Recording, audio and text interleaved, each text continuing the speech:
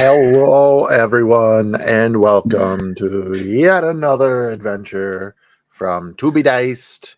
This is our weekly Wednesday episode of The Dimensional Dial of Dr. Diago.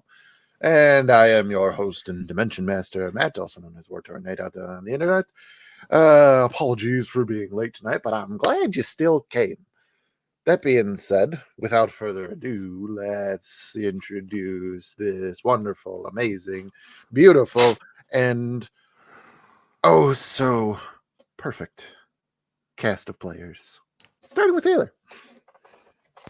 Hello, my name is Taylor, also known as Nerdy Pinup Girl on TikTok and other social media platforms, mainly active on TikTok and Instagram.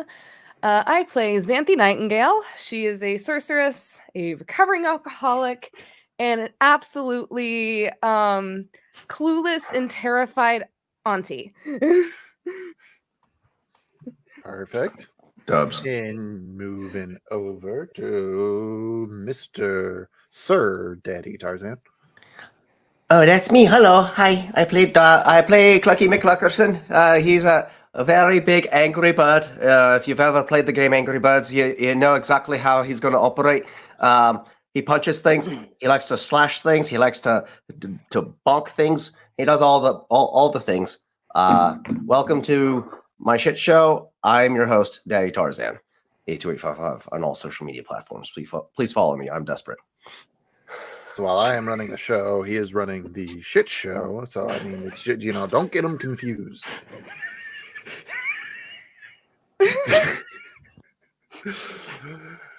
Moving down, We're we losing are- followers by the minute at this point. There goes one. Wow, 2. we just got a notification. You guys set a follower decline record. Look at that. Unprecedented. All right. Moving on, the wonderful and talented KJ. Hello, I am KJ. You can find me on most social media platforms at kj.cosplay, and I play a literal child who totally is not inducing any anxiety or trauma to this party whatsoever. I don't believe you. We don't know the Not way. at all. So sometimes Riley, our I- party's rogue, sometimes Petrichor, our party's cleric paladin.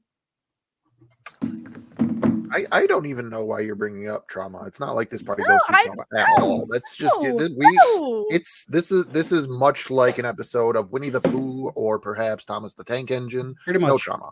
This has Nothing been Winnie bad the Pooh happens and Thomas at the all. Trank Engine were actually both very terrifying and traumatizing. I know. I grew up with both of them as well. It's supposed to be funny. Anyway, This is just as peaceful as a walk down the prairie where Bambi and his mom are having a wonderful time. ooh, that's a plot point. Let me write that one down. I've still Oh not God! recovered. Still not recovered. Anyway, speaking of things that we haven't recovered from, Victor.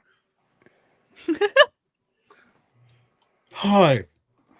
I am Victor _ the Story Weaver on TikTok. You can find me there doing all kinds of shenanigans. I play Bahro, the wandering monk, who never veers off course and is always predictable. Always Nice. until he isn't. Recently. Until the Lies. wind speaks to him. What a Well, fucking the wind needs to shut the fuck up because we're worried. Gets worried. Because we're worried. And last I but don't not like least, change. our special spooky guest for this arc of the journey, this stop along the dimensional dial itself, the one and only Oz. Yeah, buddy. Yeah. Come off mute before you do the thing, though. I'm live. Oh. Yeah, shit. there you go. Okay, yeah, Hi. yeah. We can't cut that Hello. out, so just roll with it. Okay. I'm a resident spooky chaotic goblin to the party. Yes, I play So Arkin, a artificer elf who is resident to this shadowy world, and right now is currently wondering why the hell did he agree to any of this. I'm As sure you should. most of them are thinking at this, but it is at this, the 7th stop along the dial, that this group is now going, why did we take that job? Actually, only 2 of you are, because the rest of you didn't take a job. You just were picked up along the way. It's true. That was a while ago. And speaking of things that happened last time on the dimensional dial of Dr. Diago, our party. Ooh, where did we start last time? Oh yes, that's where we came back.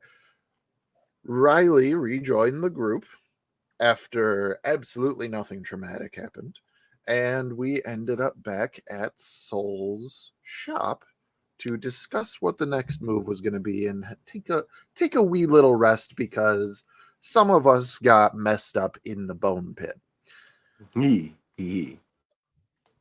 So while we were there, a certain child of the apocalypse needed a little bit of alone time and got some of it, but then also had a much more important and much more wholesome conversation with the actual youngest person in the party, Clucky McCluckerson, which I could share the details of that, but I encourage you to just go watch it and make sure you bring a box of tissues and an emotional support squishmallow.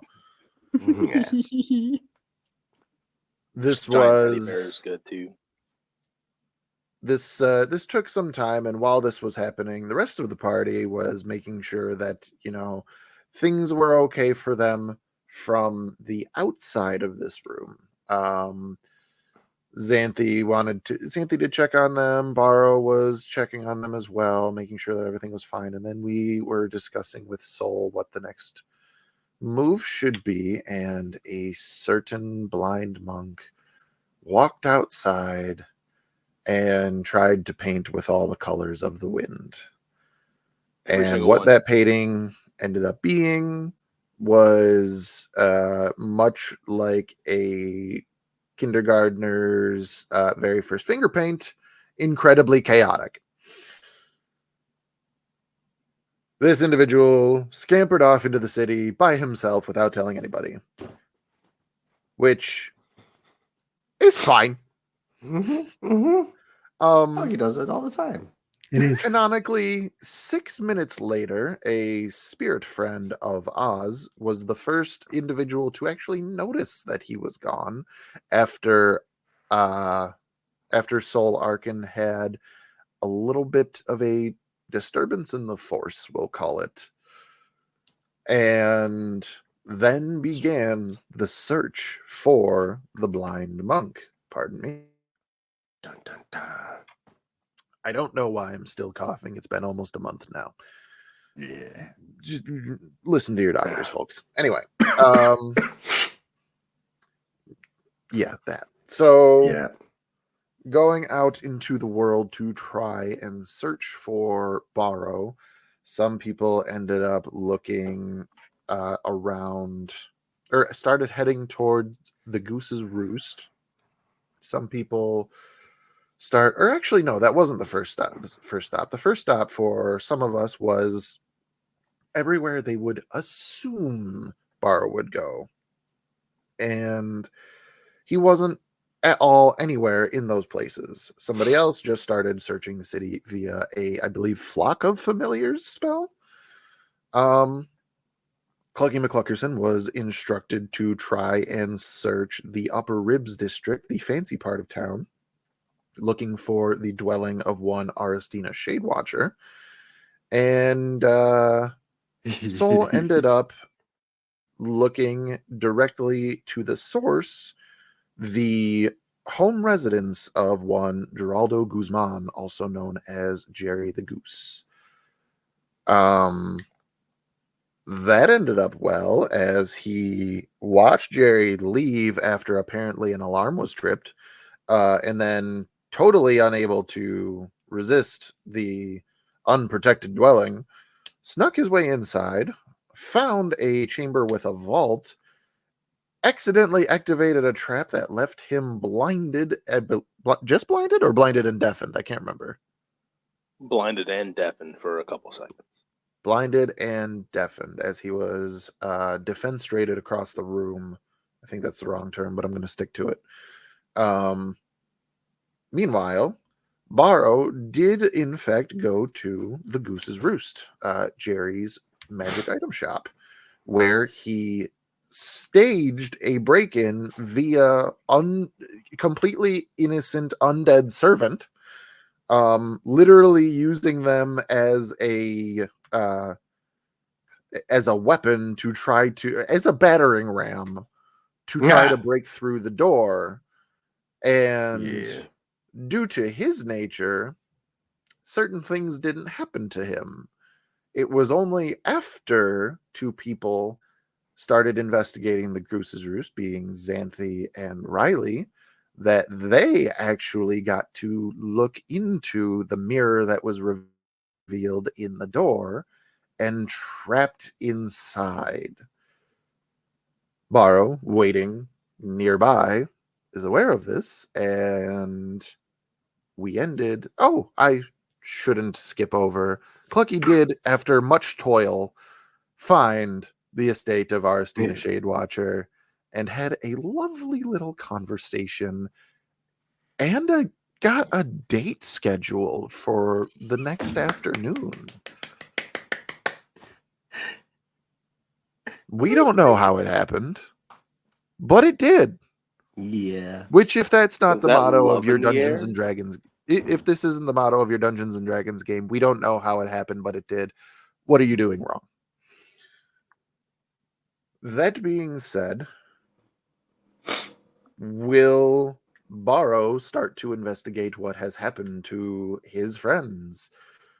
Will Soul be able to make it out of Jerry's home without occurring any more conditions or without being discovered? And how on earth are Xanthi and Riley going to handle their current predicament? These questions and more have yet to be diced.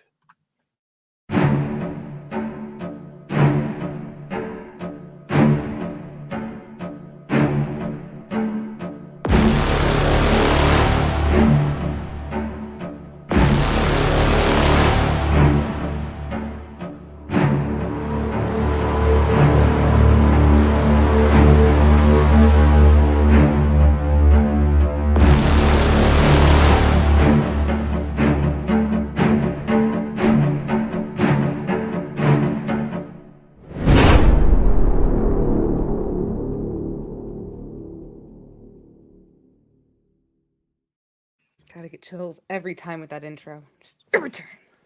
Every time. Every single time. So, allow me to. Oh, that's a little loud.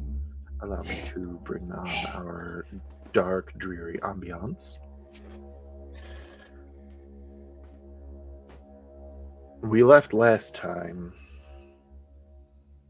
with Jerry the Goose asking Riley, how many of your friends are also in here? Let's find out.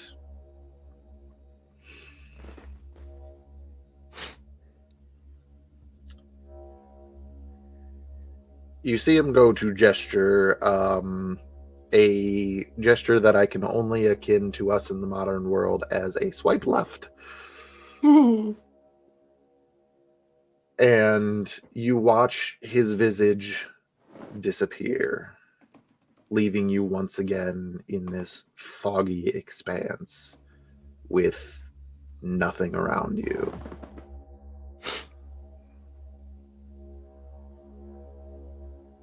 So Riley is a little bit more aware of the situation. And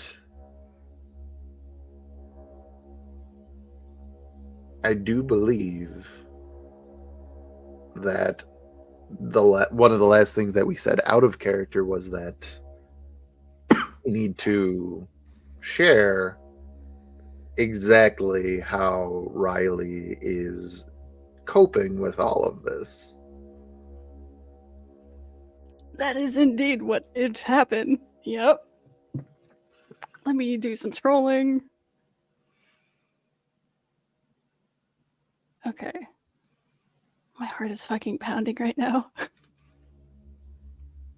Don't worry, So- it will stop soon. Stop it.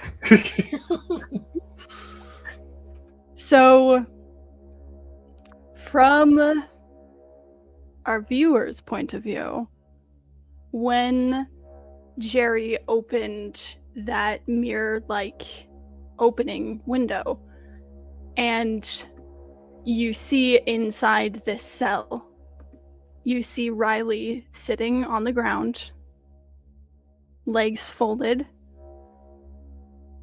and in shambles. This is the first time, probably in her entire life, she has been entirely alone. Especially after the week, just over a week, that Petrichor has always been with her. She can't hear Petrichor anymore. She's alone in this expanse. And the longer she had been sitting there, at first she was just kind of talking to herself and maybe still trying to talk to the voice that had spoken in her head. And then slowly kind of devolving into mild hysteria. Just feeling all of the emotions she's been trying to keep tucked away, all breaking loose at the same time. And then that window disappears, and she's left in a state of shock, being a little more aware of her situation and what's going on, but not having any idea of what to do about it.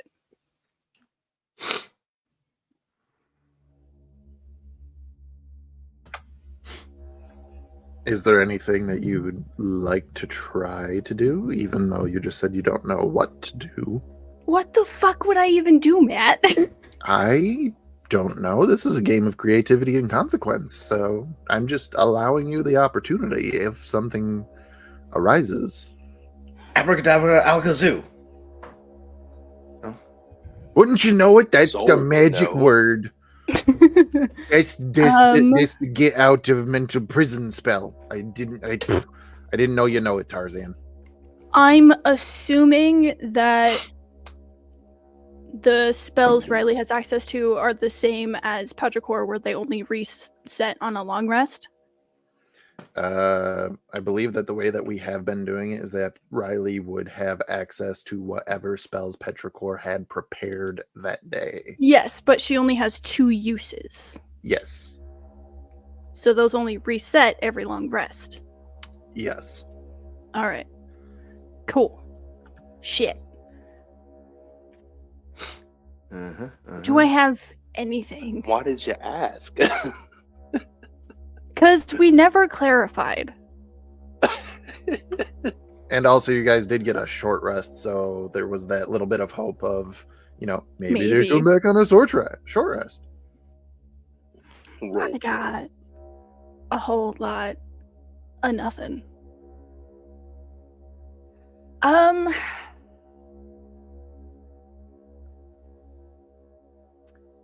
I think what Riley does is being a little more aware of the situation, is recalling a lot of the movies she used to get to watch that involved any kind of magic, and just kind of like a catalog in her head trying to go through to see if there was any Hollywood depicted versions of magic that are anywhere similar to this.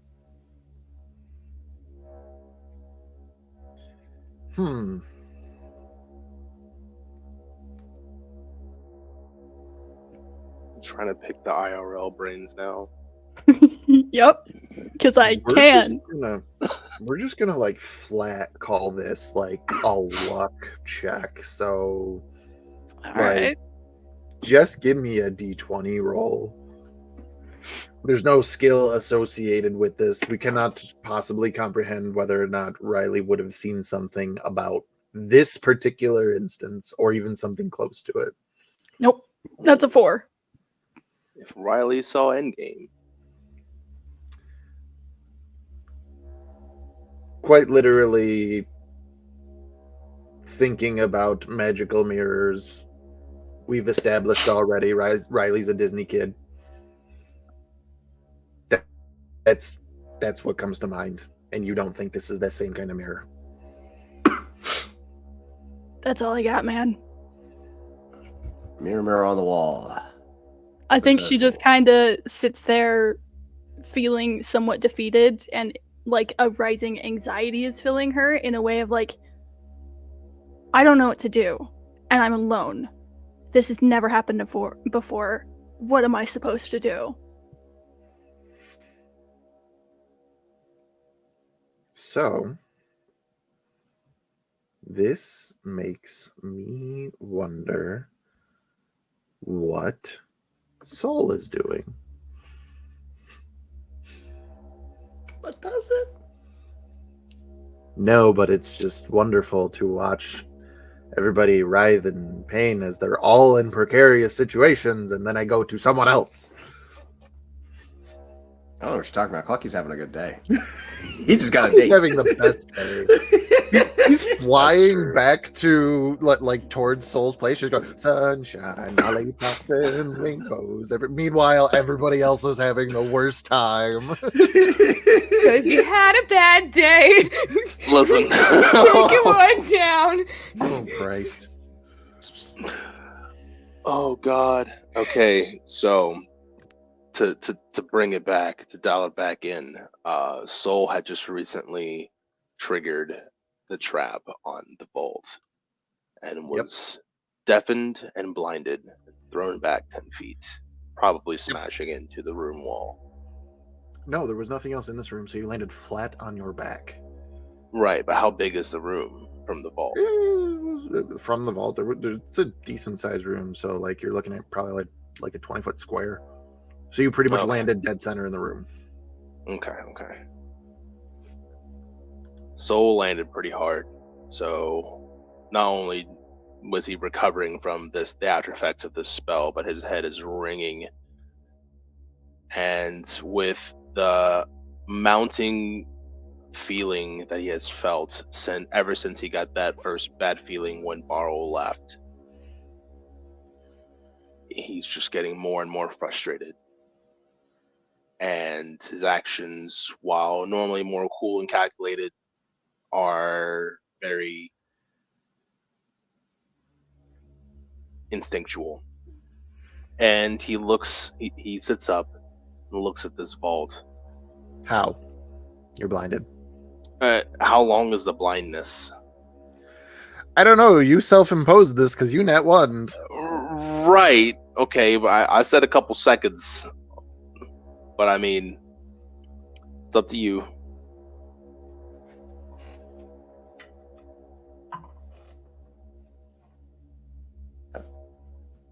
I'll let you know when you can see again. Oh shit! Very well. That tracks. Fuck. Being that he can't see anymore, but he knows he was thrown in a straight line. He's going to, let's see, actually, what is the range of this spell?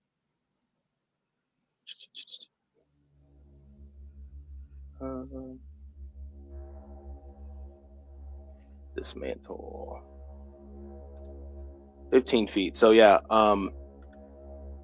knowing where the safe was, he'll just reach out into the ether through his blindness and cast his mantle, but putting more force behind it, ripping apart the object that he believes to be there, enough so that the parts go flying and like lodge themselves into the wall. So what I will say, rules as written, you need a little thing to cast spells called line of sight. If you don't have sight, you can't do that. However, it's a big safe door. You know the direction it was in, and you're kind of just going for it. So give me a roll of the d20 plus this is an artificer spell, so your intelligence modifier and your proficiency bonus.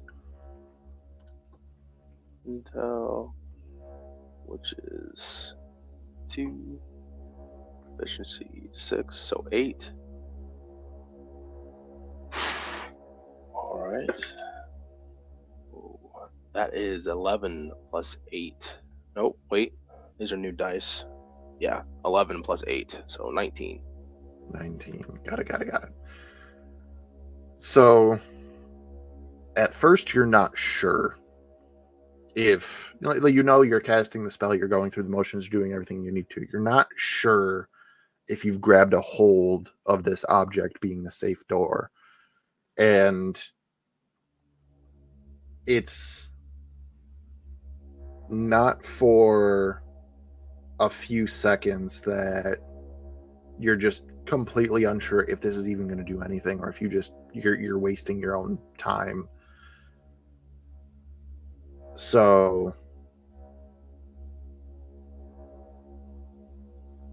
the next thing that happens is, because you're also deafened, so you can't really hear what's happening, it's almost like as you're reaching out and you're trying to rip this apart, you're basically feeling the pulling of your arcane abilities, the tugs on the threads of the weave, as it were, as what you are guessing pieces are starting to come off of this door as you are slowly, to the viewer, pulling this door apart piece by piece and dismantling it to its basest parts. Is there a duration of this spell? I believe it's 10 minutes. Yes. And is a casting time of 1 action? Yes. I like that you said yes and then Nope. you looked. Nope, it's a minute. Okay, It's an so we're action, gonna but say it's a minute action. the casting time is 1 minute, is what it says. Okay, yeah, gotcha. So it does take you quite literally a minute to do this, and pretty much as it's finishing, you're starting to see spots which slowly come down to you can actually gather that you are seeing this door come apart. Your ears are still ringing. You still can't hear anything. Your sight comes back first. But you are looking into this vault. And you see all kinds of things. Clothes, swords, knickknacks, weapons of all kinds, suits of armor. It's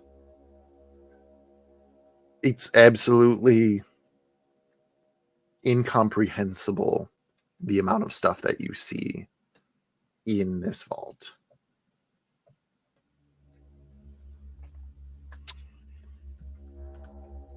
I think the soul is gonna kind of sit back on its butt for a second before this safe and just kind of look at it. It's like in awe.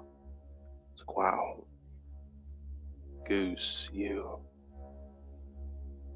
And then he'll start crawling towards the door, trying to regain some of his balance, and uses the side of the door to kind of prop himself up. And he'll step inside. You step inside and you're surrounded by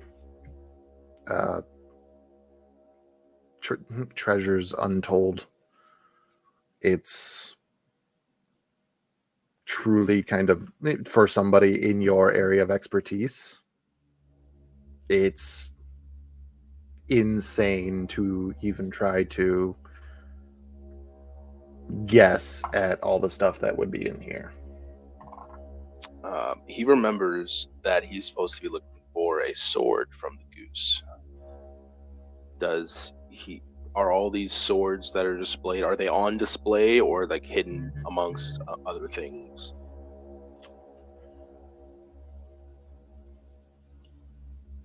For you to figure that out, I'd need to check something about your character, and that would be your AC. 11. But it's a +2 whenever he has one of his spirits next to him. And Which he does not currently. increases. Right. But he can actually summon, based on his subclass, he can summon one more. True. Okay.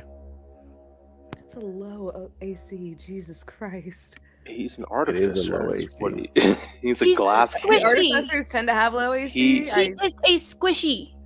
Okay, He I've is a never glass played an cannon. artificer, so I didn't know artificers were like super squishy. You haven't seen him in combat yet, but you will. You'll see how he is played. He's a glass cannon for sure. Speaking Anyway. of, you're going to take 11 points of bludgeoning damage as you just feel a very large smack on the back of your head. God damn.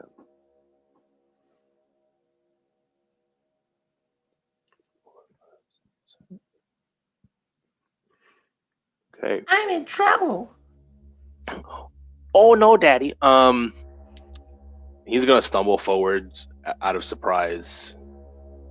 So what the? Let's reach up, look to check to see if there's like blood or something on his hand, and then turn around to see what had hit him. You are looking down at a dwarven male with a large mane of red hair and big bushy beard in splint mail, holding a maul. And he's Santa saying Claus. something to you. In Dwarvish? You couldn't tell. All you hear is... Oh. But he doesn't look happy with you.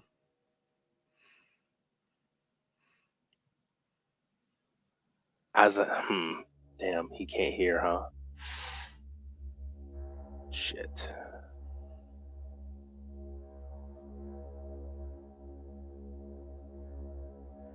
Interpretive dancing. Interpretive dancing. Right. Sign Do I language. still have no. I got this. He's gonna do just like the Jedi do, charm person on this dwarf. Okay, what's the DC? 16.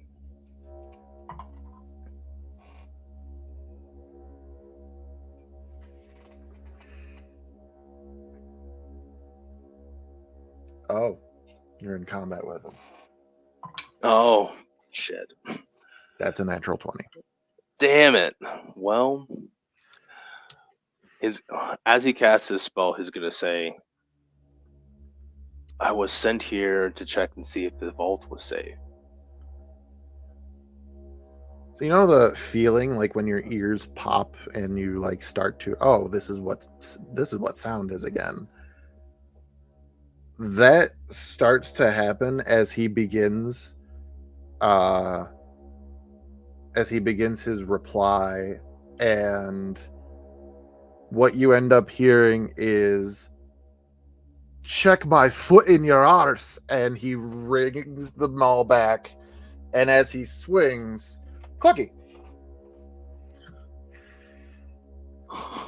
remind us of your destination again. Shit. Where did we take off from? We took off from the store, so that would probably be where he would be heading. But he probably would have been walking by this point if he got close enough to be like down the road. So he'd be just prancing in the street with a big shit-eating grin on his face because he just got a date with somebody he wants to fight. That's something else that I remember, is that you did try to communicate with Riley and you got no response. That's right. But did we... The downside is Riley never told him where they were going, so he has no idea regardless. Yeah. Nope. Yeah. Shit. Well, Wait, didn't we say we were going to the Goose's Roast and he was gonna go check out Muscle Mommy? We made that decision while we were flying, and Oh. Riley had communicated via the spies' murmurs and didn't mention where they were going. God damn it! God damn it! yeah. This is This why is we what keep up hap- nice okay. things. No, this is what happens when you let the child try to work communication. Yeah, Yep, verbatim, it sucks to the suck. last thing that you said through the spy's murmur to Clucky was, yeah, go further away from us. Oh my god. Yeah, no, Clucky would be, beelining it for the shop, skipping. It'd be like, he'd have a little skip in his step because of how excited he is. And by the shop, you mean Soul's shop, right? Yeah. Okay. Yeah. Upon getting there, though, and seeing nobody there, then Clucky would start to be a little concerned. You, of course, will always see one person whenever you enter Alter Life. And that would be Alfred. Well, he doesn't talk. I would imagine Vuna was also outside because he was still doing his rounds. Yeah, 2 spirits are there. Oi, where is everyone? Is Clucky approaching the big, tall, muscly one, or is he approaching the smaller and proper-looking one? Oh, fuck that! You go to the big guy. This can only end well. Okay, so what? So remind me again what your question was. Where is everyone? Last I saw, they went to look for your blind friend. Oi, the blind one. Yeah. Where did they go? I'm not sure. You all left in quite a hurry. Which way did they go? Soul, can your spirits speak to you from greater distances? Do you recall? Since I have the feat that they are able to be summoned and maintained over great distances, but I'm not sure if I can speak to them. I think that'd be a good question. I think Let's thematically, see if you yes, can't but quickly find your what's it called? my sheet. Here, I can pull it up actually. Well, not your sheet necessarily. My The class. the wiki for the medium. Yeah. Trying to see what feat I'm talking about. Aha, got it. Is it? Whoops! Don't want it open over there. Now I can't see you guys. Drag. So. Well, I literally have nothing. Clairvoyance only works if I know of the location that they went. True. Augury only works. These. Questions.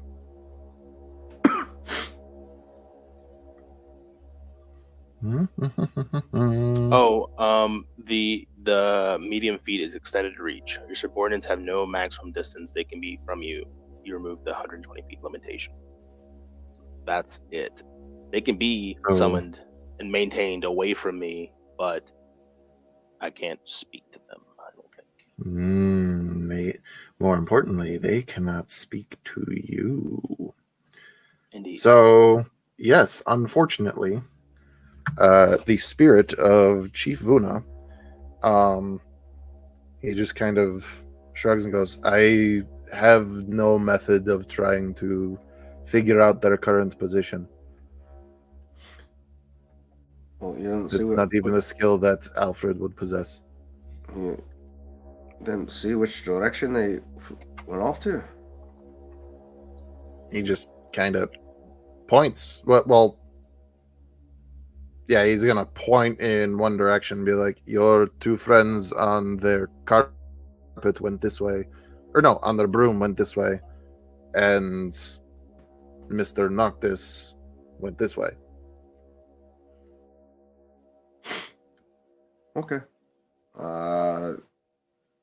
With that, he just takes flight and flies off the direction that he pointed at for Riley and Xanthi.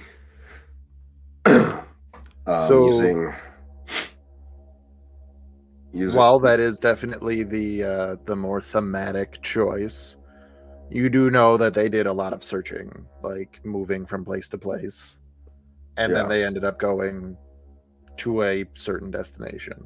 Of course, this is meta knowledge, but I will allow this to be a chance of something. So give me a perception check. Yeah, Clucky would be flying high enough to be able to try and get a semblance of an idea. So yeah, this is a perception. That's a 14 plus 5, 19. 19. Thank you to the Clucky die that was sent to me via Matt. You're welcome. He rolled good. So You're flying and you are searching around, trying to see if there is any way that you can figure out where any of your companions have gone. Right. I don't think Clucky would. Clucky, by this point, would have an idea of where they have been and would be going to those locations. He wouldn't be going to any of the other locations that they all went to because he didn't visit that, I think. So We'll say that, like, long story short, Clucky is on the right trail. It's just going to take him a moment to get there. Right. Yeah. Like, pretty much eventually he is going to end up at the Goose's Roost. Right. Yeah, he's just checking off all the other destinations that they stopped at beforehand. But yeah, that's the general idea. So while this takes a moment, Xanthi. CC, senor. You were having a little bit of an adventure of your own in your own little slice of heaven, if you will. Huh, very funny, Matt. You're hilarious. I thank you. Thank you so It's much. not like Xanthi is going into a downward spiral or anything. Wow, there's a couple of them spirals on the downward slope. We Like, are 4 of them. like we are all like just running down like the slide of trauma, and there's just razor blades all embedded throughout. It's like the Yeah, I thought that was a nice addition. So, give us an insight into this moment of Xanthi. So, Xanthi, again, being like separated from the party, being separated from Riley, especially right now, but also just like she's so like to her, like, even though this seems like an open, like, kind of space as she's just running and running, with just fog everywhere, it still like feels extremely claustrophobic to her. And like she feels like she's in a prison again, and she's like at this point is just like there has to be a fucking way out of here. She is worried about Riley. She is just kind of in an absolute panic, just running and screaming out Riley's name. And I'd say like at some point after like she kind of loses her breath, she just kind of falls to her knees, and she'll probably just start like slamming her fists against the ground, and as lightning just kind of arcs, and she's just gonna be like, "Let me out!" And just like she's not in a good state of mind right now. Perfect. I do believe that in this not good state of mind, the exact perfect image that you would love to see popping up through a spectral portal in front of you is that of none other than Jerry the Goose himself. You fucking bastard! Oh, I'm the bastard here? Let us out. Why? You're trying to rob me. We weren't trying to fucking rob you, you fucking idiot. Explain the door. Our monk has disappeared. We went by the shop to see if he went to visit you, and we found it like that. You can see how implausible that is, right? What do you mean? They literally was just some dead guy sitting out there, like, and your door was fucking cracked open. This is Ebenfell. There's dead guys everywhere. Well, then one of them happened to try to break into your fucking shop. Yeah, but they don't do that. Well, apparently this one did, buddy. But it's not a zombie that's in here right now. It's a certain spicy brunette with a rage issue. So if you don't let me out of here right now, I will send absolute I will send thousands of volts through your fucking head. You're welcome to try, but that's not an incentive for me to let you out. Fuck you. You wish, honey. And swipes again. Xanthi, she's just now just fucking punching at the fucking ground. Just fuck you, fuck you, fuck you. Just she is. It's so saucy. Extra saucy. It's so saucy.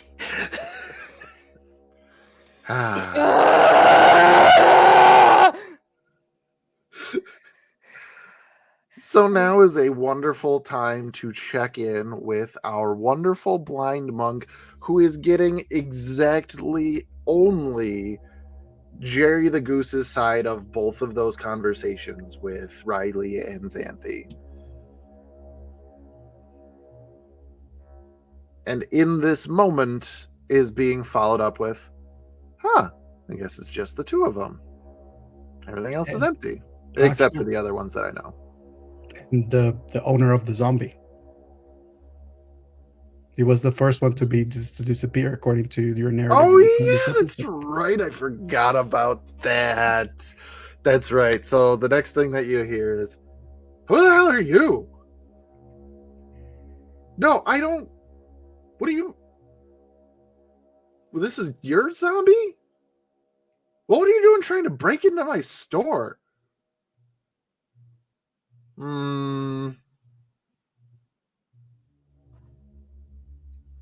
Why? You're expecting me to believe that your undead thrall just lost connection, and when you came, he was here and knocked out. Yeah, people don't just do that in this city. That's like a felony, isn't it? Like attacking somebody's, that's your, not like property, but like you get what I mean, whatever the technical stuff is that you guys have here. His insurance covers it.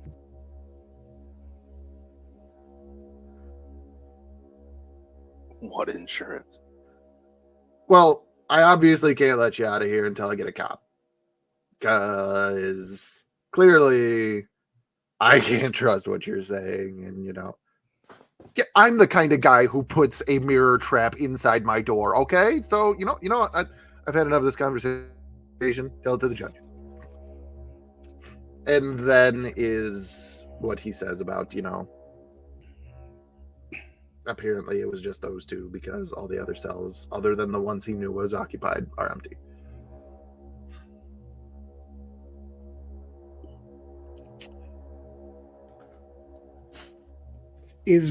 Did Goose come here on his own? Yes. Okay.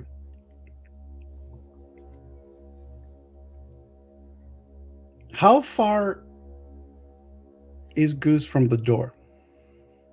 He is within 5 feet of the door.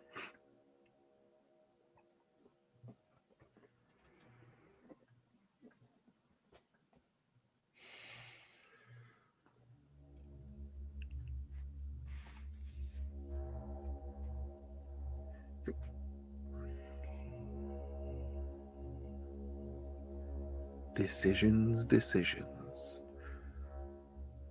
Walk us through it, Victor.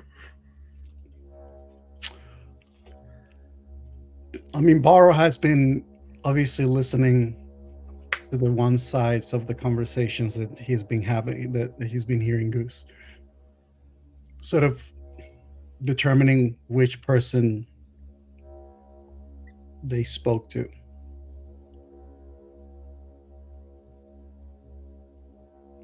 What exactly did he say at the end after speaking to three, when he said like, there's only those two? Or what did he say something out loud? Did he comment out loud? Yeah, he very much so is like just talking out loud about how he's like, it seems like it's only those two, which you can guess that he's referring to Xanthi and Riley. He had expected to find 5 people in here, And you found 3, but only 2 of them were of your party.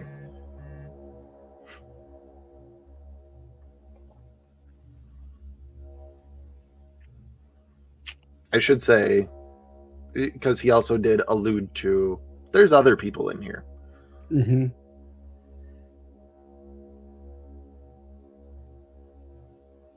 This is all your fault, Bahro. All your fault. I mean, I'm just saying. How far is it from me? You went around a building, so like a good distance away. When you say good, Like definitely within amongst sprinting distance. when you say sprint, you mean dash or my? Mm, Is he within 50 feet?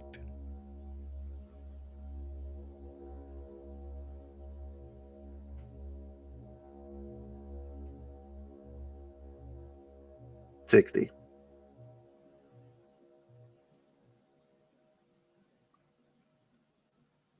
Not a big building that you're behind, but yeah. How tall is this building? The one that you're hiding behind? Yeah. I don't know if I said previously. I think that I said 2 or 3 stories. Which is about 30 feet.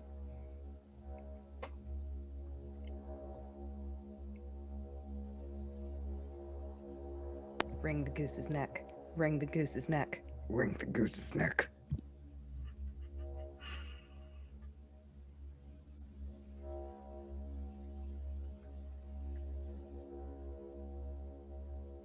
This is a good point that KJ brings up. I did say that it was taller than the Goose's Roost because the Goose's Roost is technically a 1-story building with a peaked roof, so it's like maybe 15 feet tall. 15, 20-ish. okay. So this building being about 30 feet, that tracks. The Goose's Roost is like very uncharacteristic. Well, I mean, Bahro would kind of know, but definitely anybody who looks at it, it sticks out like a sore thumb for many, many reasons. Picture the beginning of Up when you look at the old guy's home in the middle of the city. Like, yeah, that's kind of the vibe. I'm gonna say that Bahro is going to slowly and stealthily, if possible, although not necessarily trying to take cover, but rather just being quiet and just very deliberate. He's going to slowly turn around from the corner of the building and start walking to try to close at least 10 feet of distance between him and the roost. Like, get within 10 feet of him? Currently, he's just going to try to cover at least 10 feet. Or you're just trying to walk 10 feet? Yes. I'm basically trying to reduce the distance between me and him, but not go all the way to him. Give me a stealth check. Guidance. We dance the gi dance. 17. 17. So,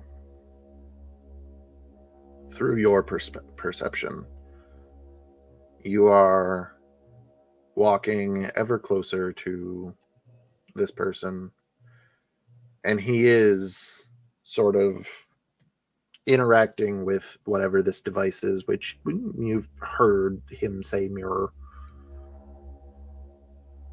And there is no change at all in his demeanor with you encroaching 10 feet closer to him.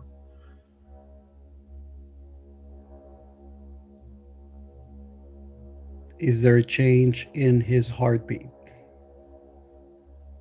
or breathing? that may hint to me that he actually has noticed me. Give me a Notice me, perception check. senpai.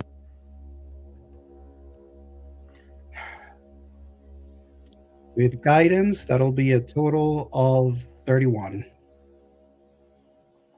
I'm adding that to the His smash counter.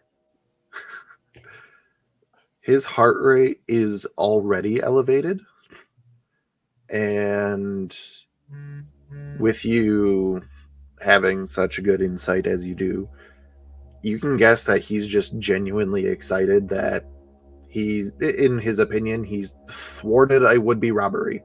He's caught definitely 2 people, maybe a third, who were trying to pull one over on him. Bahro, Not on top.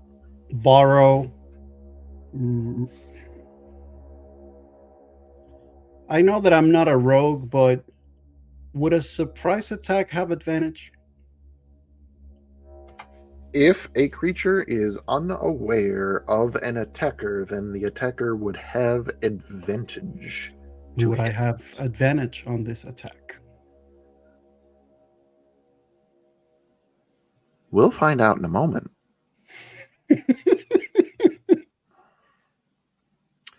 Riley.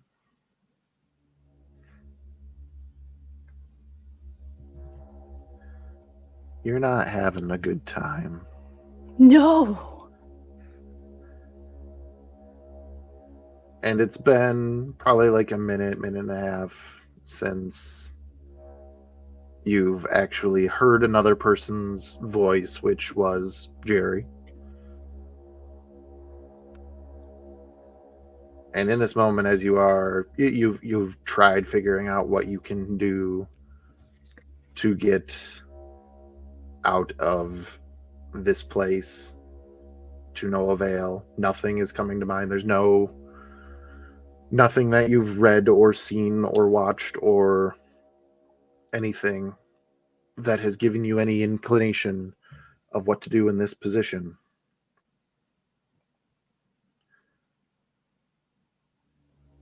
I wonder if it gives you comfort to hear a voice. Yeah. All right. You would. Where have you gone? Does it sound like the voice that said lies? Yes. I think it spooks Riley. And she jumps a little bit, kind of looking around to see if there's anybody there.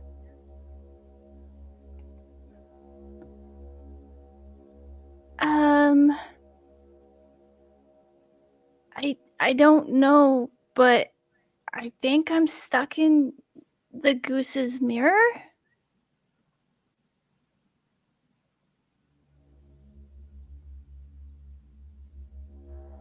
Who are you?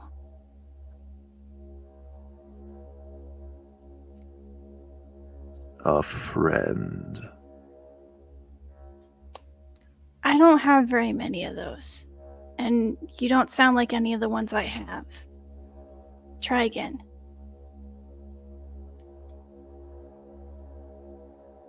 You'll see. See what? Why are all of you so fucking ominous?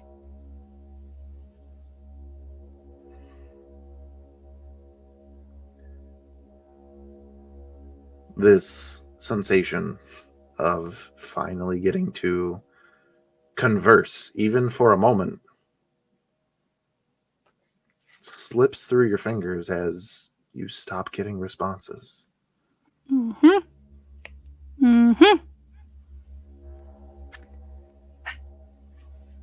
Jesus Christ, Matthew.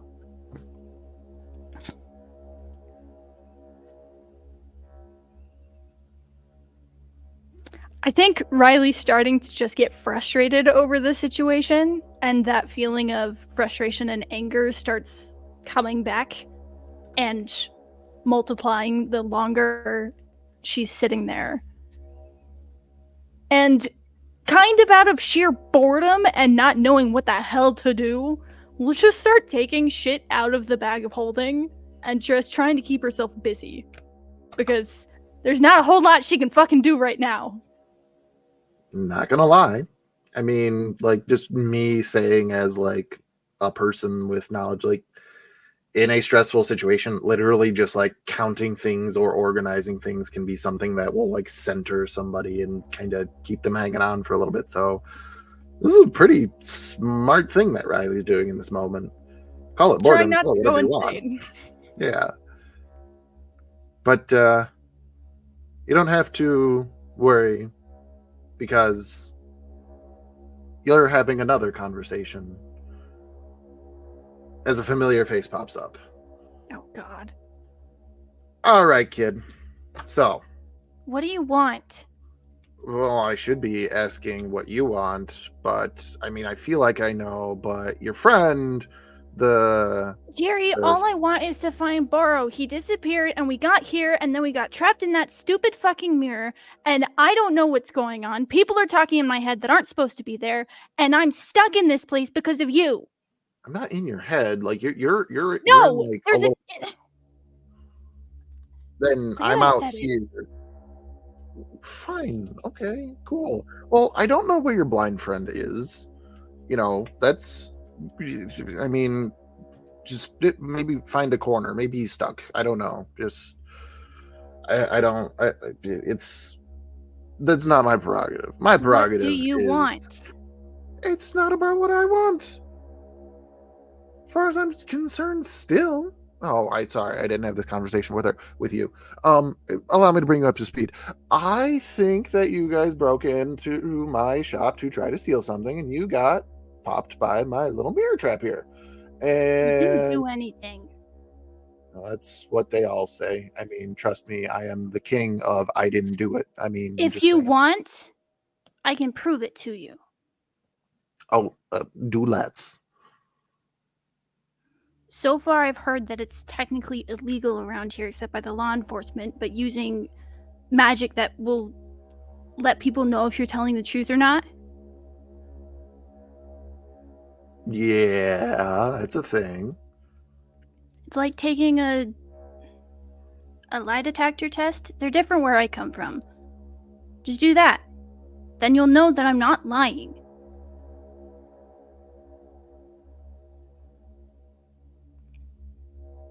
I mean, I don't have this skill.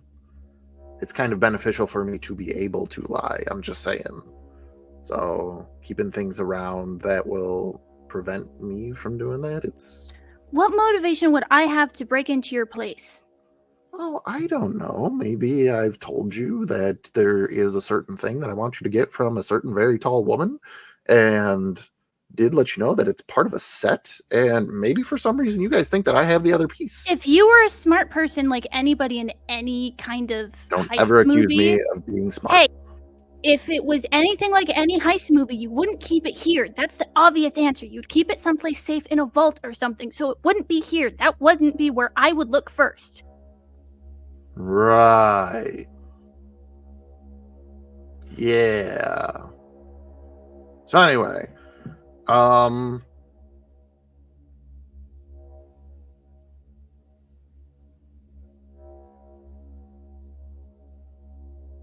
you really wouldn't look here first? You'd go No, looking- that's obvious. Any smart person who's looking to steal something wouldn't go with the obvious answer, especially because it's so clear that this place is trapped. You hold a lot of magical items here. That person would have to be really stupid. I think that I hide my traps well. It got you. Because it was already exposed. Already exposed.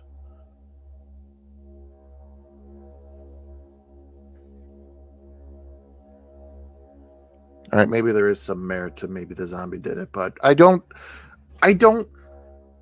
still.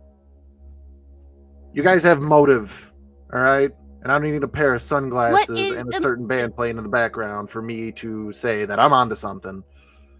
You're not. You're clearly not.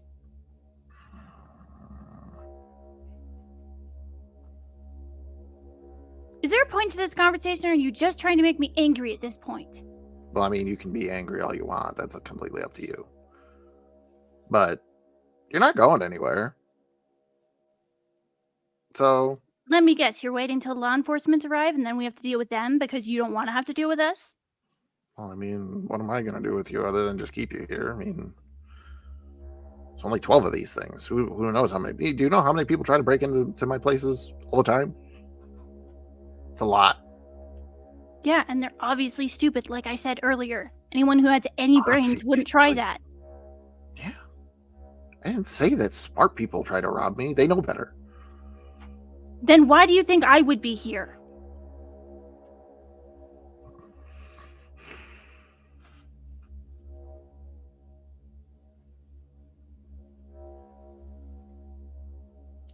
Bahro, how do you feel about this conversation?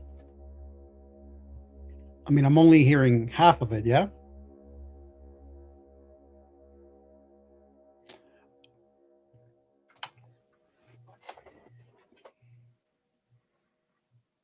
Which he did start it off by saying, all right, kiddo. Yes. I mean, not like you didn't know that Riley was A kid? part of this.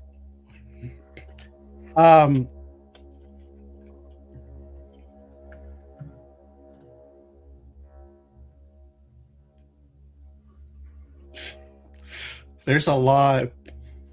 There's a lot of conversations happening in my head right now. And I'm trying to stick to what Bahro is currently practicing. Welcome to my world. I'm going to say that even though he's not certain of what could happen, especially when he hears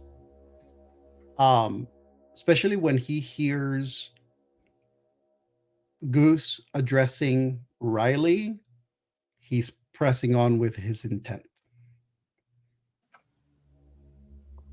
Okay.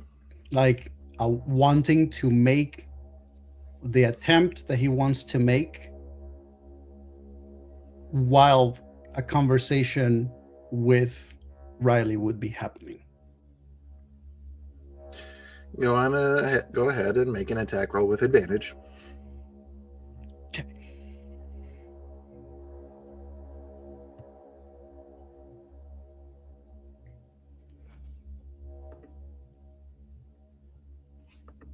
That's a 23. 23. What kind of attack is this? Staff. Okay. Roll some damage. Can the goose roll a Constitution saving throw? Yes. 12 points of damage, by the way. What is the DC? 16. 16. 12 points of damage. Noted. He is not stunned. Riley, you see Jerry just like react, just kind of like and spin around, just go shit. And Bahro, the next thing that you smell is brimstone. Not Toast. He's not having a The seizure. goose is not near you. Sorry, what was that last part? The goose is not near you.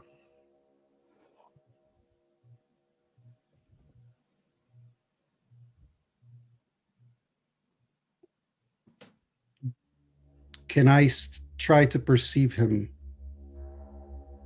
He is beyond your perception. Okay.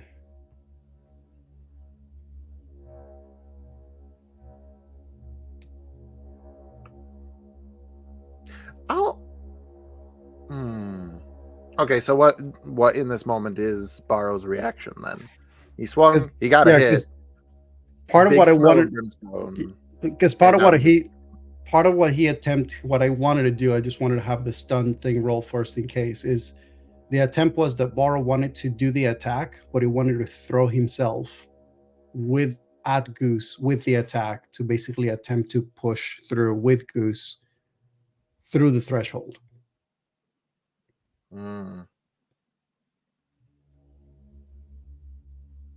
So not like a run to him, pause and strike, but rather more like a run through with the attack.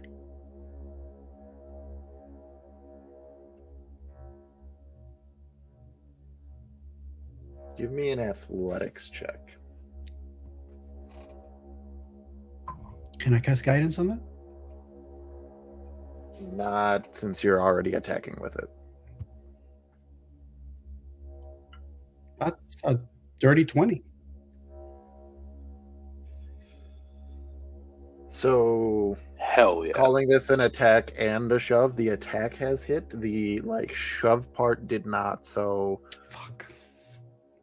I won't say that you floor through it and whatever happens, but I will say you do make contact with the staff, but before you can overrun him, he has poofed and there is a smell of sulfur.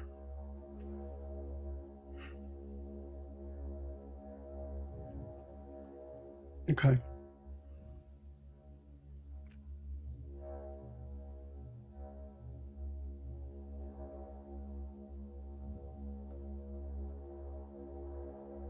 If Riley, Mm-hmm. the window that you were just looking at has disappeared. Motherfucker.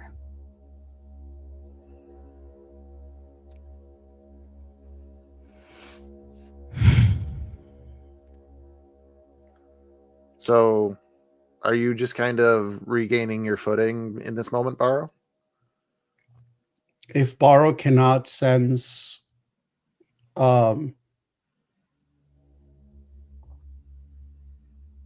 Goose,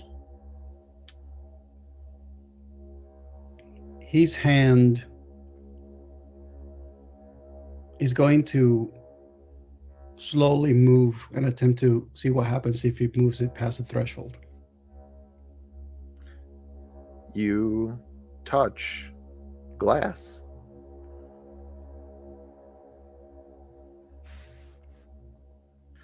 And knowing your perception,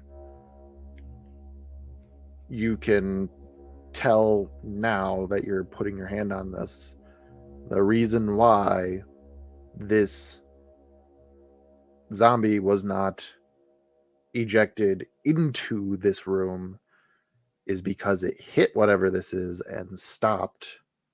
Because this glass that you are feeling, this mirror that has been referred to, was literally inside of the door.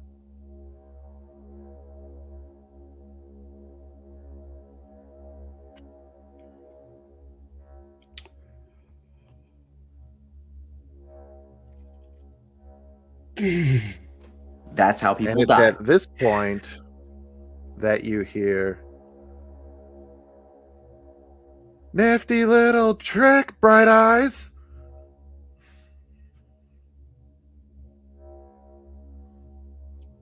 Perception to try to catch where that voice is coming from. Well, you get the direction, but it is far away. He is shouting to you. In whatever direction it is, I'm going to use dash and I'm going to run in that direction, just constantly keeping the awareness of his senses to see if he sense catches him at any point and to see if he ends up jumping again. So I'm going to cover 100 feet. Okay. You cover 100 feet, and you hear, "Well, we can't have any of that." And then you hear footsteps running away from you. I'm going to go in that direction. Okay.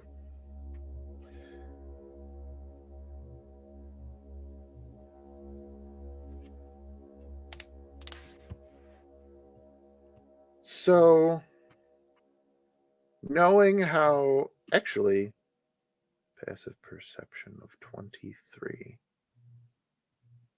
Got it. Okay. You are running after the goose. And as you are running, as fast as you are running,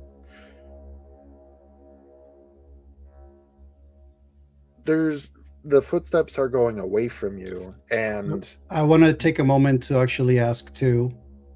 Did the whistle and the footsteps come from different directions? nope. Okay. Even though he's like out of your range where you can't see him, you know that Jerry is the one that whistled. Okay. I will also say this: he's keeping pace with you. With my tremor sense, I want to try to feel if the steps that I'm hearing are actually creating impact on the ground that I'm following, rather than it just being a sound that is being made that I'm hearing. Because if the steps are hitting the ground, I'm hearing the steps and I'm sensing them on the ground. Tremor sense? Yeah. Okay. Give me a perception check.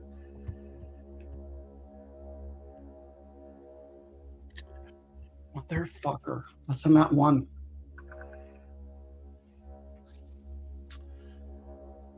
It's a nat 1. You are focusing on what you can gather from the ground. And given how fast they are moving away from you, you're definitely trying to focus a little bit more. And you're focusing so hard on something coming from the ground, you don't notice what's coming not from the ground. Of course.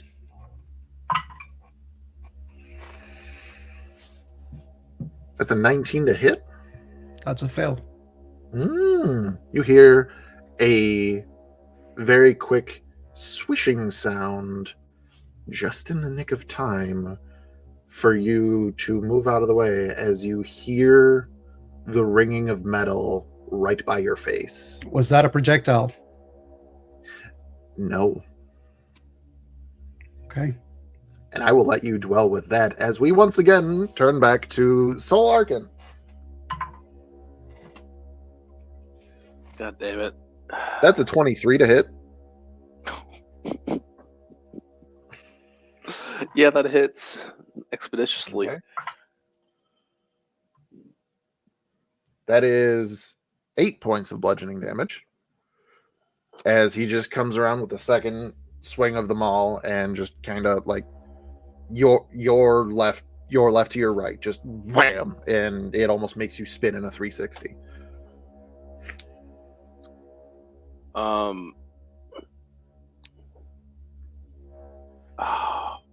Thematically, this would be awesome though. Things are getting a little bit more heated. Let's turn up the pace a little bit. Is he in the doorway of the vault still? Yes, he has come into the doorway of the vault to. Oh, that's a good point. You're concentrating on a spell, homie. Go ahead and make 2 concentration checks. Oh no! Your DC is 10 for both of them. What kind of roll is that? There are so many messages coming through. Right. Constitution plus 0. Fuck. All right. Well, let's see here. This is what happens when you stress all of us out at the same time with us separated, Matt. This is what you do. This is your consequences. Who separated you? It's true. Victor, it's your fault. What'd you say at the beat? Y'all did. It's all your fault, Victor. I'm sorry, say again. What'd you say at the beat? So it's a concentration check, which is a Constitution saving throw, and the DC for both of them is 10. Well, I rolled a 13 for one. Okay, so the first hit did not break your concentration. And then I rolled a 10 for the other one. Beats it. So you do maintain concentration on the spell. But, yeah. Okay.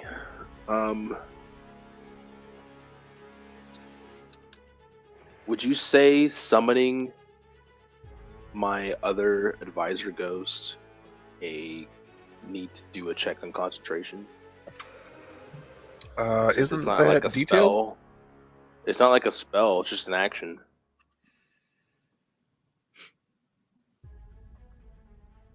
Does it specify that it takes your action to summon them?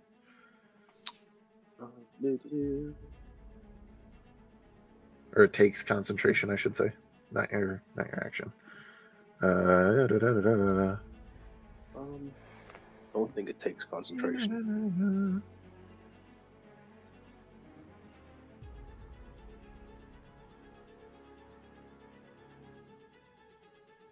So you summon as an action. Oh, controlling your subordinates require Oh, wait a minute. There was an alternate rule on this that we said doesn't, that we wanted to go with because it makes sense. Yes. So you do not need concentration to have your subordinates. It just takes an action for you to summon them. Correct. So, yeah. In which case, Soul is going to wave his hand, and from the ether, a woman will appear. In appearance, long, flowing silver hair, and she's wearing what Riley would know to be a kabuki mask just over her face, and she's just all in shrine maiden attire. And as a bonus action, Soul will cast his, well, not cast, but use his innate ability, Starlight Step, to teleport to like the back of the vault, away from this guy, out of his melee range.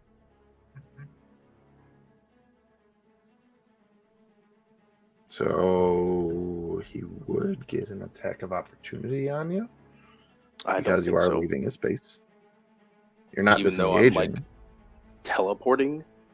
Oh, teleporting? Yeah, okay, fine. Yeah, it's Starlight Step. It's like Misty Step. Right. You're absolutely right. Sorry. But fabulous. I apologize. Right. I'm also trying to.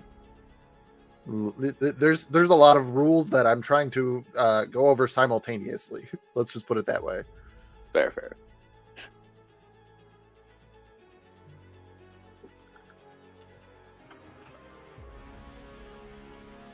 So you back up into the space, and this woman is where'st you are arriving.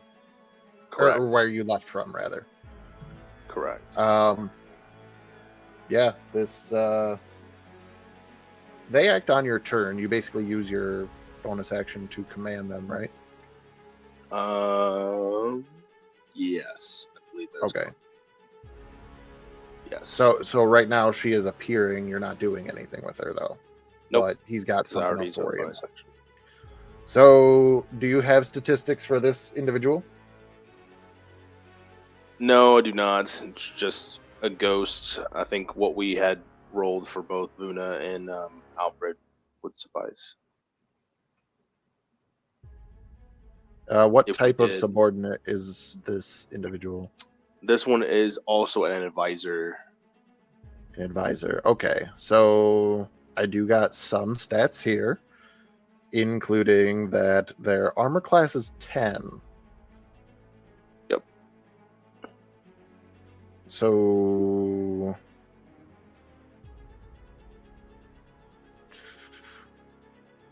how many levels of medium do you have? I'm just trying to gauge this thing's HP. 7. 7. So 5, 6.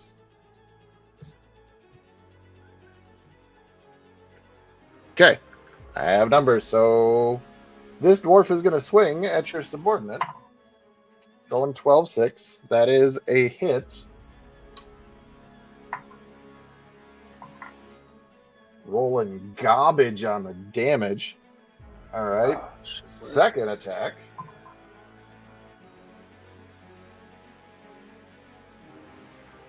He missed.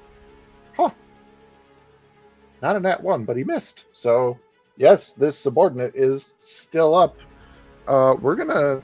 Your turn again. Okay.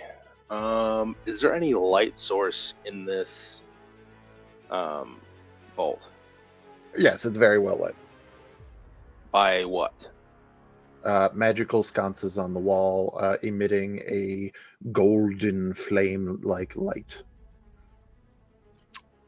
Because Jerry the Goose is nothing if not ostentatious. Fair. Ew. Just gives me the ick. Would thaumaturgy silence those flames? With which application are you trying to use? The one that says that you are able to do what? Hang on, I gotta look up thaumaturgy again. Please hold.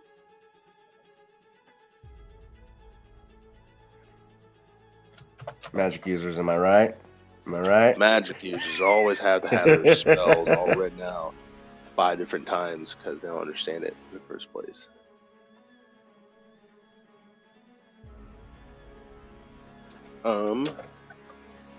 Thaumaturgy. You cause flames to flicker, brighten, dim, or change color for 1 minute. It is not a concentration. You can affect these flames with that. Okay. I would like to. I guess I can't turn them out, turn them off all the way, but I can dim them so it's harder to see in there. And Soul's gonna try and hide among the treasures. Fair enough. Give me a stealth check.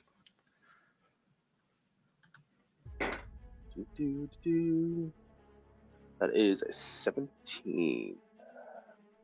I believe. Hang on. Plus.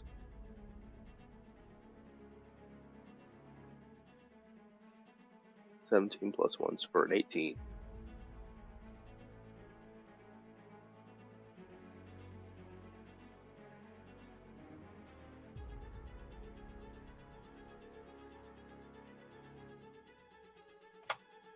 So you got an 18 on stealth. Okay. Alrighty. So, and that would be your action to do that. What are you doing with your bonus action? I don't think I have any spells I can cast. Would you like to command your subordinate? Or are they just a meat shield for you? Right now they are, yeah, unfortunately. Oof. Yeah, she's gonna have some words to say later. I'm sure. Probably. I'm gonna try to attempt to find the sword with that bonus action. Give me a perception check. Would a passive 18 help in any way? Not if you're actively looking for it. Okay. Perception. Okay.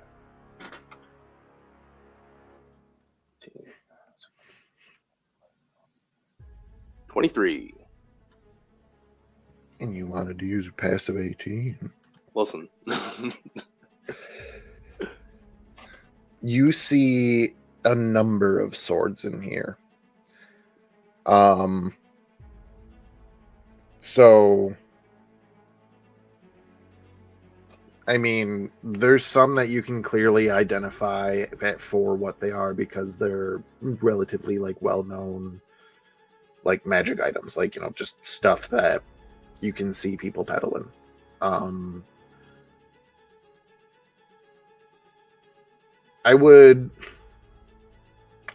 So here's the thing. You guys talked to Jerry, and even though I didn't specifically go through it, he would have given you a description of the shield, but Aristina wouldn't have given you a description of the sword. She would have just assumed that you knew.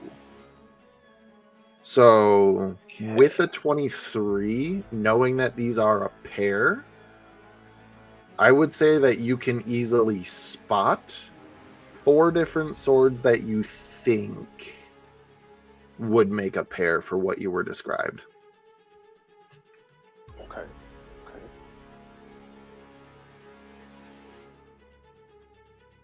All right.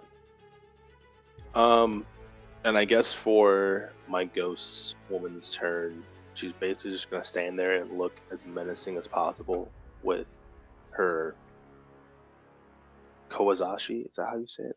That really long katana, Oh, the really huge one.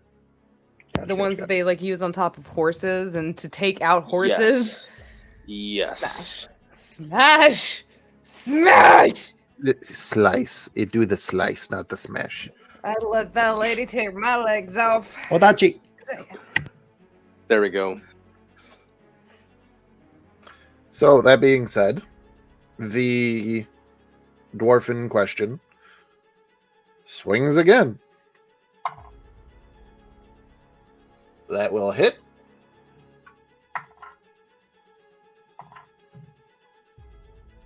And you are aware that your spirit friend is dissipated.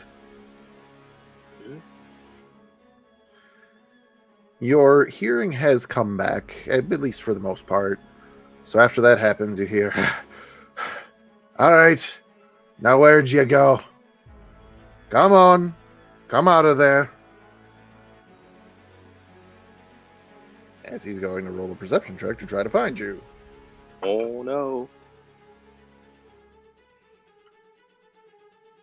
And that will be the end of his turn. But he is remaining in the door of the vault.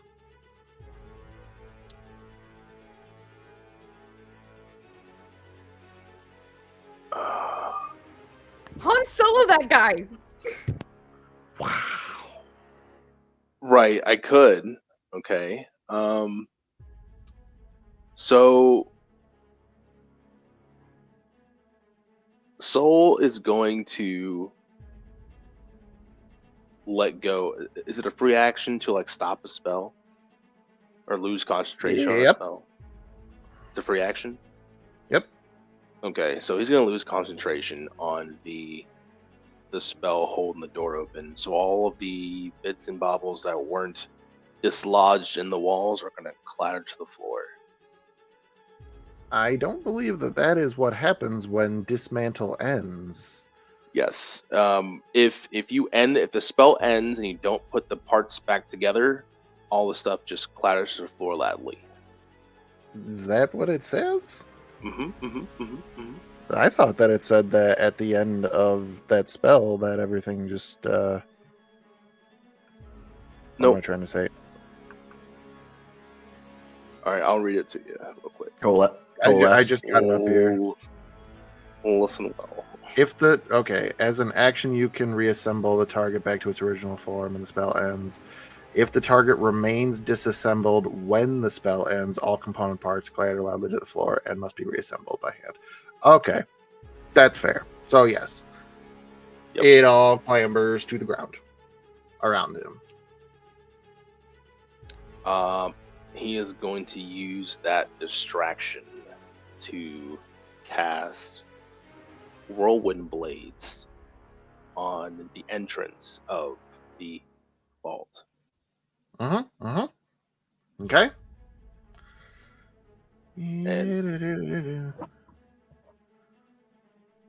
Let's see. All it does. Throw a pair of circular saws, blades, which hover and spin in place for a moment before catapulting towards a point where you choose in range, filling the area around the point 5-foot cube. Any creature that ends its turn within 5 feet of the circular blades will succeed in a dex saving throw, taking 3d6 slashing damage on a failed save, or half as much on a success. So the question is he like on the outside of that area or the inside? Well, you cast it wherever you want for. It's in the doorway, so I can't quite so move if it. you center it in the doorway, that is where he is. He will be in this 5-foot space, this 5-foot cube. I will say that this, because this is a homebrew spell, it's missing an important verbiage that I'm going to add in, which is at the beginning of his turn. Since he is in that space, he will roll that dex save to see if he takes that damage. Okay. So that was your action. Yep. Is that all that you will be doing? He's going to use his bonus action and movement to try and grab all 4 of those swords that he had spotted. I'll give you 2 of them. Okay. Even though like the spell is like continuous without concentration. Well, no, because Oh, excuse me. There is concentration. My bad. there is concentration. What I'm saying is that like you're trying to grab all 4 of the swords. I'll say that in your turn using your bonus action, you grab 2 of the 4 because they're not. It's not like they're all lined up neatly for you. You got to run to this one, run to that one. Here's a small thing though. I do have extra attack. That's if you're taking the attack action. Okay. So I had already taken that with the circular saw. Could I take? No, that extra? is the casting a spell action. Okay, very well. That's how they get you. That's how they get you. Very well. Very well. All right. Then yeah, in my turn. Let's see what happens at the beginning of his turn. This is so fun, guys. What's your spell? No, I don't care what your spell save DC is. Go ahead and roll 3d6 slashing damage. That bad, huh? Let's go. Bad enough. I know that it can't be that low. 3d6. It's not a d6. There we go. 2, 5, 3.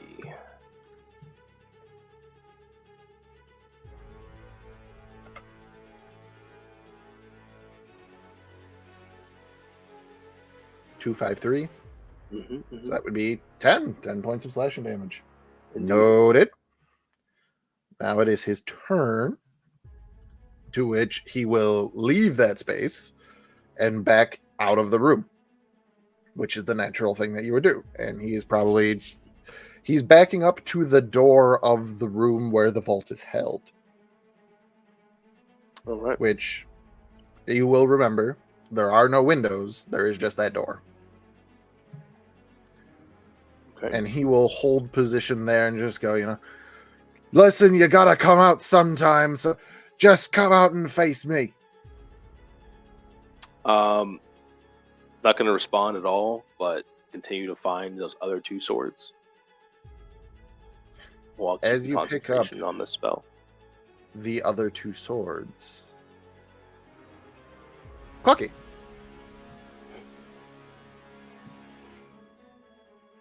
Hi guys, that's me. As things have changed, what you definitely know is that as you are getting closer to the place where, what's your name for Jerry? I can't remember.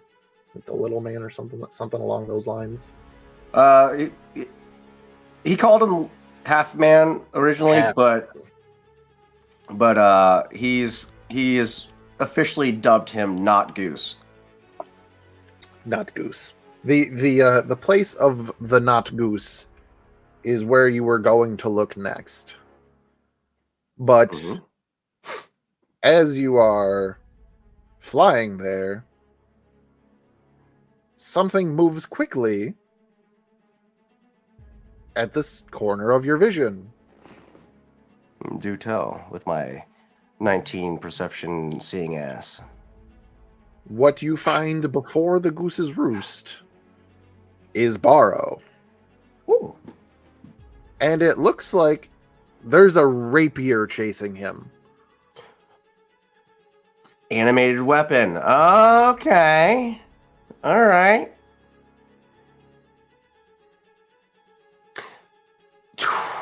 You had to put a flying weapon in Clucky's perception, didn't you? He's going straight for that thing because he fucking wants it.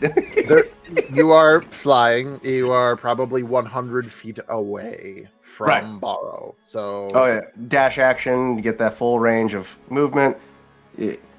I would say he's going like Mach 2, like just flying magical weapon. Mine! It's like when you see those eagles, like they tighten their wings and they just dive bomb. And It's a Clucky missile. I love that most of Clucky's actions can be described by what Looney Tunes do. Like, you know, just turn into a missile and just fly at something that they want. Yeah, no, So- he's full send. So yeah, you fly as hard and fast as you can directly at this thing. You can get right up. What's your flying speed? What did we? I think it's 100. Well, if he does a dash action, yeah, because it's. Wait, what's his natural speed flying? Here we go. Flying is 60 feet. Holy shit! I forgot his speed went up. Yeah, that's right. 60 feet.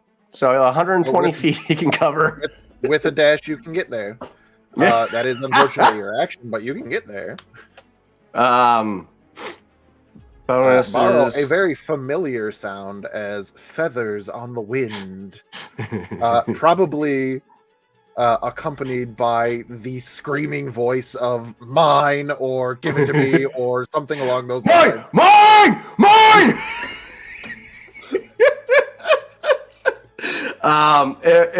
If it's safe to assume that it's actively assaulting Bahro at this point, right? It looks like it. Okay. Because I can't do this It is without swinging raging. in his direction. Yeah. Thematically, Clucky is entering into a fucking rage of desire because he wants this fucking sword so bad. So that's how I'm justifying that he's using his rage right now. I love it so much. Which would actually allow me to take an additional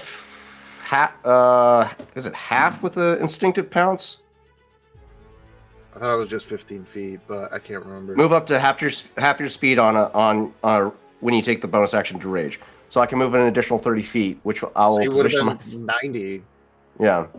without using it. You know what? I'll just give it to you because that's damn close. You just going into a rage, you can fucking make it right up to this thing, and you have your action. I fucking love it. So yeah, I'll rage and then bonus if I have an action, then I'll use it to grapple the sword. Okay. Athletics check for you. You have advantage because you're raging. It has advantage because it's flying and small. I'm not mad at it. It's gonna be a 19. It is a 25. Ooh, So you go to grab it and it just right through your hands. Just Right, like okay. darting left to right, left to right, left to right. I am able to make another grapple check as my additional action per attack. So I'm going to make one more. One more. Let's go. Let's just see him go. I just rolled 2 11s. How does that fucking happen? That is 21. That is a natural 20 for a 28. Son of a bitch! You elusive bastard! To be fair, You just see not only a small object that is flying under its own power, but it's also a rapier, which is very thin and flexible and stuff. So literally, Clucky's probably gonna be grabbing or cutting his hands trying to grab this thing, but yeah. Bahro, you just see Clucky furiously swiping out a fucking sword, a metal object flying through the air. I swear I hear him. Yeah, I can see it. You can you can Daredevil see it. Yes. Come here. You can visualize it. That will end his turn. Bahro. So DM, at this point, am I still sensing that I'm on the right track or following the steps, or is that like still a thing? Yeah. It's just there's a flying sword and now a Clucky there. I'm going to say that Bahro, with the whistling of the sword as he like dodged it right on time, and then hearing the familiar sound of Clucky trying to grab it, he actually comes to a halt And then he has a moment where he very loudly calls out to Goose. Who else is strapped in there? Let's find out, shall we? And he's going to turn around and he's going to dash back. And he's going to attempt to do this move, attempting to see if he hears either a response or potentially footsteps trying to go his way. Nothing. Bahro is going to fading into the distance. Bahro is going to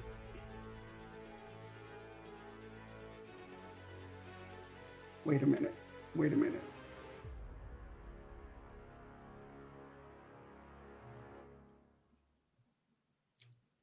Scratch that. Bahro, noticing that Clucky is here, as he's running, he's going to call out to Clucky.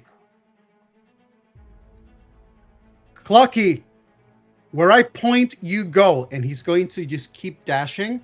And with his staff as he's running, he's just basically pointing, using the staff as basically a guidance arrow for Clucky to use his speed, because he's faster than him while flying, to try to have Clucky go ahead of him to see if he can catch up with Goose.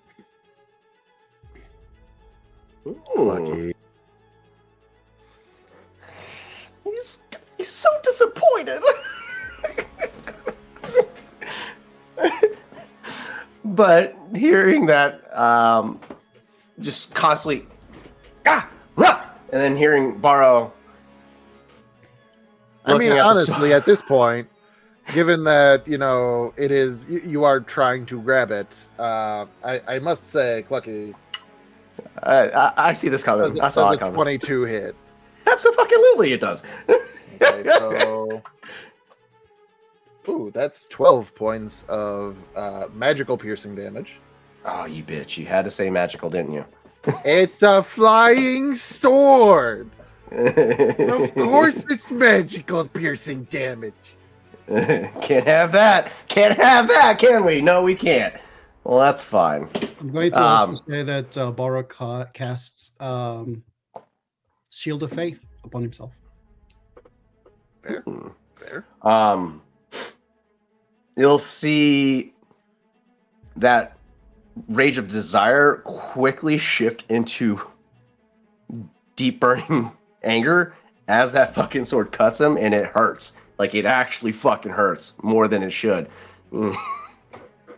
But seeing Bahro call out to him, I'm still going to make an attack, but it's changing what I'm going to do since I just took a hit.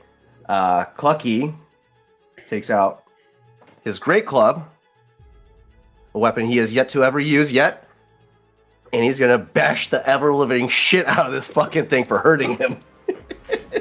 You may still do this, but you have definitely used this great club before, because this is what you killed the first raptor with. Oh, that's right. Yeah, that's right. Never mind. I did use it for the second one you did with your bare hands. Yeah, that's right. All right. So yeah, your bare takes hands. Takes the sword or the great club out, recklessly attacking for a 19 to hit. That'll hit. Awesome, possum, lemon blossom. What? D8. Where's the D8? There you are. That's max damage for 14 plus, what's my rage modifier? It is a 3. So 14 plus 3, 17 bludgeoning damage.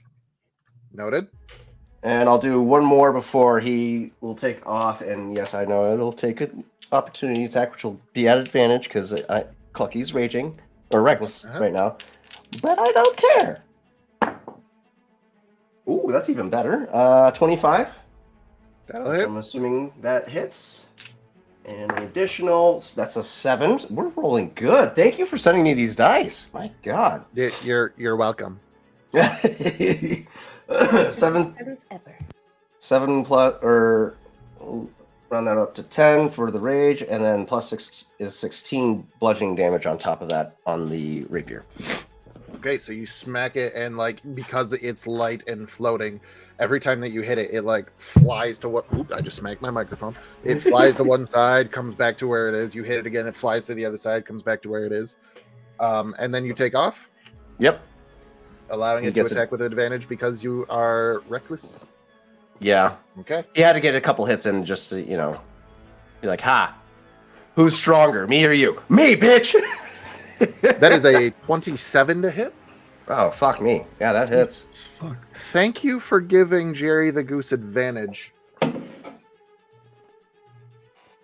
This is actually Jerry this time? Who do you think is controlling the sword? Yeah.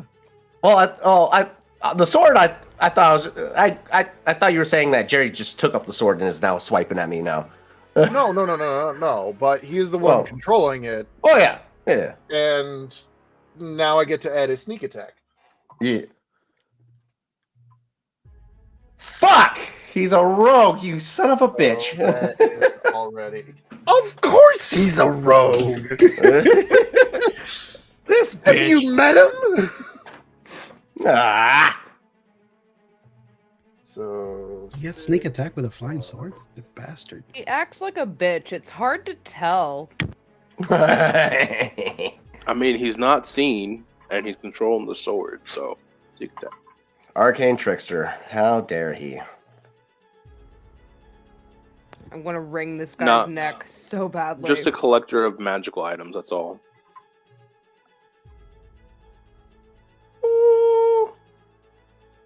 This dude's used magic. I don't know.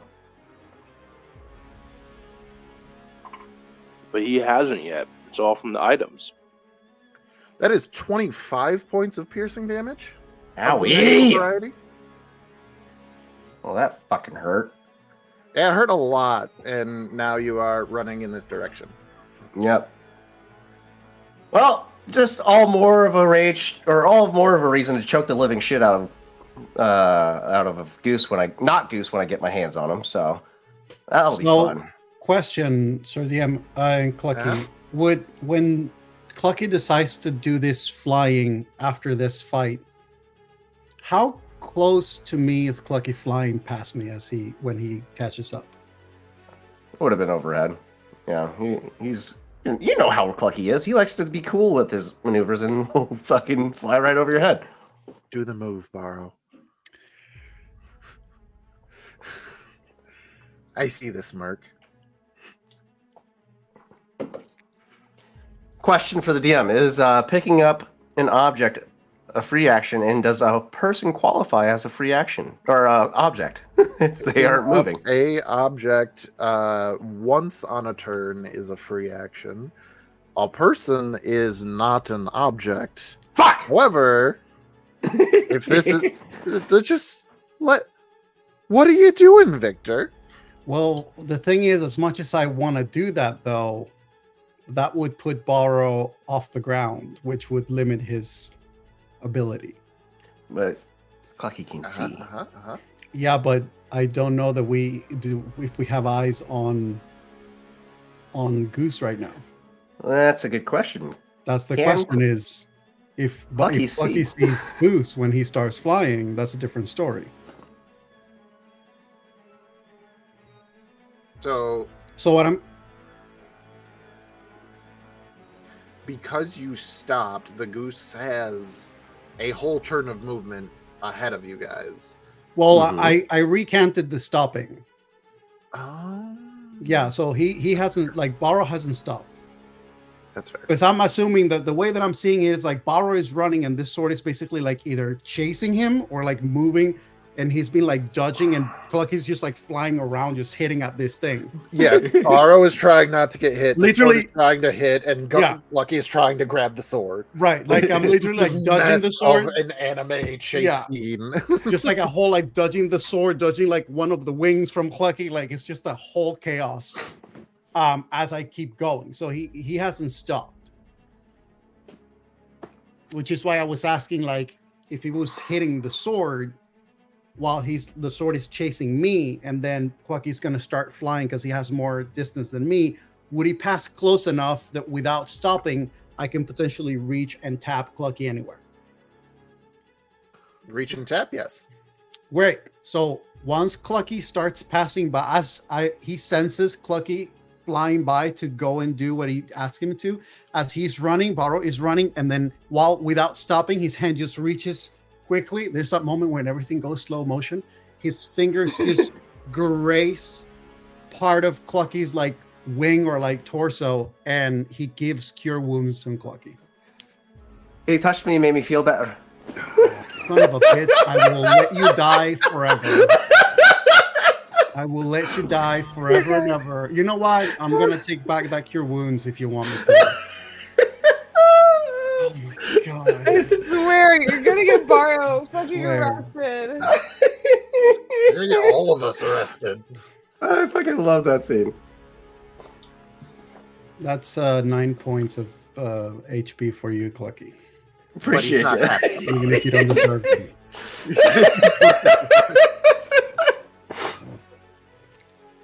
So, Clucky, yes. you are following the divining rod of a staff. I will have you make a perception check with advantage, since you have the right direction, to see if you get. You didn't. Did you tell him, hey, you're looking for the goose, or are you just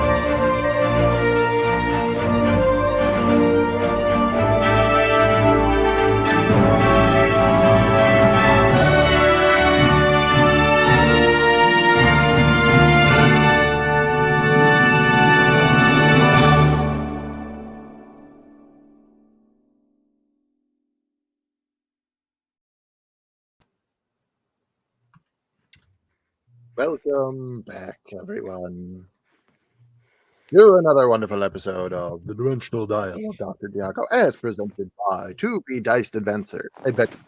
Almost. Matt. Spoiling. Matt. Listen, it's been a day. It's been a day, and I'm simultaneously trying to torment all 5 of you at the same time. Shiver and quiff. We love every moment of it. Shiver and quiff. Shiver and quiff, as said. That being said, if you want to hear more of me stumbling over my own words because my brain works too fast for my mouth, we have a lot of other shows that we do here. Also, I'm echoing. I'm not sure who's doing that. But we have other shows. Normally on Thursday nights, we do Tales of Auden. Our DM being Chris Kinney, also known as Claybeard Studios on the interwebs. It will not be tomorrow as it's the holiday season, so we will pick that up in the new year. Sundays, we have Frontiers of Eberron, done by our producer and also DM of that game, Michael St. Gregory.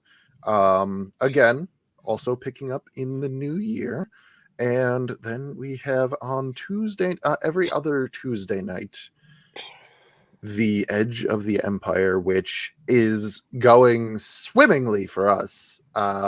Who's dying? An entire, you know what? You're just going to have to watch and see. And all I'm going to have to say, just to make Tarzan cringe, is smile for the camera, asshole. If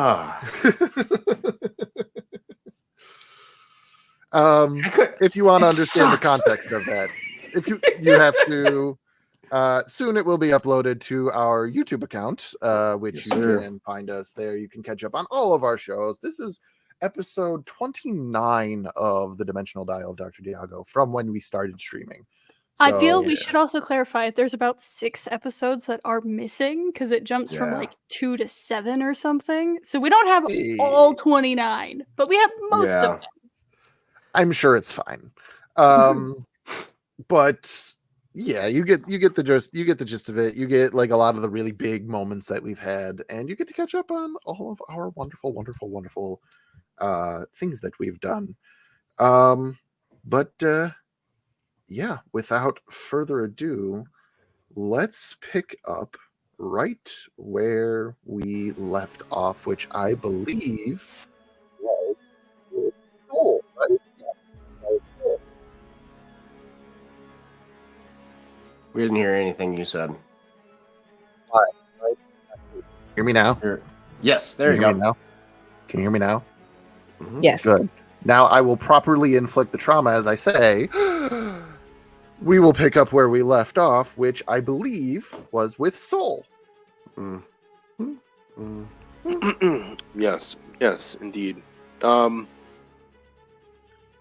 believe we left off with me picking up the last of the 2 swords, or last of the 4 swords, I should say. Yes.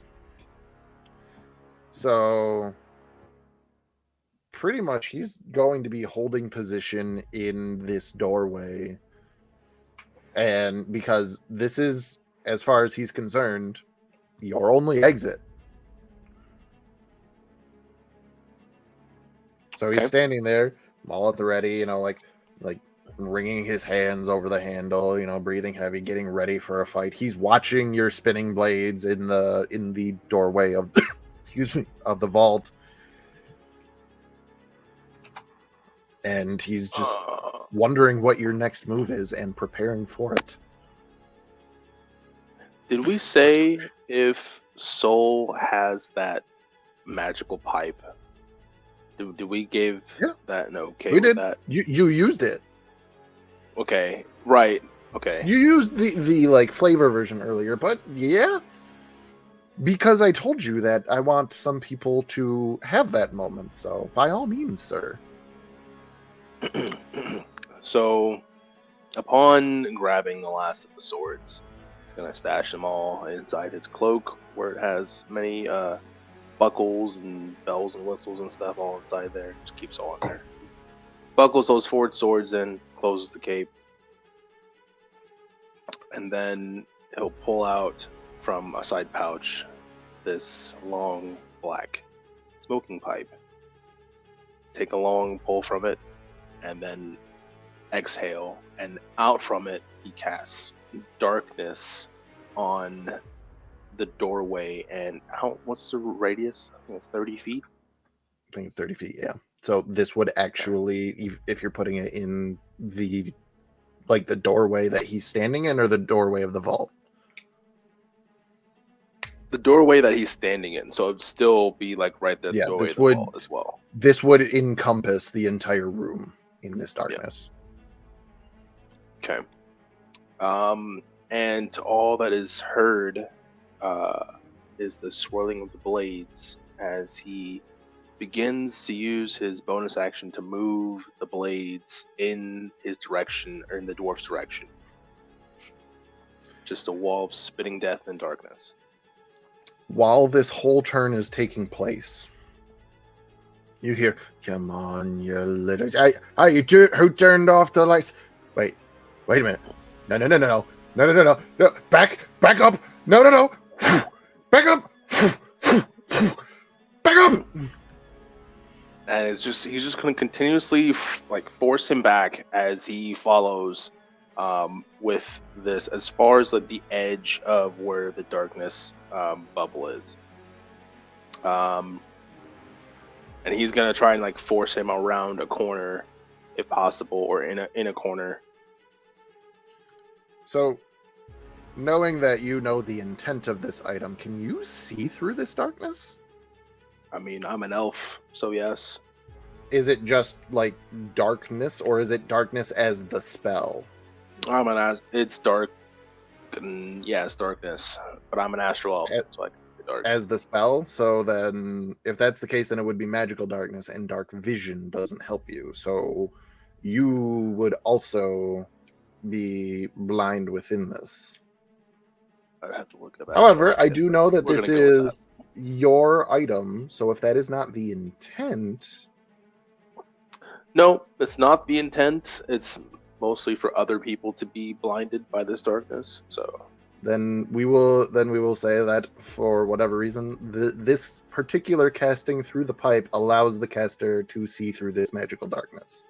So yes, you can corral this dwarf. You can herd this dwarf wherever the hell you want, because he's literally going to be using his turn to stay out of range of this thing. And if it gets too close, he's going to try to attack it, which I don't think he can, because I don't want to fuck with the mechanics on how that would work.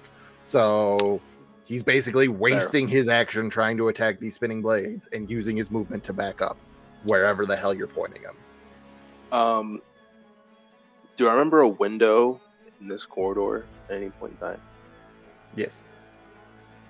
Okay. Can I check it while I'm hurting him that way? Can I check it real quick to see if it has the same spell that I had noticed earlier when I first entered the house? Without even just knowing the nature of the alarm spell versus Jerry, you're pretty safe to assume there's an alarm spell on every single opening of this place. Okay. I'm going to continue pushing him through this corridor to the maximum range, which I believe is 60. Yep, 60. And then I am going to drop concentration on those blades, and they all hit the floor, the dull thunk, all 6 of them. And then he's going to cast his last spell slot on the window for dismantle, and dismantle the window. That's a minute casting. Mm-hmm. Yep. The darkness is still there. The darkness is, but the spinning blades aren't. So you would just Correct. know that he has more of an incentive to even attempt the darkness just to get at you. Mm-hmm. Mm-hmm. Okay. And mechanically speaking, that would give him 10 tries to find you. Oh, give me 10 rolls. The confidence, I've never felt more fucking what's the word, like, provoked as a dungeon master than this moment right here when you're like, give me 10 rolls. Oh my god, you want us all to die, Oz? What is your bonus to stealth? If you're not making a roll because you're busy doing something else, so you're not actively hiding. You're just in +2. magical darkness, +2. So this would give you a passive stealth of 12. Because you are in total obscurement, being complete darkness, you would have advantage on stealth checks, meaning that your current passive stealth is 17. He has 10 tries to beat a 17 on a perception check to get your location. That's actually what I rolled earlier, so that's ironic. That is ironic. All right, buddy. Give me 10 rolls, he says. First roll. This is a perception check. He has +3. Lay it all out here. Might I add something? To perceive in darkness, it is made at disadvantage if you don't have true sight or double sight. This is giving him advantage on his stealth check. Right. Oh shit, this would also give him disadvantage. Disadvantage, yeah. It's both ways. Investigation. Because obscurement is fucking broken. So yes, 10 tries plus, what did I say, +3, +4? Also, it plus +4. 3. We'll call it +3. Why not? Why not? Why not? But I don't have but stats also, for this. I am is making it them up in my head. is it complete concentration on the spell, or can I like throw an object in another direction to try and dissuade this? Casting spells that have a casting time longer than one action requires your action to keep casting it. Okay, all right. So you can still Very do well. bonus action things that don't require your concentration, or else you will stop casting the spell. However, if you're trying to toss things to like throw him off the scent, he's already rolling at disadvantage. I can't give him double disadvantage. So, 10 rolls at disadvantage with a +3 to beat a 17. Number 1. That's a wasted natural 20. So a total of 12. Where are you, you fucking knife ear?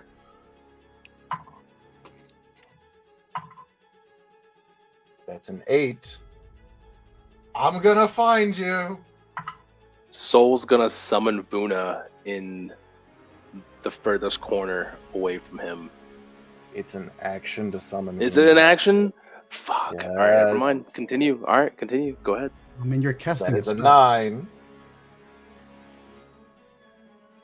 Where the fuck are you?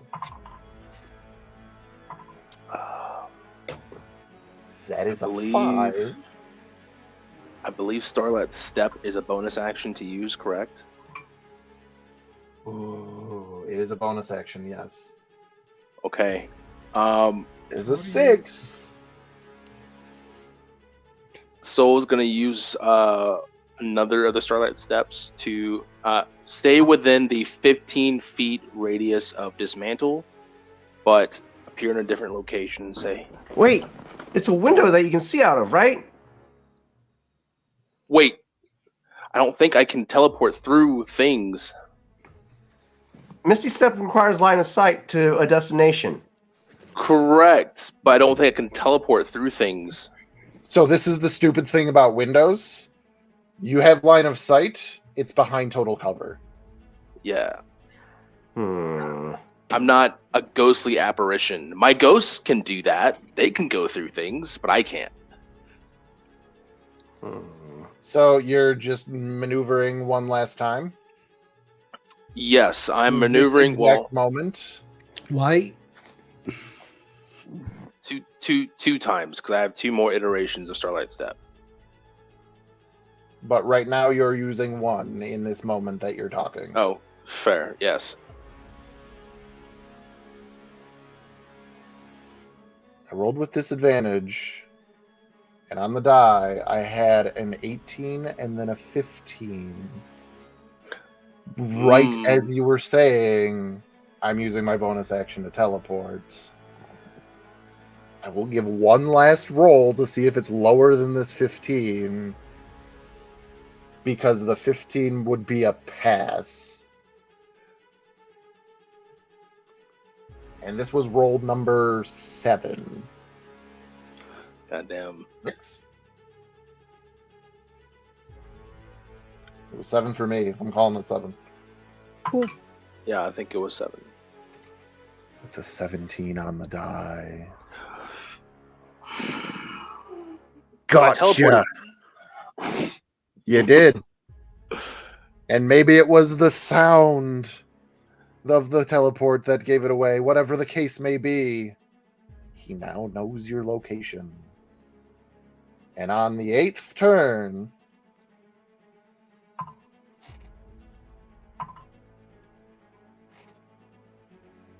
that's a 13 to hit.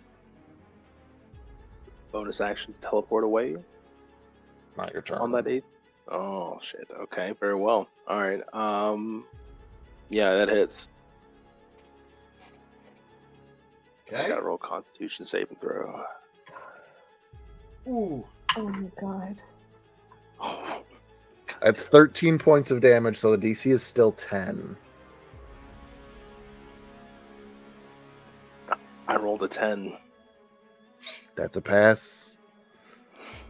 So now we'll say that it's your turn. You still have to use your action to concentrate on the spell, or you lose it. And you are... This is the 8th round. 8 times 6. You are 40 seconds into... yeah, more than that. How do I do math?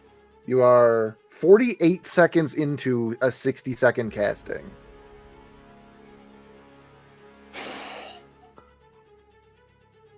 Oh my god. What's it going to I be? really wish I had a stun grenade right now. God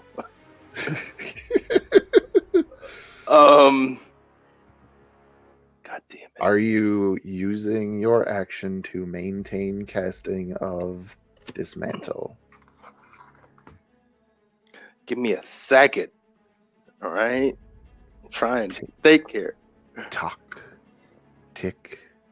Talk. Tick. Talk. Stop! It's making me I was just This watching is what you Taylor and get. KJ slowly get more anxious. It was just This is what you get for being all like confident about. Like, go ahead. Do you know? Listen. My shoulders are cramping up. I am so tense right now. It is not even funny. Listen. I have been aggressively squeezing this squishmallow. I am having troubles breathing normally because my diaphragm is playing fucking trampoline. Yeah. I'm just having a good old time chasing down a not goose right now. You know. And us today, we are in a downward spiral. This is great. Okay. All right.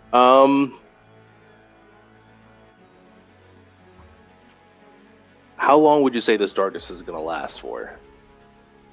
I will say, as per the spell, I believe that it lasts a minute, so It's about up. yeah. Because I believe... Ooh. Is it? Is it a minute? Oh, I gotta know now. If it's a minute, Because it would be Ooh. up, like... because you started Now. casting Dismantle afterwards. So Yeah. Darkness. Duration 10 minutes. Oh, thank God. I mean, normally it's concentration, but because you're casting it through your pipe, it is not. Right.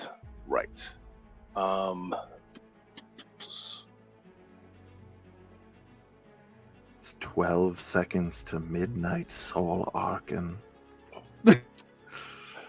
Listen.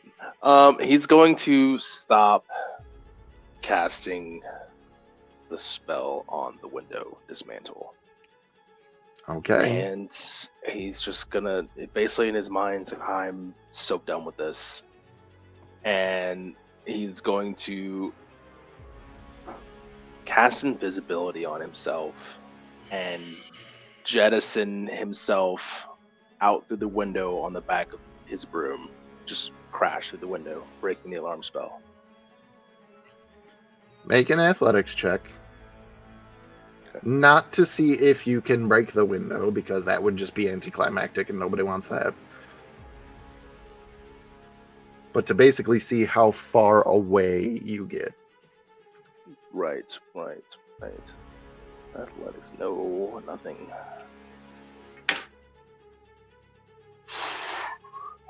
Well, that was a nat 20, so...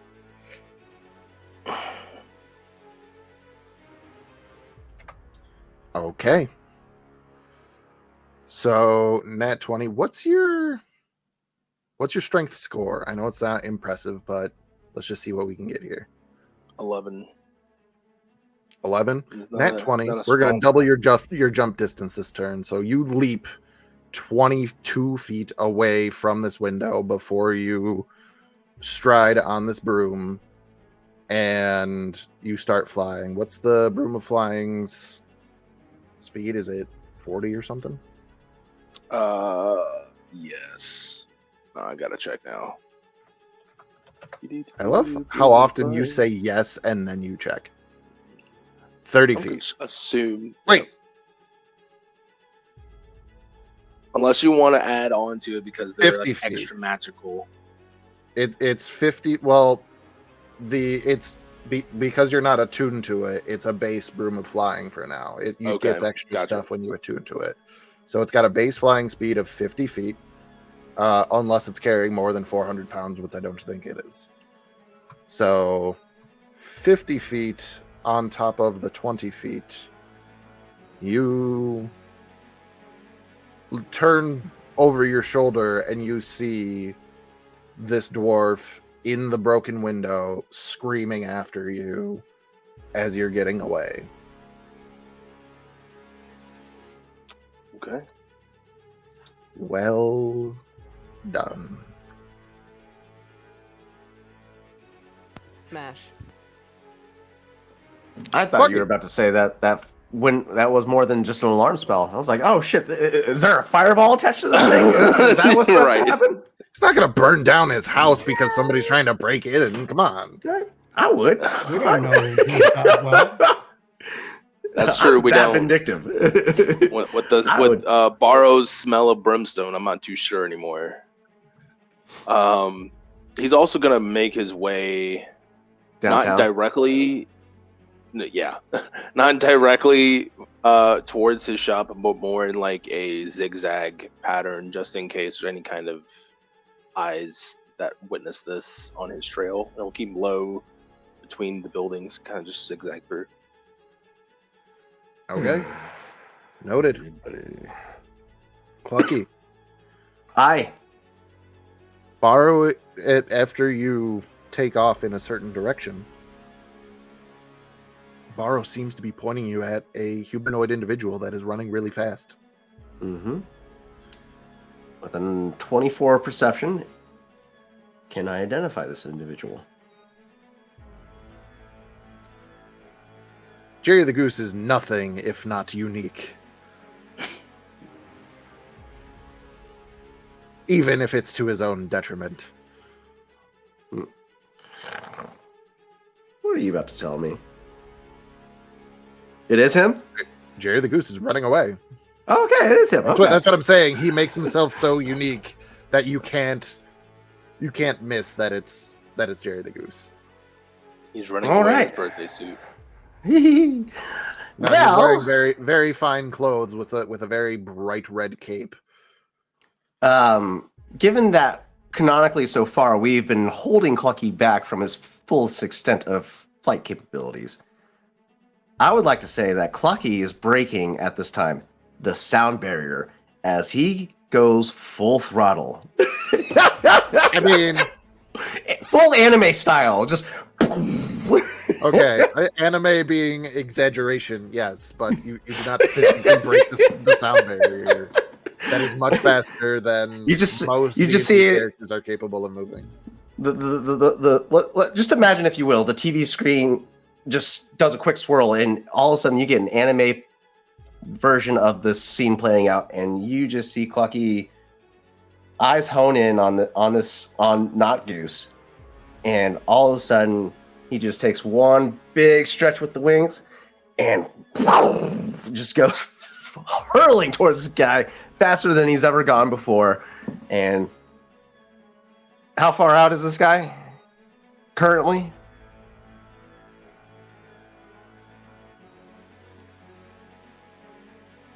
Basically, do I need to take an action to dash just to lap him? So what is Bahro's speed? 50. 50. And while you were in pursuit, how much were you investing in trying to keep up with this individual? Well, I thought that you were saying they were keeping up with me. I was assuming that you were meant that they were dashing at my speed. Was I incorrect on this? So I am doing math right now to try to figure out everything, like exactly how things are going. Right. So my Bahro would be like just full on like dashing if he's not catching up. Like he's trying to make sure, especially action dashing, spending a key point bonus action dash, or not. I didn't even realize that I can do that.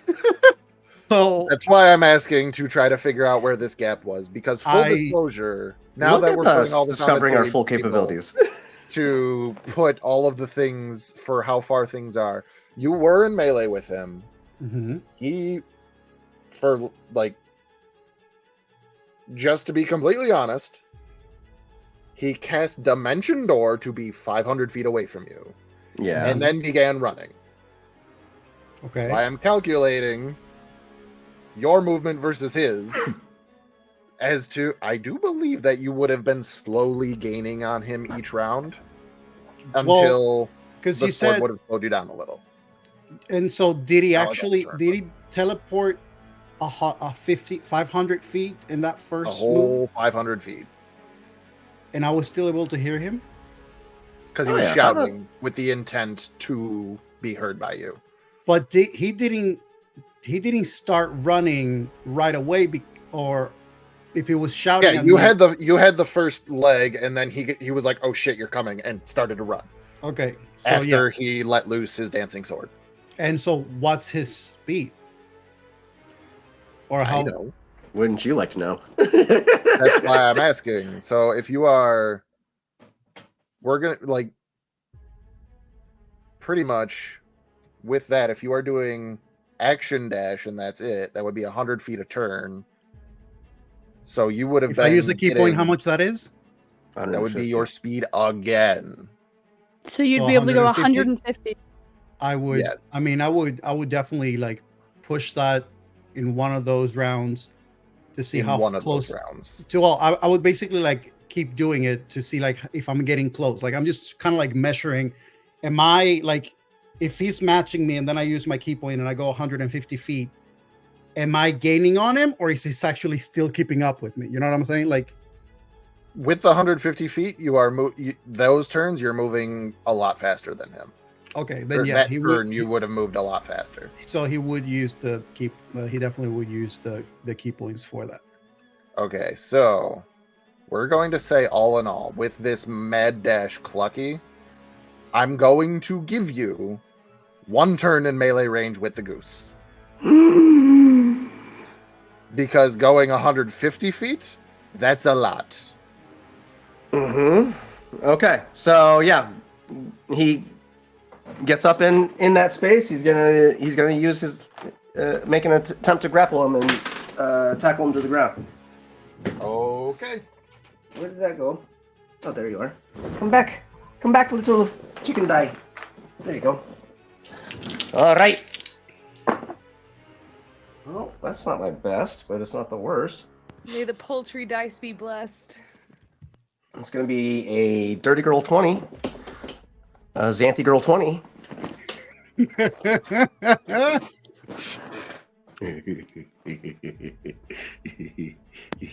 Flustered. You do not get hands on the goose. He dexterous bitch. Reliable talent is a bitch. Yeah. Did you hit him? Yeah, I know. No, it's a grapple attempt. Ah, I see. He's trying to stop him. You said I'll only get one attempt? Well, one action, I said, so Oh. technically you could try again. Oh, yeah, absolutely, yeah. It's just the scene all over again with the fucking dancing sword. He's going for it. He's like, stop moving!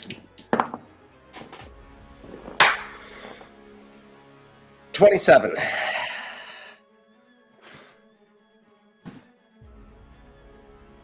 I'm not being a dick. Motherfucker. It's a 28. Fuck! God damn it! Oh, this dude's so fucking dexterous. Are we I saying hate that? it. Question: Are we saying that I'm getting a melee range too, or just Clucky? Clucky is faster than you. Well, if you're using key, you would also be getting up to him at this point. Okay. And I would say, like, in total, just because to like monitor to actually get to this point, you would have this would be your 4th key point spent strictly as your bonus action, Step of the Wind. So 4 turns basically in combat to bring you up to this point. So four key points to get me to melee. Yeah. Gotcha. This has kept you gaining on him considerably. And now we're here. Well, he evaded my attempts. Bonus action. Let's see. I got an offhand attack. We'll do that. He's gonna kick a out. 3rd grapple. Oh, you're Yeah. gonna kick him? No, I don't have a grapple. Well, anytime that you make a melee attack, you could. Oh well. That's Tavern Brawler okay. feat. I could make a bonus action grapple attempt. It's correct. So he's just gonna try and kick at his legs with his unarmed strike. Still reckless because he's getting annoyed.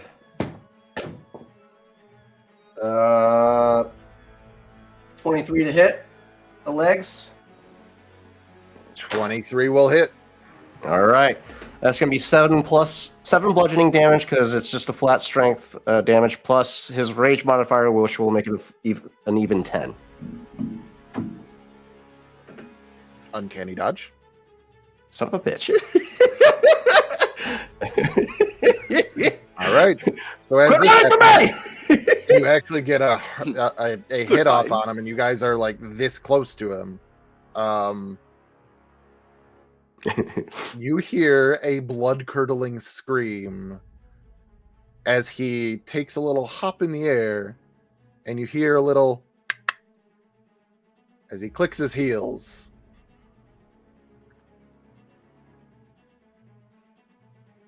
He has boots of haste?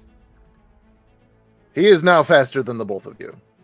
This motherfucker has I don't boots of haste. I don't get a chance. Technically, wait a minute. Trip him! Just fucking trip him! Didn't you say that I caught up with him? Yes, I did. So you have an action. All right. Yeah. This bitch has boots of haste. Oh shit. I'm gonna assume that 10 doesn't hit. Because Nope. I guess today's the day for me to roll that once. Does okay. What does a 16 hit? No, Of course it doesn't. sorry. He is Can I leading use- both- Oh, Can I bonus use action? Yes, can I use flurry of blows? Yes, you may. Come on, monk.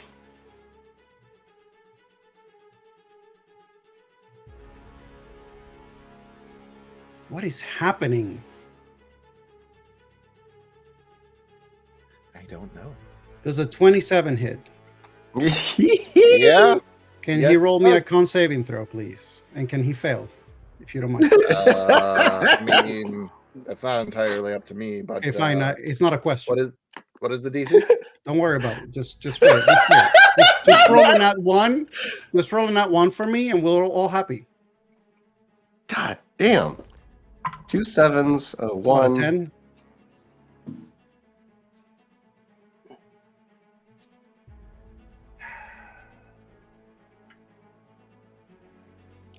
So this third hit with your Mhm. flurry of blows, Mm-hmm. describe it for me. Oh, Are you gonna maybe describe something and then hurt my feelings? Because otherwise, I'll just have. I mean, it wasn't a trip good over. sigh. Weave the story, Victor. It wasn't a good sigh. I'm just saying. God damn it. I'll say that probably Bahro is just kind of doing where he's like, as soon as he catches up, he uses his staff. He basically attempts to hit him with the first strike, and he dodges. He throws the second one, and it doesn't work. He basically attempts to actually do a swipe of the leg that misses, but he keeps the momentum of the swipe of the leg to sort of like kick himself up, do a spin, and attempt to basically bring his knee to the back of Goose right on his spine. Like as this second kick is going, that's when you hear those clicks and his first foot hits and he goes to push. You make contact with his spine and you both hear a very, very embarrassing yelp. As this man in full sprint of what would have been 180 feet of movement Oh, God damn. is all of a sudden stunned. Yes! Down the street, We so he love into Oh the my garbage God. can. Into a garbage can. Yes! Smash! Smash! Smash! Smash! Smash! Smash! Smash! Smash! Oh! I would So I say think we're Clucky at would 40 now. Clucky would quickly fly over to him and swipe him up and get him into his grasp so he doesn't take off. He's stunned, so he's just Just holds him up, facing Bahro with the not goose. It's like holding a pack of grapes. Do I even weigh anything to you? Very sour grapes. somebody is sour in this moment.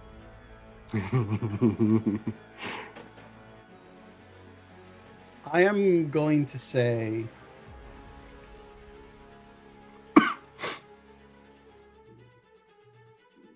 that the first thing that Bahro does as soon as Clucky picks him up is Bahro is going to begin to basically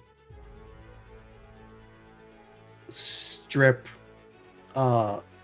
Goose of satchels, anything, cloak, anything that he may have in his person. He's going to basically like start taking it off. Oh, why'd you have to say that?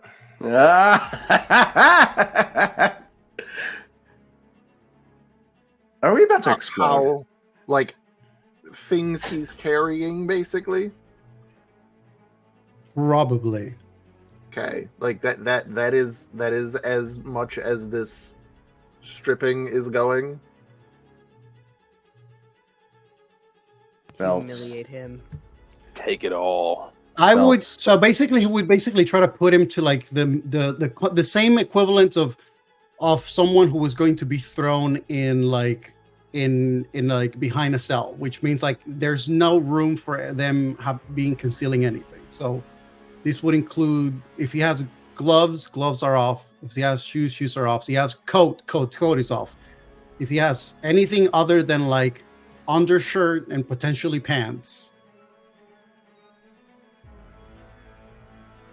And then Hands are magical. I don't know. I feel like when it comes to like crazy shit, you're gonna have to do like a full body cavity search on that guy. I guarantee he has shit. Well, you know, you that's don't even want to know. That's what we had Clucky. So, on this break that we had, I've told you that I've had Jerry in my back pocket. He's been part of my campaigns for a very long time.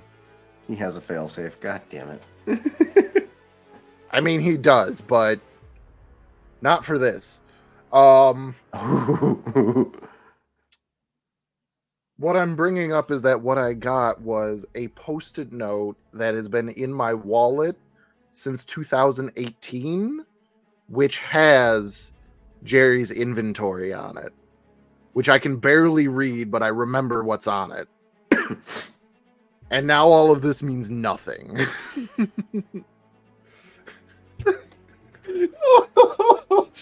Oh, man. That's a lot of gear he's carrying. You're just like start pulling things off of him, and like he's just like, no, wait, just let me, you freaking, no, just give me that. That's my, come on, man, just please, just hey, let me make you an just no. Is this the end of the goose? I Oh my will God. say, within beyond reasonable doubt, if you left Jerry in his clothes with the pockets emptied, that is as low as you would need to go. So long as you also took off his boots. Yeah, Like if it's literally clothes. yeah, it's literally like Give me your shoes. Yeah, Bahro has been in a position where he knows how you get stripped all the way when you are put in behind bars. So that's what he's doing right Excuse me? now. What? Don't worry about it. What? Really, Bahro just has a moment where Bahro has that thing of he's going to basically like angle himself. So he's like standing looking at Goose while Clucky is holding him. So he's like standing next to Clucky with him there. And he's just going to say, he's going to talk to Clucky while looking at Goose. Clucky, it appears as though Goose has captured our friends, Riley and Xanthi. And now I'm wondering if he's going to be kind enough to let them out. Why would I fucking do that? Quick shift of personality in Clucky at the mentioning of he has his big little sister captured. When he says, "Why would I do that?" Bahro just sort of takes a slight step back, sort of nods towards Clucky. Originally, Clucky was just holding him by both of his shoulders, and at that mentioning, and the words coming from Goose, Clucky firmly grasps the back of his neck and brings him face to face with Clucky. Alive, Clucky. And capable Smash. of consciousness, please. You have my big little sister. You will let her go now. Well, maybe you guys shouldn't be fucking trying to steal from me. I mean, just fucking, like, back the fuck off. I will count to 3. Well, I can't, like, I don't have, he literally holds his hands up, like, I'm not holding her. Bahro is going to start picking up all of the stuff that he took from Goose. And he's just going to be, I suppose we better get going then. And he's going to start walking as he goes, Clucky, bring him.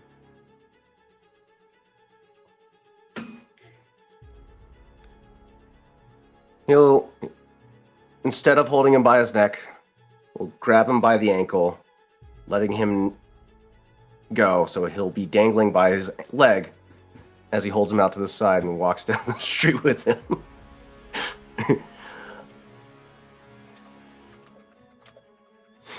And follows Bahro. Literally, like, as you're, like, he's doing everything that he can to, like, claw and try to get away, but,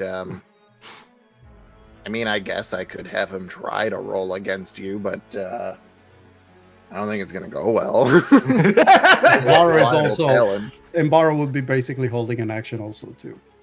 If it were to try. I have 3 slots of rage left for the day. At any point in time that the rage would end, since I'm not actively engaged in a fight, Clucky will be utilizing that slot to reactivate his rage to keep it going. Because I don't have relentless rage yet. I will soon. Because we're going to level up after this, right?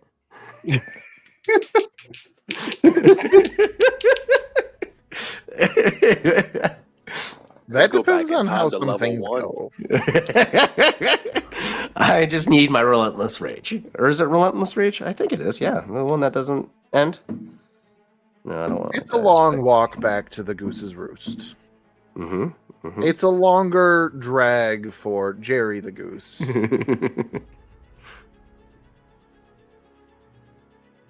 Just as a thing, Soul, you're heading directly back to your shop. Oh, persistent rage. Fuck. Not directly back.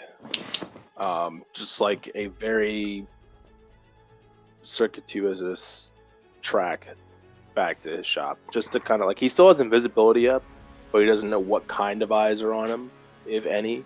So he's trying to like.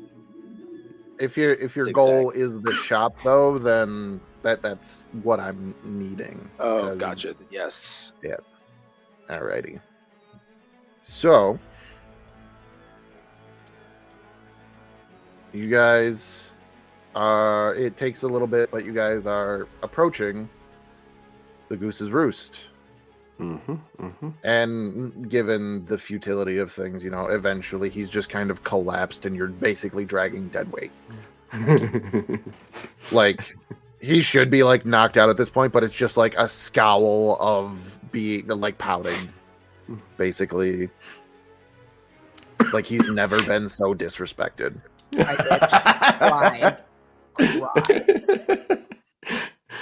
He's not crying yet. We'll see how the night goes. Xanthi's gonna change that.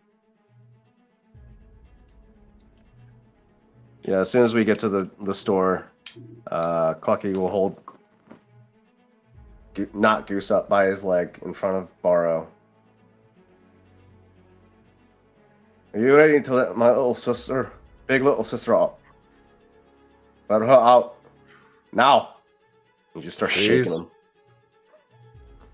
He's just gonna, he's like, being shaken. He's like, fine. She's over there. And he's gonna point.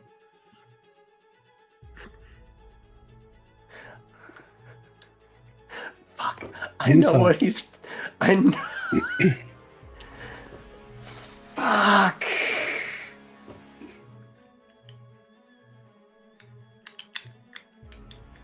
I don't want to say it, but he knows exactly.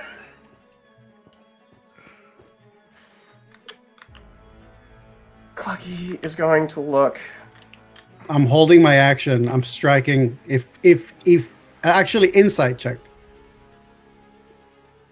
Clucky, make a charisma saving throw. Fuck. Wait. Is he pointing at the door? Because Bahro wouldn't let him. Fair. How are you gonna stop if he just goes like, she's over there and starts pointing?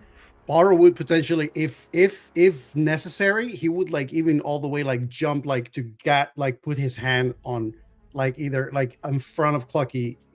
I mean, how tall is Clucky?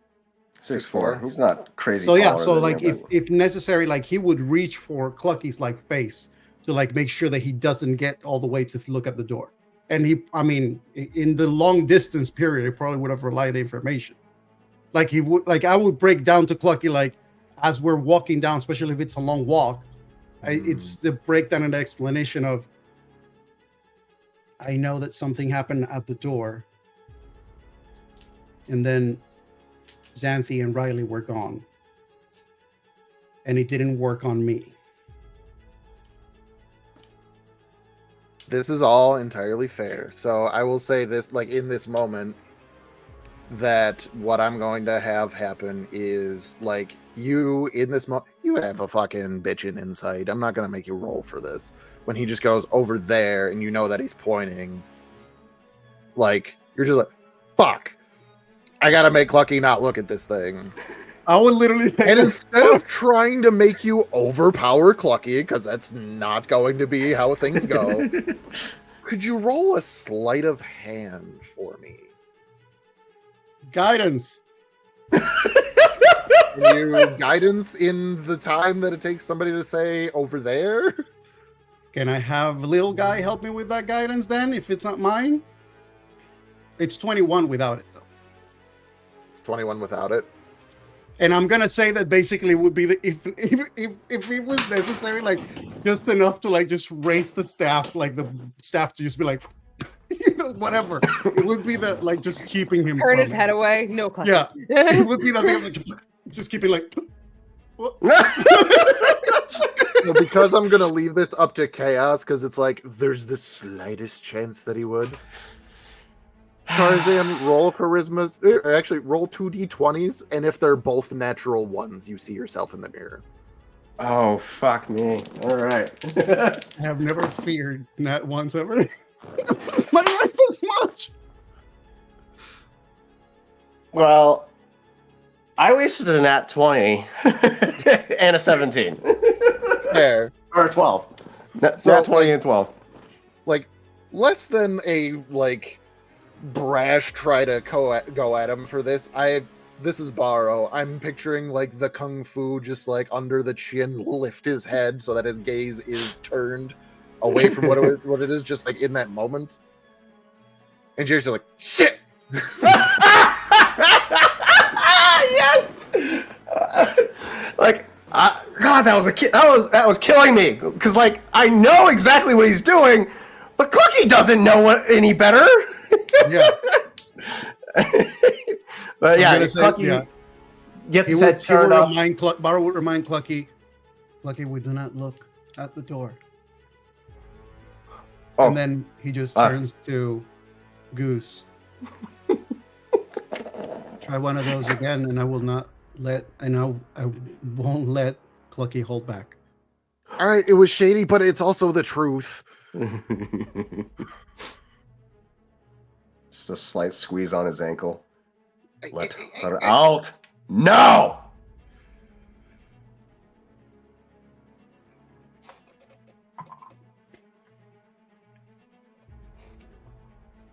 Clucky, does a 27 hit you? Oh, of course it does. Are you punching me in the groin right now, you son of a bitch? Joke's on you! Chicken anatomy is different! Such a goose move, though. That is 10 points of piercing damage. He had a fucking knife this whole time? Fucking prison pockets, I swear! As a dancing sword stabs you in the back. Oh, yeah, that's right. Ow. And now he's going to try to slip your grasp, and I will tell you this, he's got to roll athletics because you have him grappled. Mm-hmm. But this is his moment to at least try, and it's literally all or nothing on this, on if he's going to fucking make it. And I'll have an attack ready in case it were to do so. True. Fun fact, I don't need to be raging to maintain a grapple with advantage because I have the grapple master feat, which allows me to roll at advantage. Naturally. Which is going to be a 25 to beat. He doesn't. He gets stabbed. He's just I love this. And at that point, like, Clucky re-enters his rage again after being stabbed in the back, and he's like, excuse me. He turns to see the he's going to use Goose as an improvised weapon at this point and attack the sword.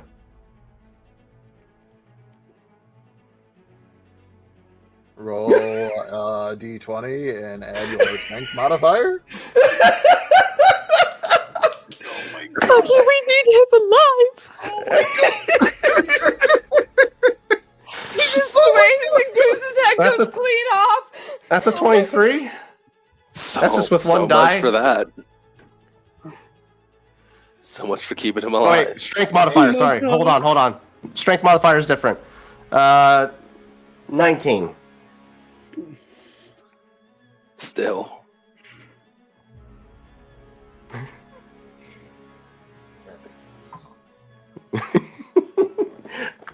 He just got mad. Did you roast his goose?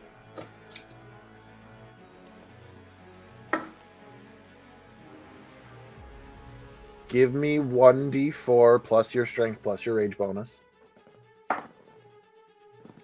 That's max.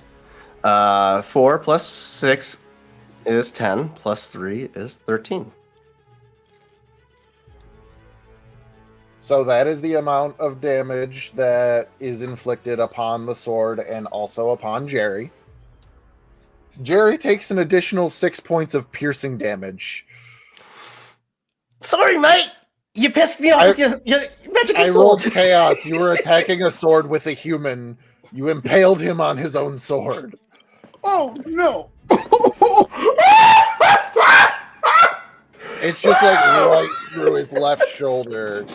As like, it quite literally, like you come, I just punched my microphone. You come down with it as like the sword was like going to move. It goes right through and like pushes down. He hits the ground and the rapier goes all the way through up to the hilt. Oh, God. And he is just screaming at this point. Your stupid sword hurt me! My stupid sword hurt me! I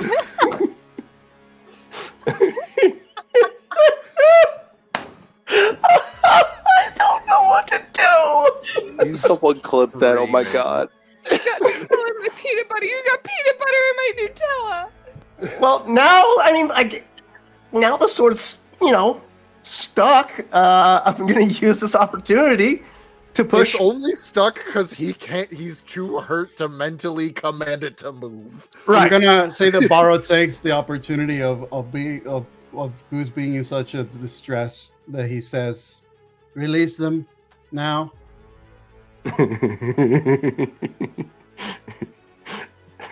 I used a human. Screaming. And he's just like he's got a hand on the rapier and like he goes to pull it every few seconds, but like every time that it moves a little bit, it hurts too much. He's just like I have to be over there. I have to be over there. I suggest you stay still. And then he's just gonna all of you. So much.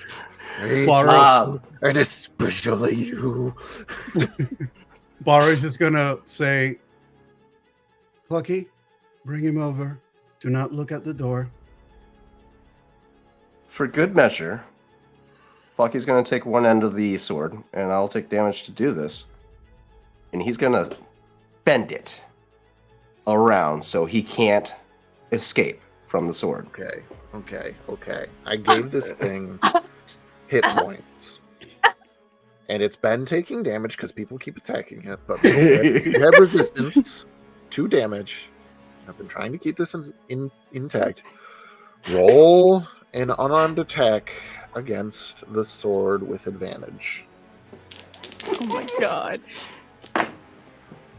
That's 15 plus his unarmed strike, which would be a 10, so 25 again. Give me... What is your unarmed strike damage? 7 plus he's his raging rage right will make it an even 10. You grab the blade. It doesn't hurt you, but rapiers for the true rapiers for like fencing and stuff are stabby weapons, not slashy weapons. Mm-hmm. Right. So you grab the blade, it doesn't cut you, and you just start bending it, and he's just like because you're moving it as you're bending it, and it's just like hurting even more.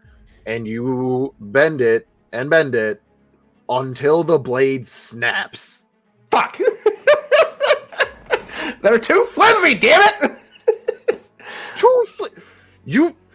You've done a combined 55 damage to this fucking thing. I didn't want to break it. I wanted to bend it so it's like a little, little accessory. Like he's got a little shoulder piercing. It's like instead of an eyebrow piercing. Broke the blade. You have destroyed this magic item. Damn. Well, yeah, he just sees the broken end and, well, I didn't want to do that. And he just tosses the broken end up and drags Jerry over. Jerry, not Goose, over to the door. I'm going to say when Jerry's brought to the door, Bahro has a moment where behind Jerry, he places his hand on the back of his head. And this is mostly flavor, so I'll let you decide whether or not how it works. But Bahro puts his hand on the back of Jerry's head, and he just calmly says, energy flows through each and every one of us. And one of the things that I learned throughout time is how to try to channel it. Once you learn this, sometimes you can use it to help people. But other times, and Bahro's energy, his ki, his inner energy, just sort of the concept of hand of harm, the necrotic energy of his ki starts to just sort of move and concentrate on his palm to give him this feeling in the back of the goose's head of like this energy that is potentially feels like something is there at the ready to do something to him. He wouldn't be able to understand. It would be probably more a feeling of what the hell, but it definitely wouldn't feel good. You let them out. You try anything.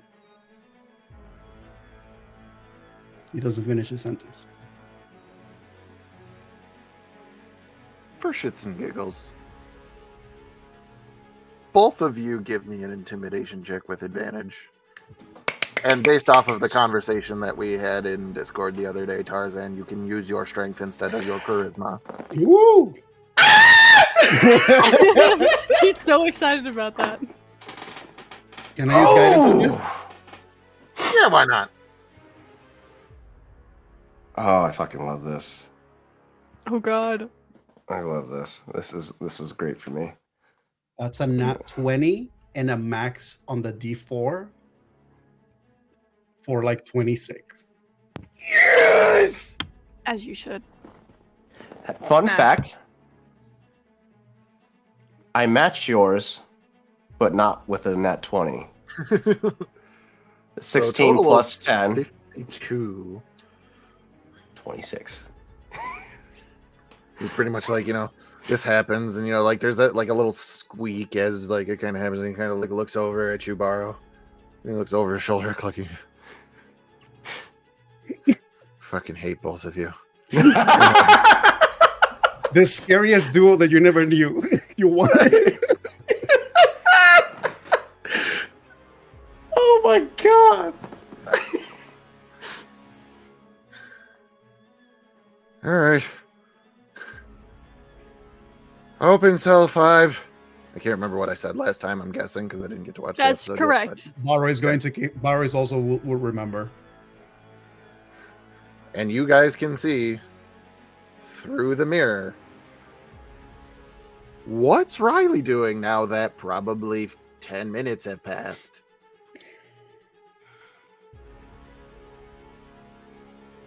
I think they see her laying entirely flat, just kind of staring into an abyss. But the just energy of just bad feelings that kind of is present is intense.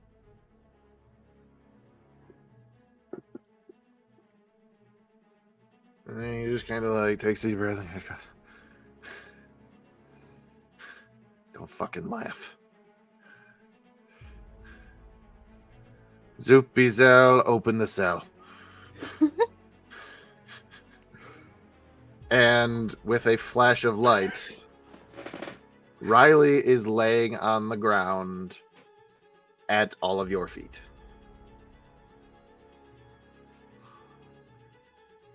Oi. Hey, little sister. Are you alright? I was not prepared for this. I think as it happens and the just stark shift in environment, pretty much looking up at the three of them and not knowing how to assess whatever fucking situation is happening, she just stands up and starts backing away from the three of them. Without like skip, he can't even entertain this. He goes, open cell 6. And how is Xanthi looking after so much time alone?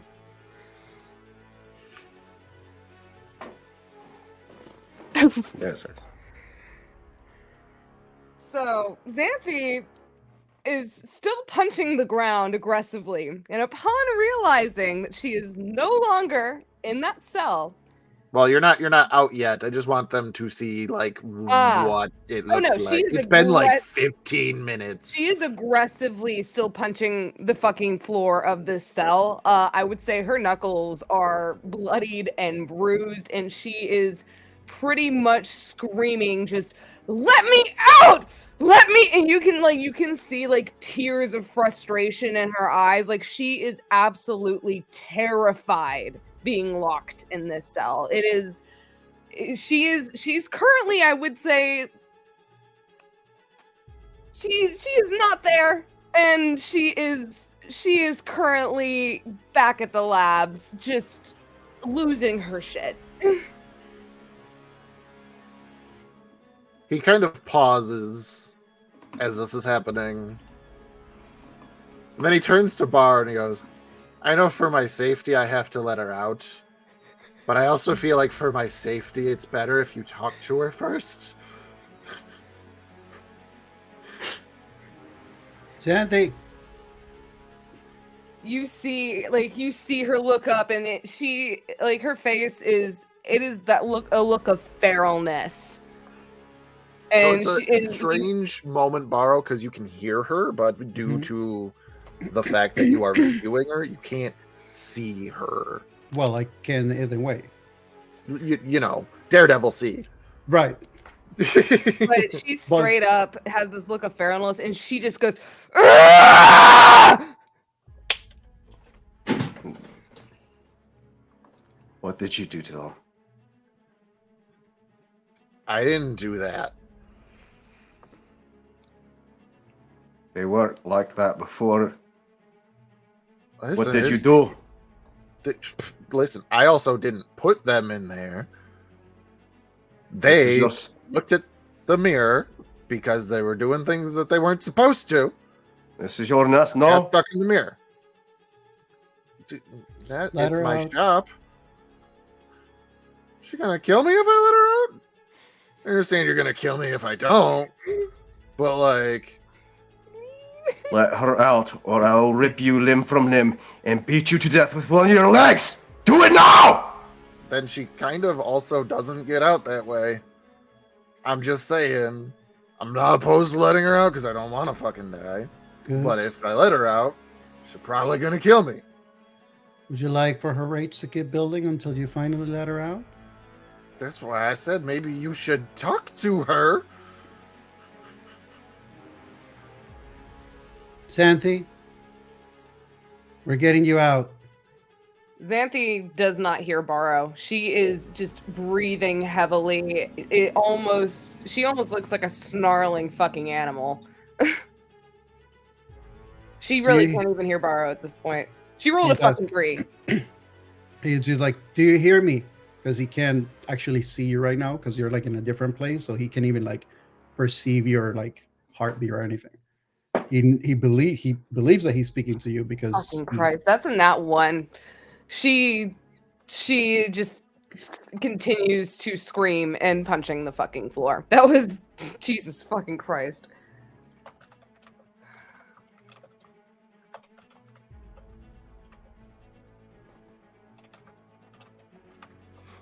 Riley. What's wrong with her, light one? Why is she like that?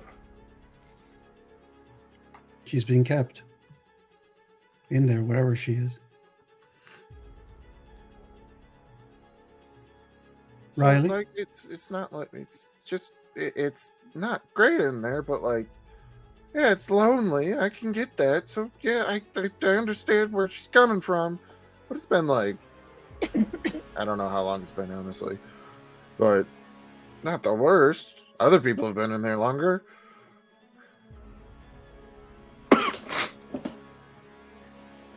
So I'm just like, saying, I'm not I'm an idiot, but I'm not an idiot.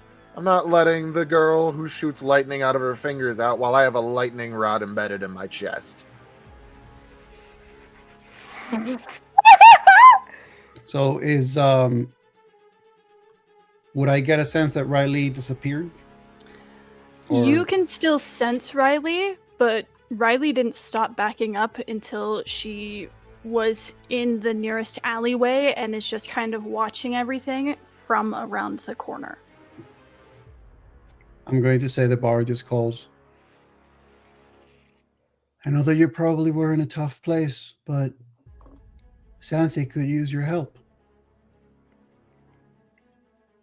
How am I supposed to help?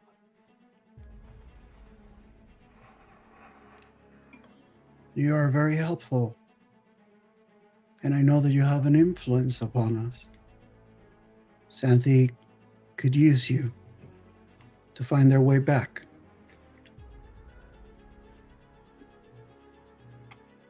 Will you help them? Can you guys back up? What is going on?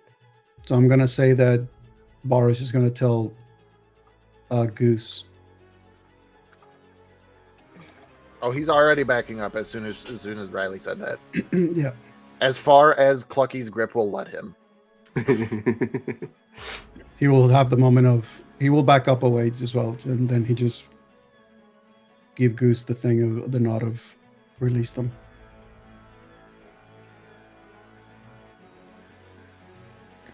Zippity Zell open the cell, and with a flash of light, and he winces.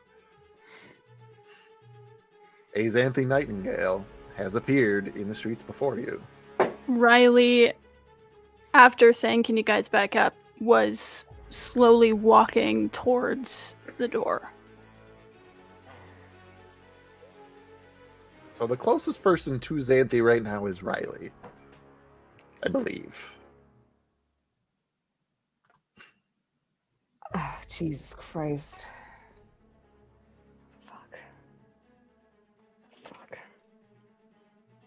Fuck. Is Riley in front of Xanthi? Where would Xanthi's eyeline be facing? Directly, like, you come out of the mirror with your back facing it. I mean, sure, but like, that's where she's facing, but where are her eyes? Okay, if her back is facing it, she's probably still going to be crouched down. She'd be looking over her shoulder like a fucking wild animal looking for the goose. Riley You will can't hide. Riley will walk into Xanthi's eyeline to be trying to take up as much space of her line of sight as possible. And looks terrified.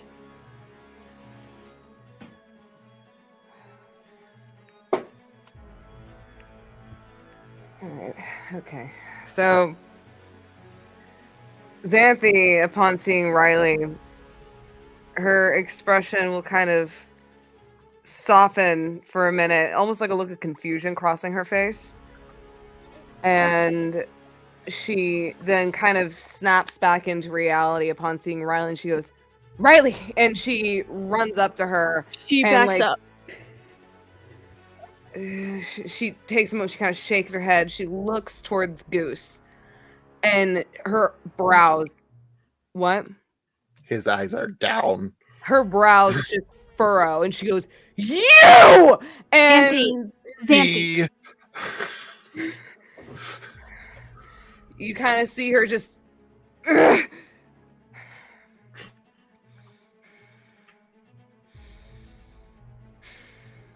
And you kind of, again, you see her take a moment as she tries to initiate the breathing techniques that Bahro has taught her, but she is really fucking struggling with them.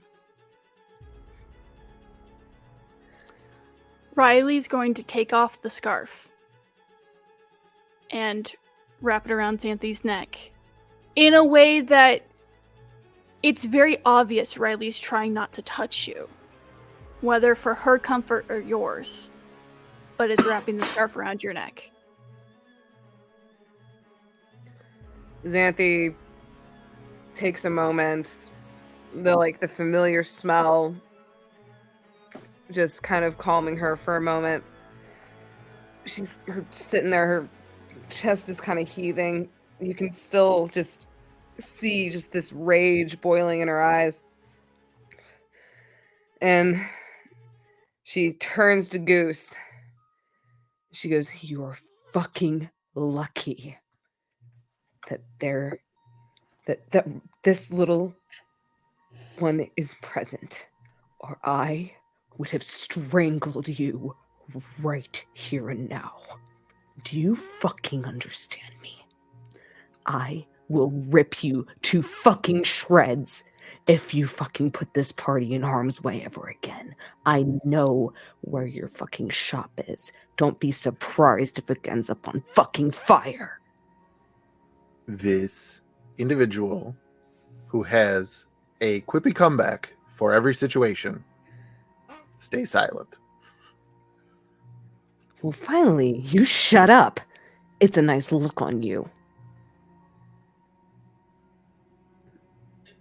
Struggling not to say something. The owner of the zombie, of the undead. You know that guy? He has no foul in this. All right. Open cell 7. And there's just this, can't remember what I said before, but we're going to go with gnomish individual just looking around pretty panicked and runs a few feet and stops and keeps looking around. He's not lost his mind, but he hasn't quite come to grips with it's sort of endless in the space.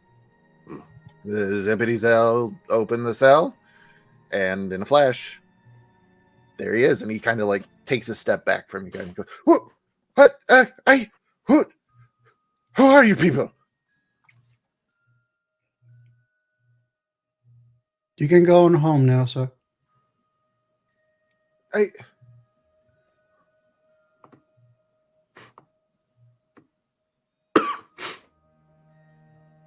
Okay, and he snaps his fingers at the corpse, which twists a little, and then slowly gets to its feet, stands, and he just goes, "Well, we'll patch you up when we get home. I just, somebody should." And it looks like he's about to talk about something, and just does a quick look over the entire party, and just goes, "Right," and walks away. Xanthi just turns to him, her eye just kind of twitches, just get the fuck out of here. There's probably so many eye twitches, even from the person who cannot see. Once the old man, the gnome is gone,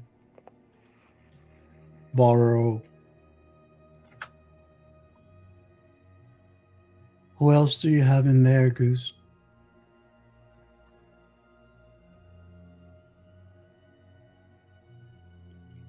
And before you say nobody else, I would like to remind you the precarious situation that you find yourself in.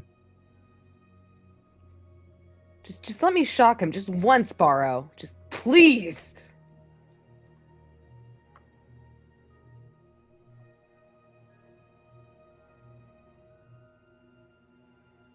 The only time that you've seen Jerry the Goose get a serious tone is when he was trying to tell you guys that you should not have a certain deck of cards.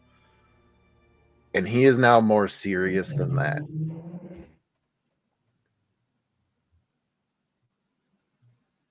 The other 4 cells are occupied by people that I could not release to authorities.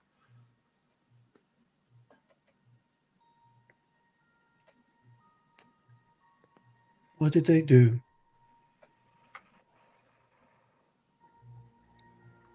Much like what I assume happened with you guys. They tried to break in to get after me. Or something that I had.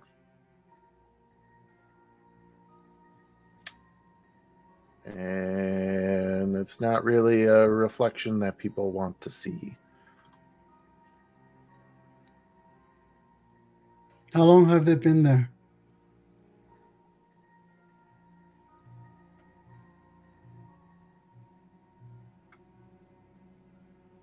You know, it gets kind of weird with how things work with time and extra dimensional spaces and travel and all the things that go into it. How long, Goose?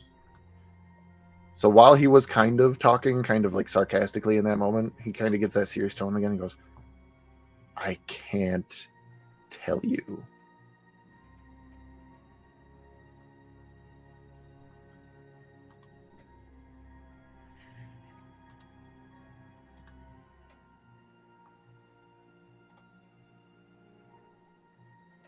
Were they evil? Or just opportunistic like yourself? Depends on which one you're talking about.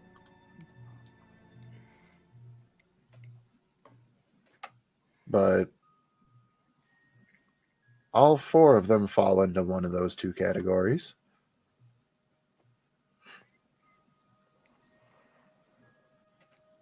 And where is the mirror cell for you then?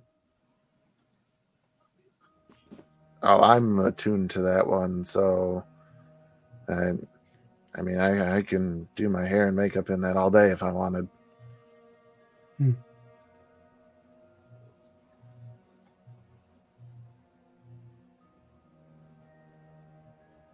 We came here to get Big Little Sister and Broken One back. What else do we need? We can go home now.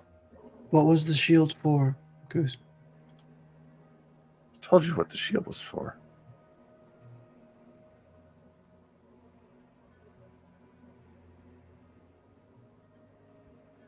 Say it again. I got somebody who wants to buy it. Who? I can't tell you. Jesus Christ, answer the fucking question before I wring your fucking neck. Look me in the eyes. I can't tell you. And whoever wants to can roll an insight check. That's a natural 20. For a... Give me a moment.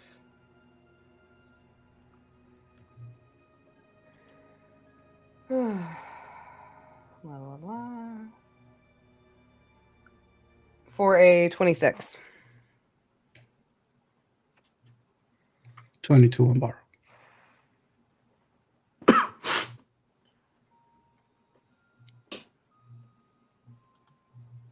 You both hear a level of severity in his voice. That it's not that he is obligated not to tell you. Mhm. He cannot tell you. Magical contract, baby. How are you supposed to deliver this item once you obtained it?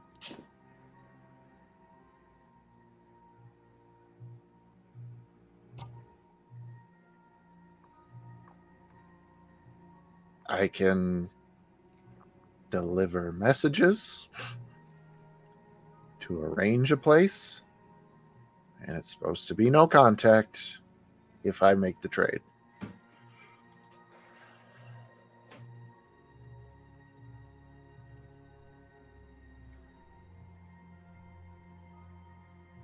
By this point, Crop Clucky, for the messages is different every time. Clucky will shove Goose into Bahro and walk over to Riley, standing by them, just essentially interposing himself between Riley and the rest of the group. Bahro would probably Have you use read his my staff too. messages? I just read them, yes. So I will let you divulge how that goes. Who has the highest passive? Shit. Of what? Perception. I think that's Bahro. Probably me. What do you mean you Always. think? What do you mean 23. probably? Always. What, you guys knew? It's always Bahro. So even after once Xanthi was out and Riley had done her piece, she had started backing away again. But there's a point where you lose sight of where she is.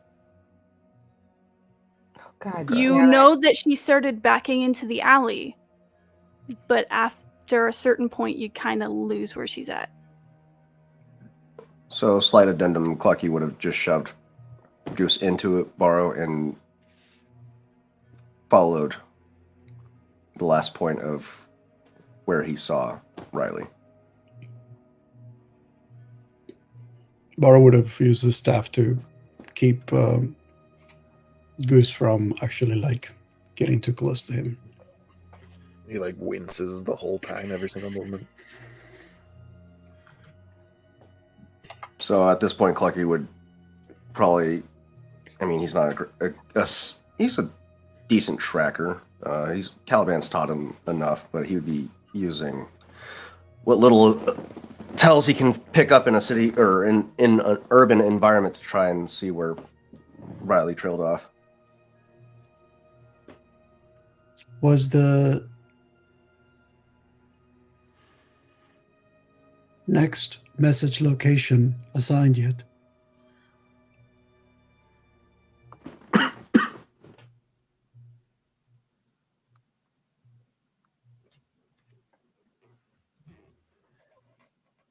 Not me using this as an opportunity just to drop a new location in the city of Evanfell.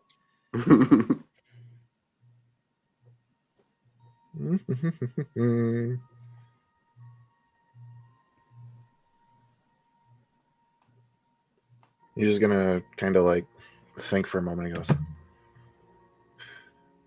Thursday's Goods. It's a general store in the Fingers. It's not too far from here. How would you go about delivering that message? In this particular instance,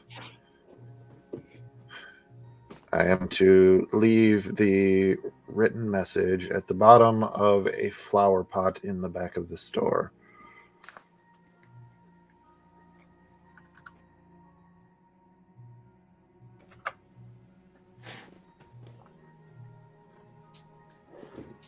Then I suggest you write the message and let them know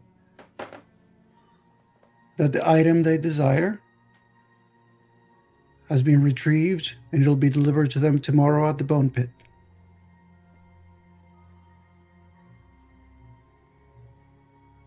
He kind of starts looking around.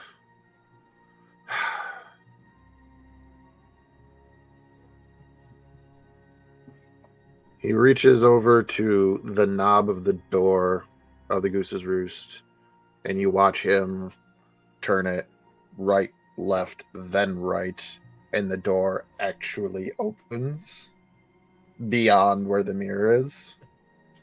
And he goes, "Can we not talk about illicit shady deals out in the middle of the street?"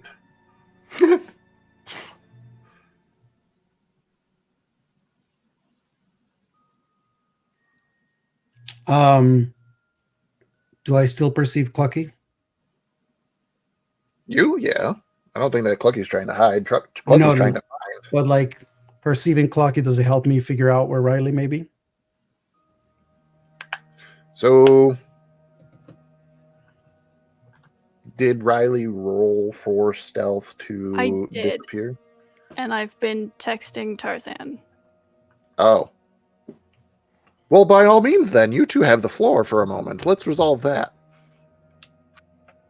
So, as Clucky goes to follow into the alley where Riley had disappeared to, there's footprints left for a little bit that are very clearly Riley's, but at one point, they just kind of fade. Not like she's climbed or something, just there's no more footprints to follow. Right. Yeah, Clucky would probably follow those for as far as they would go. And at that point would take flight just to get a better aerial view of the ground. Try and pinpoint exactly what direction Riley would have gone, following the direction of the last remaining footprints. Just get a better idea. Yeah, he's using his ability of flight to try and narrow it down. You perceptive motherfucker. I rolled a 27 on stealth. As Clucky takes into the air, if Bahro follows down where Clucky had gone and uses his tremor sense, the footprints disappear partially because the dust is gone and she climbed into something. To wrap up with, before I move to that, as the goose reaches for the door and mentions about the shady deal,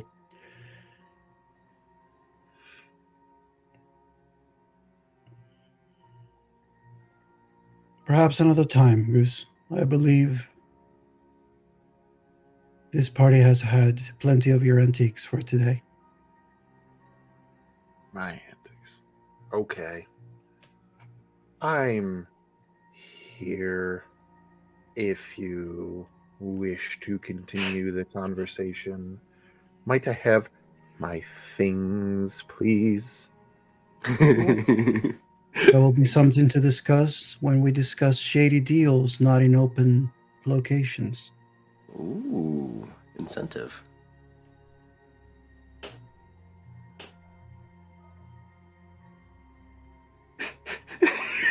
That lip twitch. The lip twitch.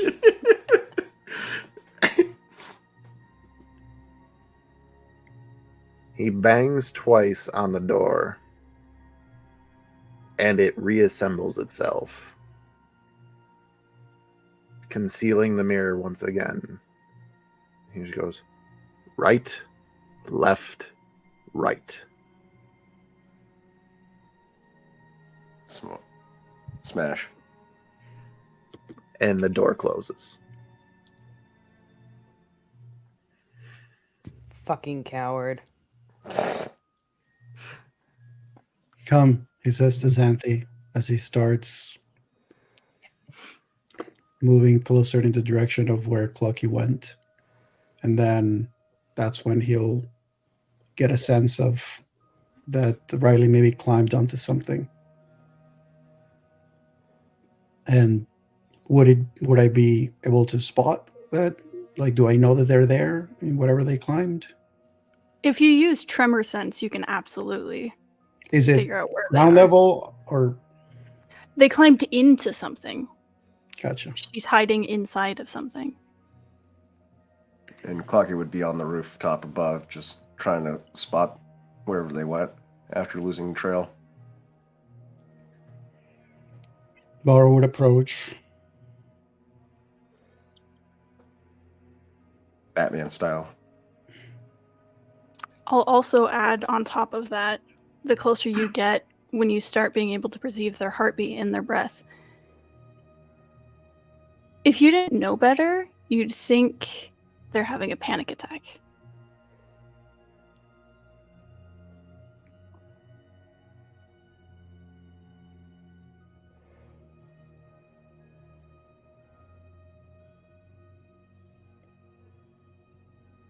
Try to breathe, little one. Deep breaths. And he's going to actually breathe as he just sits next to the spot. And he does it with a very sort of profound inhale and exhale. So it's audible.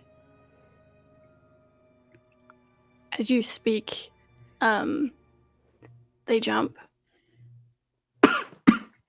and climb out of where they are and back up a couple of steps.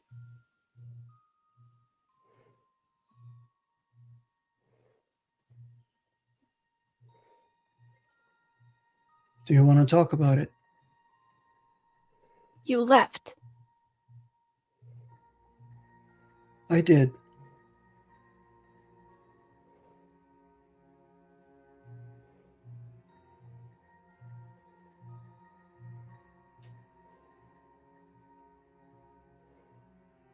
Why would you leave?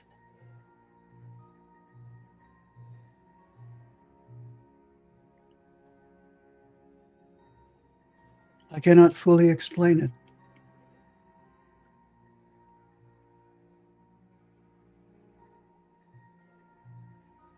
Doesn't mean you can't try. True.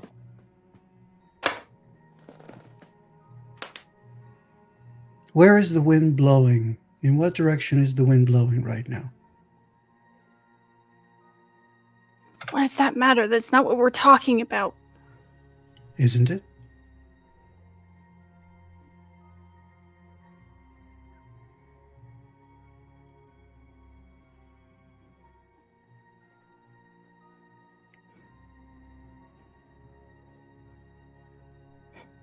How can you be focusing on the wind right now? You asked me to try to explain. I can only try to explain it as best I know how. I do not know if it's going to be enough, but I can try.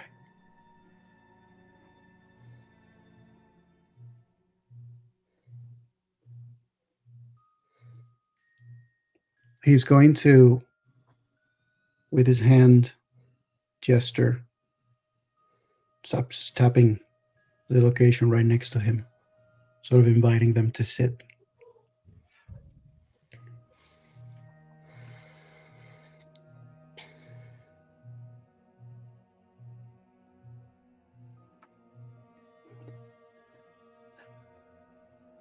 They'll take a couple steps forward and sit down, but they're at least 5 feet away from you. He has a moment and just sits there for a second, holding his staff. Just looks in your direction. You know, I've never been what they call a people person. People think of me as someone who can provide wisdom, yes, but my path has not been one to share until not long ago. The hardest thing I ever learned was that there is never a right answer to try to figure out when to stay close and when to step back. My mother tried, and I think she did well. Despite it all. But of the two of us, I am sure she was the wisest when it came to understanding a child.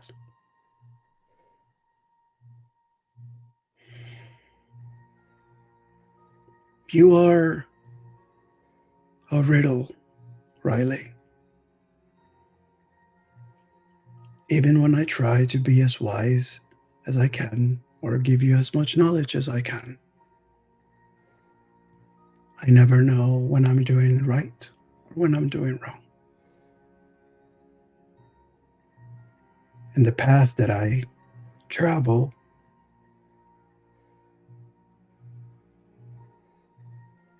asks me to follow the wind, whatever that may mean.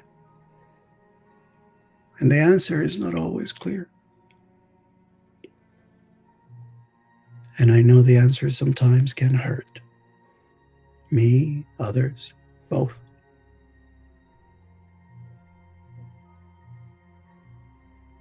I do not have an answer that can fix and solve whatever you are feeling right now. Because at the end of the day, all I can do is try.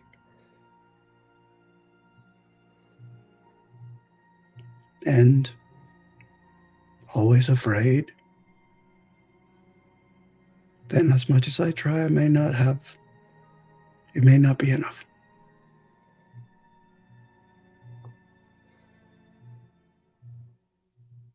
Then he just goes quiet.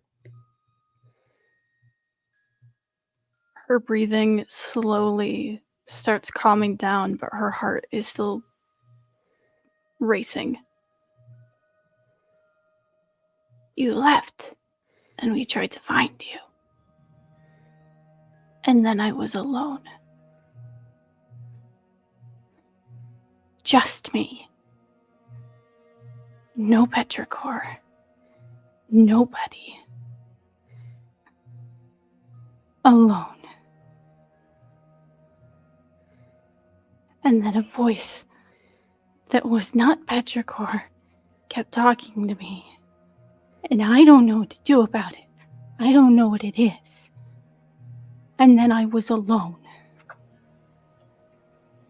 Riley, you hear shh. And anyone who can see Riley's face,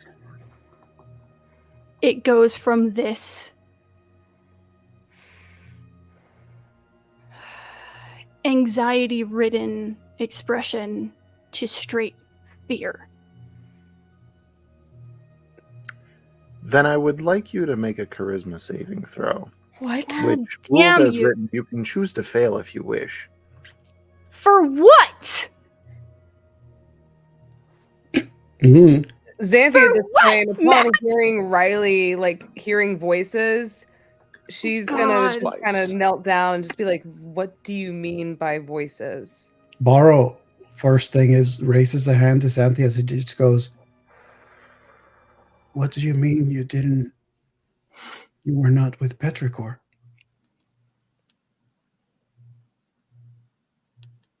I don't know. But they're not. I can't hear them. Matt, I got a 22. That's nice. Can you roll it again for me? I What? hate it. Son I of a... hate it. Disadvantage? Are you kidding me? I hate it. I'm shaking so bad, you guys. Oh my god! Oh my god! Oh my fucking god! Dirty 20. I don't like it. I don't like Stop that it. look you just gave, Matt. it! Put that smirk away! You're making me laugh. No!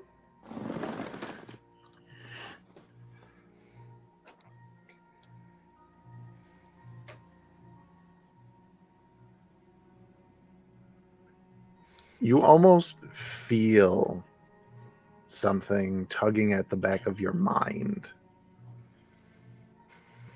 And in that moment, you shake it off.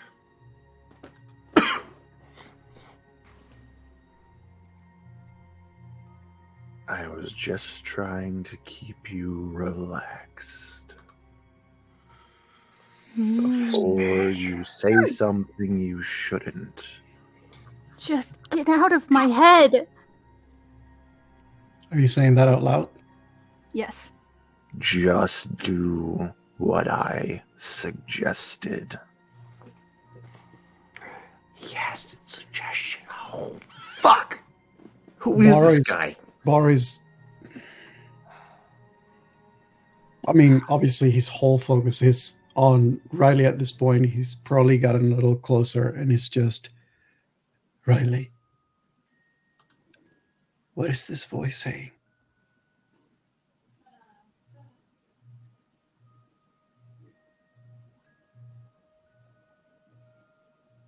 Riley?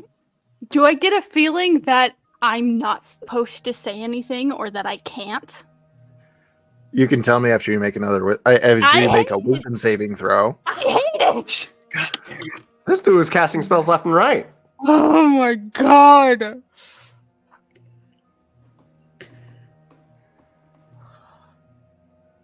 Jesus Christ, it went so far over here.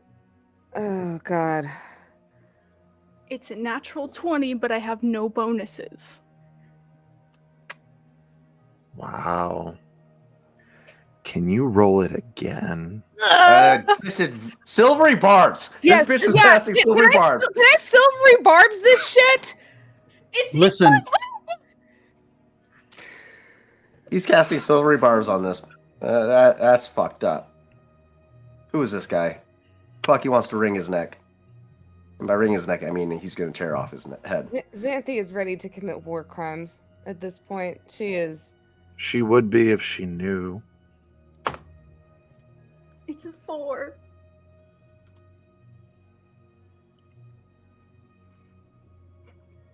What was Bahro's question?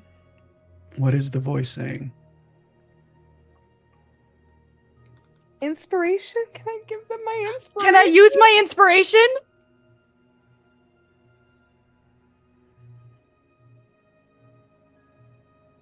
The answer is yes, Matt. The answer is yes. Come on, let's go! Am I rolling again or do I get the first one? Your inspiration is going against the 4. Okay. Oh my god. Oh, Fuck this dice! It's a 5! can I get... Ah! Okay. Just hit me with it, Matt. Just let it happen. I suggest Motherfuck. Son of a bitch. you Son of a stop bitch. telling him about me. Fuck.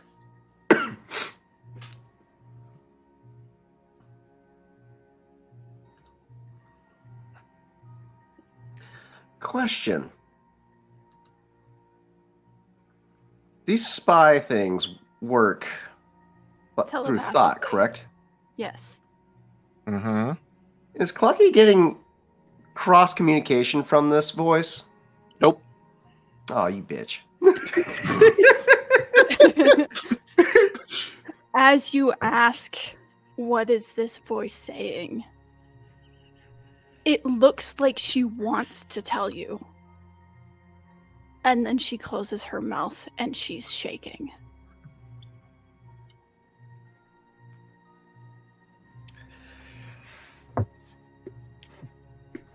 Bahro.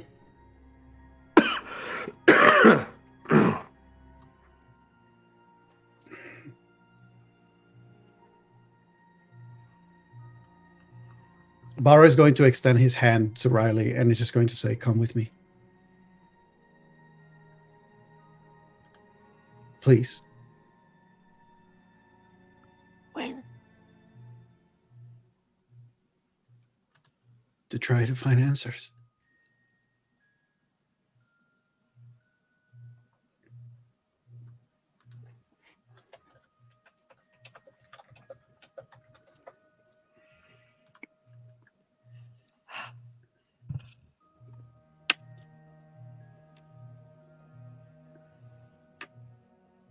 What are my bonuses to that?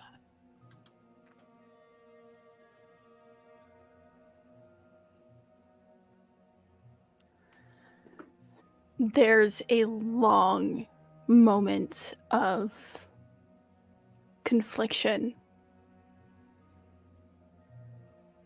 before slowly she starts reaching for your hand, and she is very, very harshly shaking. She's terrified.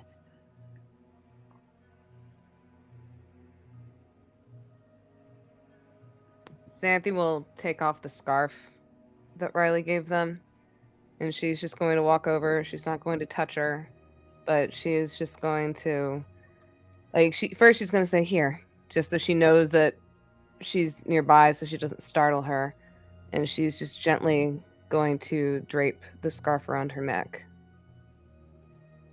It's going to be okay. We'll figure this out together. We always do.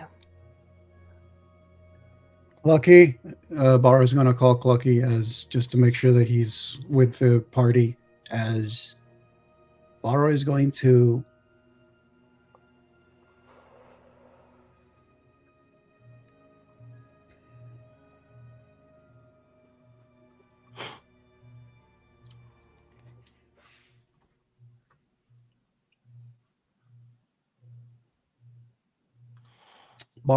lead the party close to Goose's shop. And then he's going to, while facing the direction of the shop,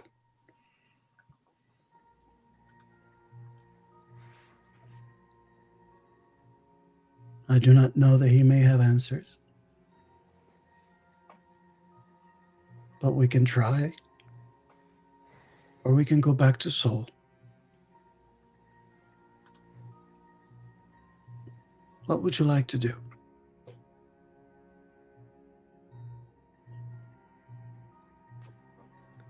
I don't know. I'm scared. Bahro just crouches in front of Riley, and so am I, kiddo.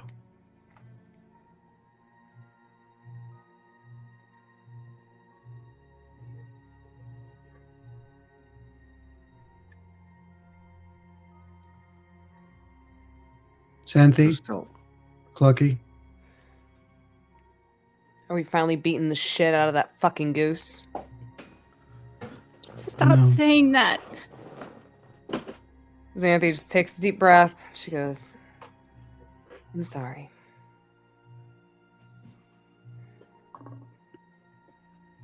I would like to go speak to Goose.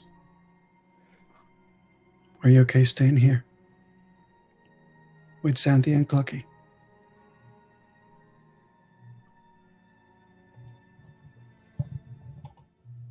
You shouldn't go in alone. I'm also afraid of going with you for what might happen to you.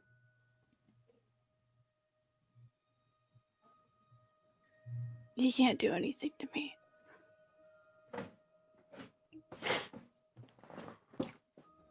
It seems he already did something today that we did not know he could.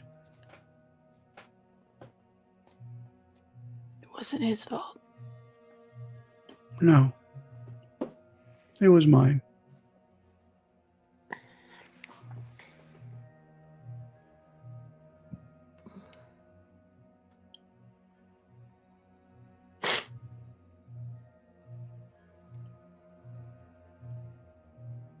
I don't want you to leave again.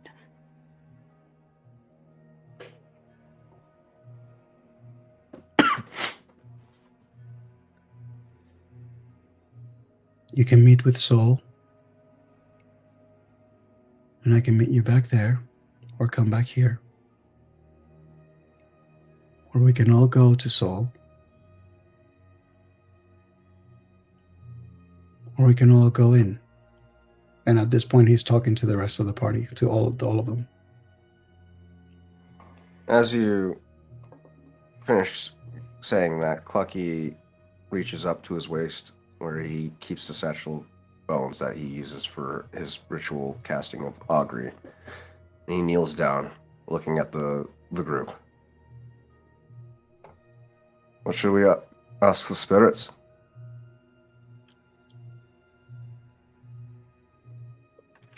Last time we asked the spirits some things started going downhill pretty fast. And they said that it was going to be good. The path isn't over yet.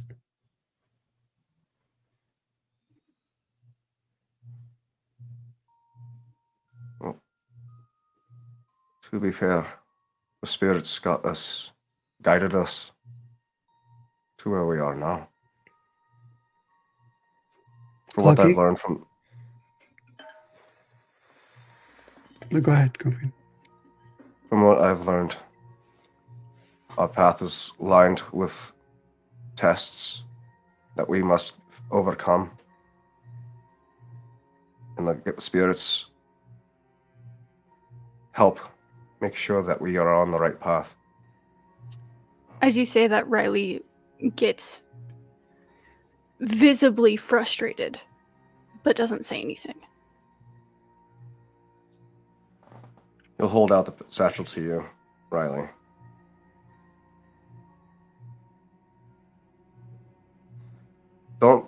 You don't have to trust what I say, but feel. Let the energy of the spirits flow through you. You will sense that they are telling the truth, as I do. And as he'll set the bones on the ground in front of you, as he continues to start chanting the chant that Caliban taught him, and is waiting for you to cast the bones for him to interpret. Aww. Brother's bonding time. I would say Bahro also, having caught the tension and the not saying anything from Riley, he would add to that into what Clucky said. Do not hold back, little one. I do not think this is the time to withhold what flows within us. The louder you call, the louder they answer. I'm tired of people telling me about tests and trials. I'm a kid. I'm supposed to be growing up with a family and in normal circumstances, and all I've dealt with most of my life is pain and suffering, and I just want to go home, but I can't. Xanthi goes and knelt down in front of Riley. She looks her eye to eye. She goes, "You may not know me all that well, but let me tell you, you're not the only one who has faced many trials being a child. And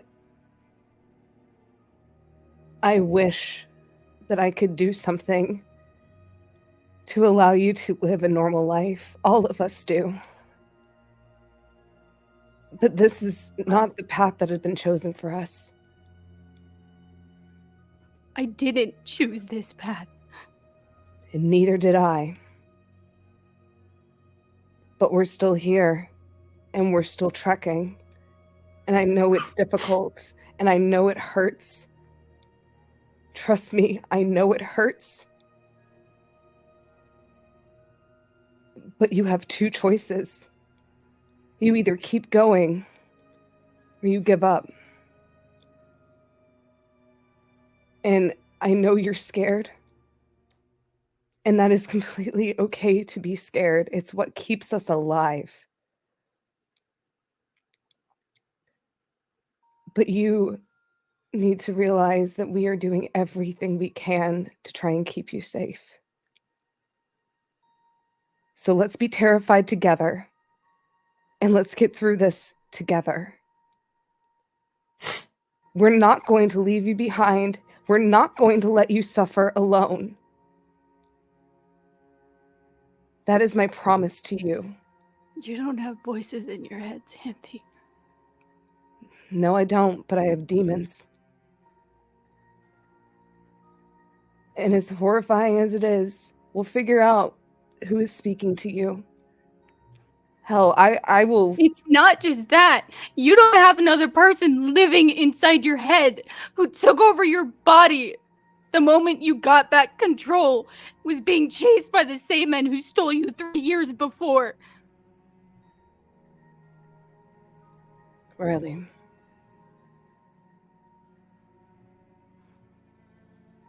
There's a lot of choices that we don't get to make sometimes. But there is one choice that you can make.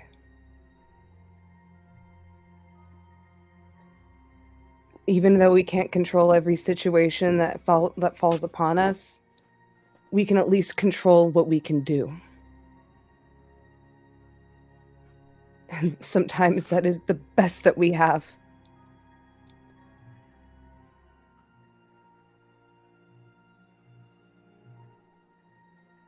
And I'm sorry that you got your childhood ripped away from you. I know exactly how that feels. To not get to just be a normal kid. To have to endure horrors and pain and suffering. Do you know how much I wished I had a party like this to protect me in a concrete cell? I understand you're hurting, but at least know that you're not alone in this, even if you feel like you're alone.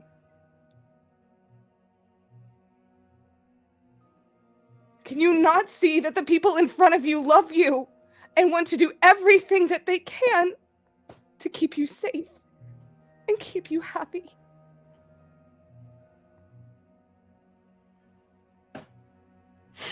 I'm not going to give up on you, so don't you dare give up on yourself. Look at how far you've come. Years ago. Pardon, what did you say? I gave up on me 2 years ago. Did you? You're still here, aren't you? Why are you still fighting then? Tell me, why do you keep going? There is something inside of you that wants to keep going. For 2 years, I was sick and in a coma. Until you all came along, and yes, I might be moving and doing things now, but that's only because I had someone inserted into my mind. I gave up 2 years ago because I thought I was gonna die. Because I couldn't move, I couldn't do anything. For 2 years. With nobody. But government agents. Who wanted to use me as an experiment. I've been in your shoes, kid.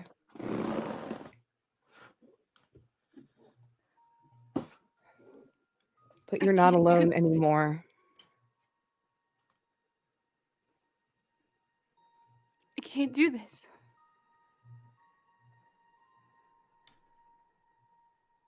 Why?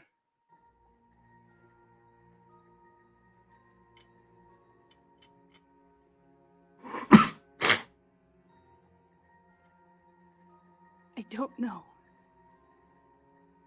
Well, how about we make a deal then? Until you do know, let's keep trying together. Because maybe the reason you don't know is because you haven't found the answer yet, or you're not meant to find the answer. Here's the thing. Sometimes life sucks and then you die. But sometimes life sucks and you keep going. You have fire in you. I've seen you pull shit off I couldn't even do. How capable you are?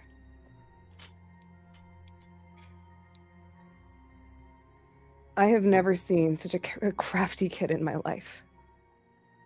I have never seen someone with such fighting spirit before, such will, despite all fucking odds. You remind me a lot of myself as a fucking kid. Just wanting to live.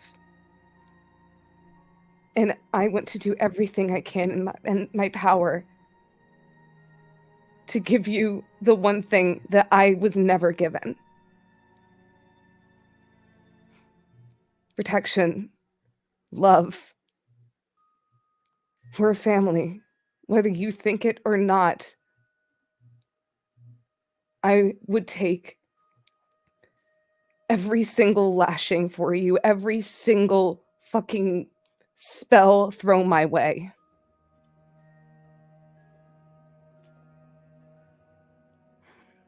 If you're not strong enough, you can take some of my strength. I will be stronger for you.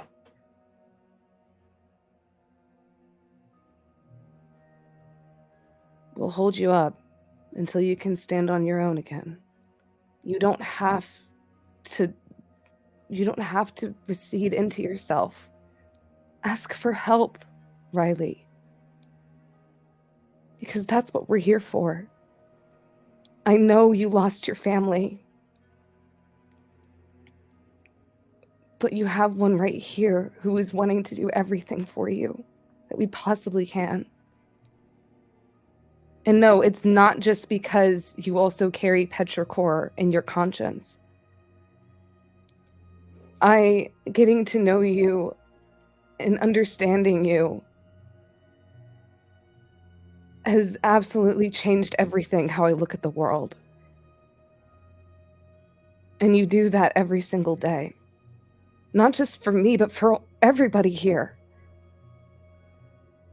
You gave Clucky a little sister. You gave Bahro someone to care about, to learn and grow with. And you gave me another reason to keep going and fighting the way that I have, because I now have something precious I need to protect.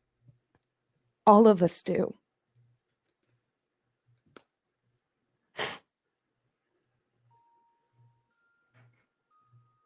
She's gonna just extend her pinky out. I pinky promise that we will be your strength. I will give my life before anyone even lays a fucking finger on you. Just please promise me that you'll keep fighting. Even if you're terrified. Being fearless doesn't mean that you don't have fear. It means that you're scared, but you do it anyway. So let's be fearless together. Why? Why what?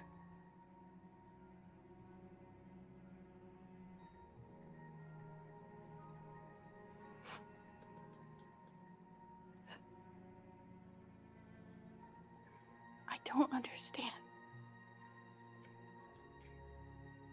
Neither do I. We weren't You guys always... okay? Sorry, go ahead. You guys are capable of doing more things than I have ever could have imagined. I just swing a sword. Talk to spirits. You are capable of doing way more than that.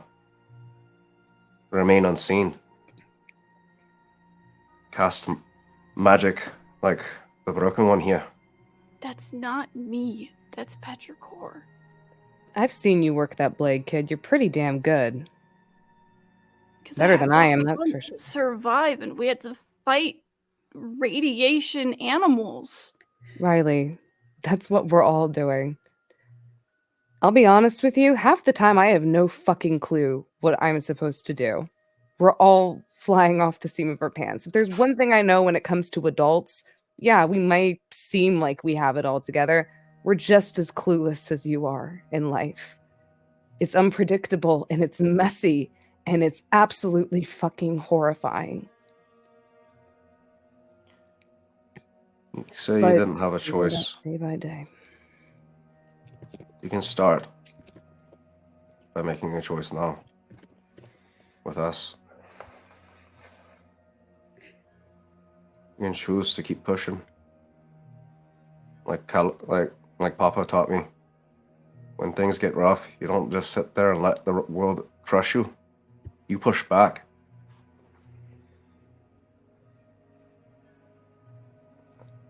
I don't plan on letting this world stop me from getting all of you home. Clucky, I can't go home. Then you build a new one.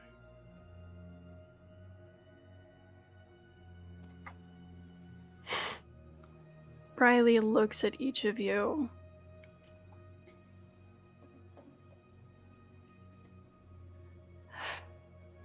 Trying to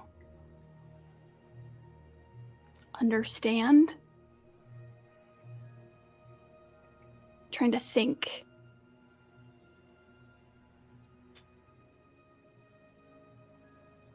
Riley, roll me an insight check.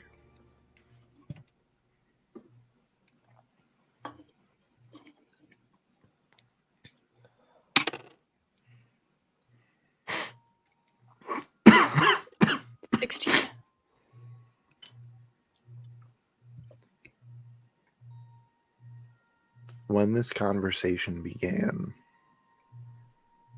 and your party was attempting to,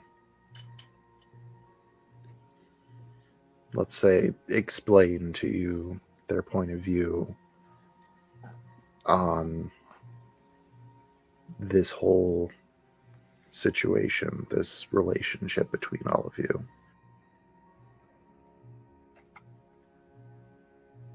and you looked at everything that has been happening and you've been fighting to push away,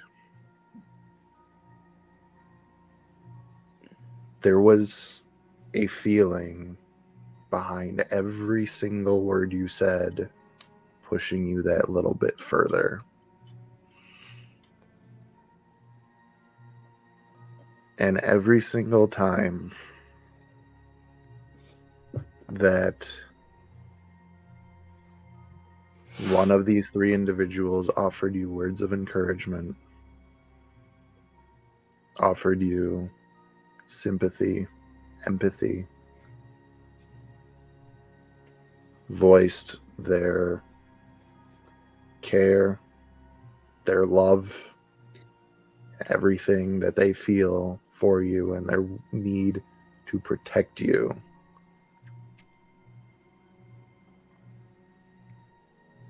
that little push kept getting a little smaller each time.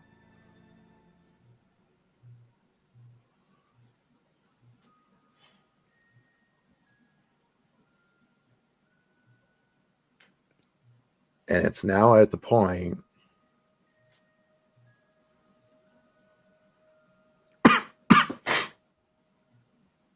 where this push is almost feeling like a slackening grip.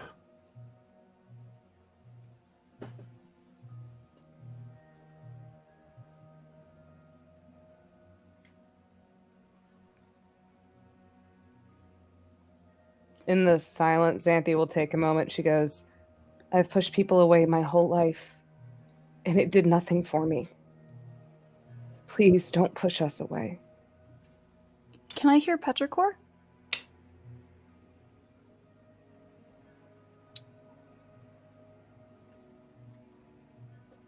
Riley is the one who shut Petrichor out.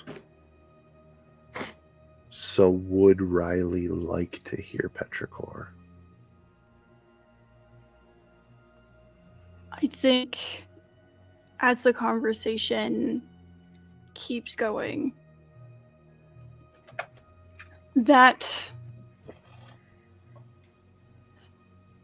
feeling that Riley's been harboring for a while, that the only reason why this group cares about her is because Petrichor lives inside of her. And with it verbally being stated that that's not the case, Riley starts reconsidering things and takes a second to see if Petrichor's willing to talk. To which I must ask you, after this whole time of being forced to stay quiet, what does Petrichor say?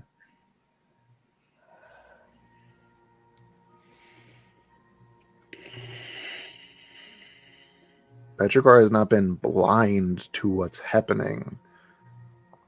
They've just been repressed.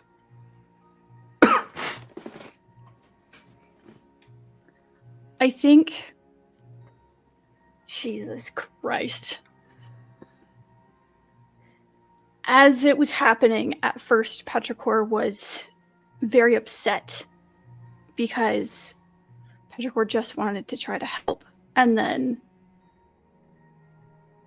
having to watch everything that happened, but then hearing the conversation about what Riley's been feeling and having all of that verbally stated in a way that Petrichor can understand.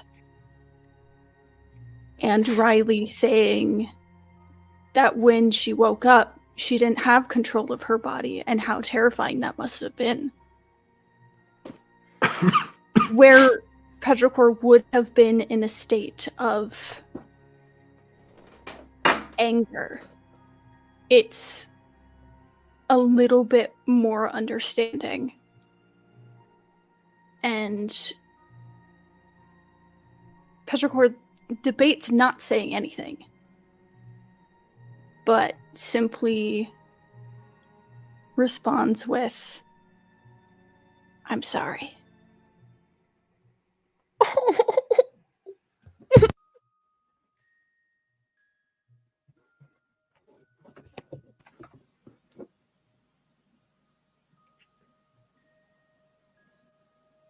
And it's with those words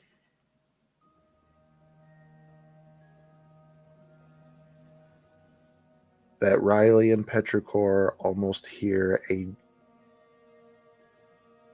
a defeated growl.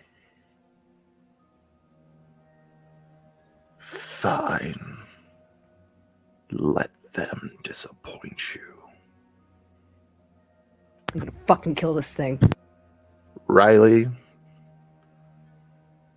you are no longer under any type of suggestion. With the growl, you guys watch what started to look like the normal kind of dissociative gaze of when Riley tries to communicate with Petrichor or Petrichor with Riley. And there's almost a sigh of relief before she jumps and takes a couple of steps back and kind of comes to, looking still mildly terrified.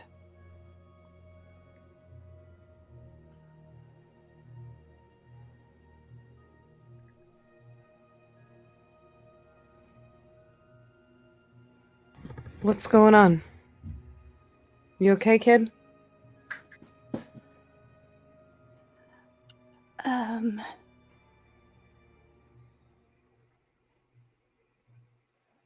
Can I make the inference that he's gone? The sigh of relief was from a weight being lifted and a cloud being pulled from your mind. I think it's gone. The voice? I will say this. Now that they're no longer repressed, Petrichor was aware of another presence because Petrichor was not the target, and Petrichor no longer feels that presence.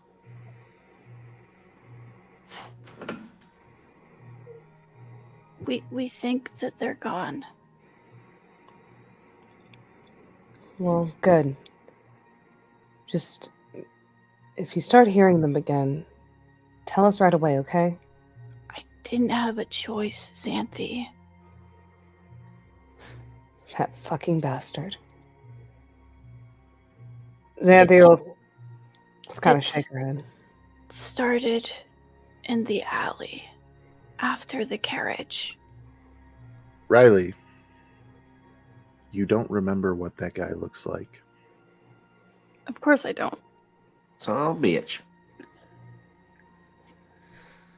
Can Xanthi roll an Arcana check?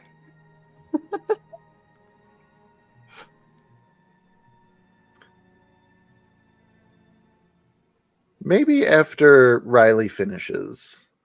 It all started in the alley. I was frustrated and I didn't want to talk to any of you, so I sat in that alley. This man came around. Honestly, at this point, you're not even certain of gender. It's fuzzy. Somebody came over and started talking to me and asked what I was upset about, and I was kind of vague about it because I didn't want to talk about it.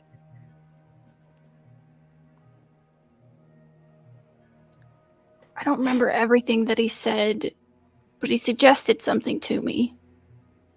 And then I left the alley. I had a conversation with Bahro, and then we came back to everybody. But on the way back, that's the first time that I heard his voice in my head. What did he say? Do you remember? Do I remember? You do remember what he said. He said lies. Xanthi's brows just furrow. It was after what Bahro had said to me. Which was what exactly? It was a conversation.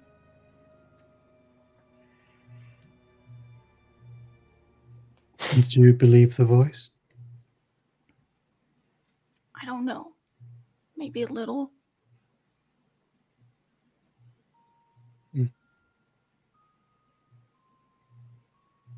But then You see, Bahro actually grows quiet, and his head just sort of tilts away, as if he seems to be thinking about something. But then it was quiet until I got stuck in that and just gestures towards the door. Xanthi glares at the door. At first, it was more of curiosity of me trying to figure out what it was, because I didn't know. But there was nothing, and then the goose popped up the first time, and then I heard him again. I swear if it has something to do with that damn goose. I don't know.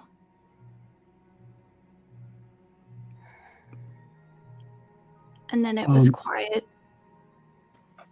And then I came out.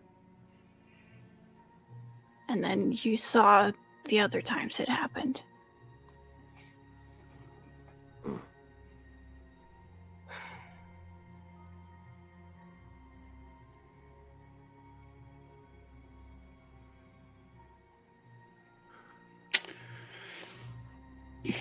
Bahro is going to walk to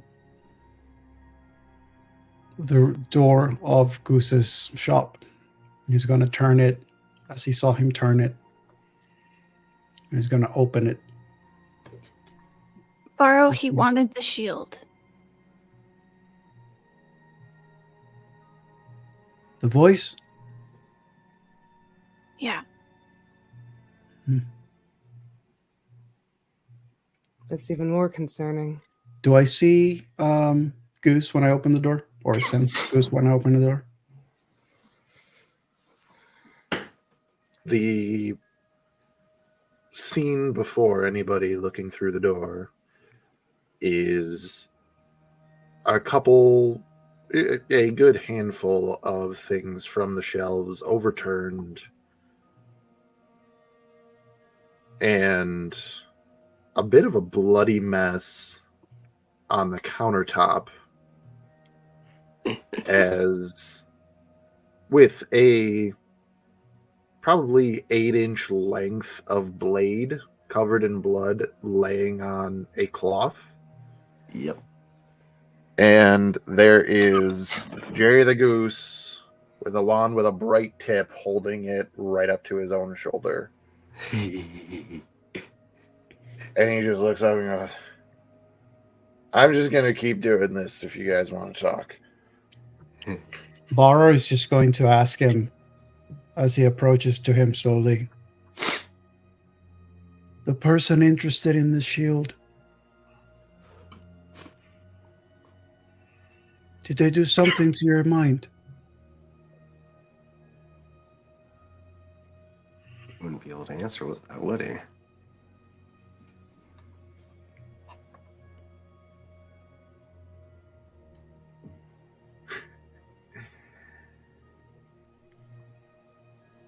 He seems to be pondering for a moment.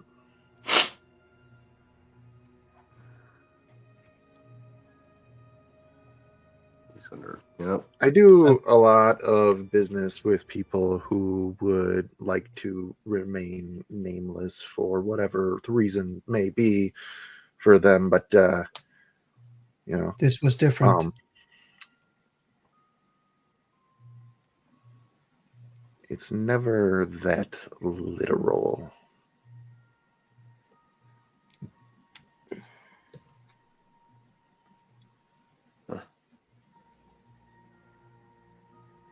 Bahro is going to approach Goose. As you get closer, he kind of smirks and he goes, it sucks when you know enough to know what's happening,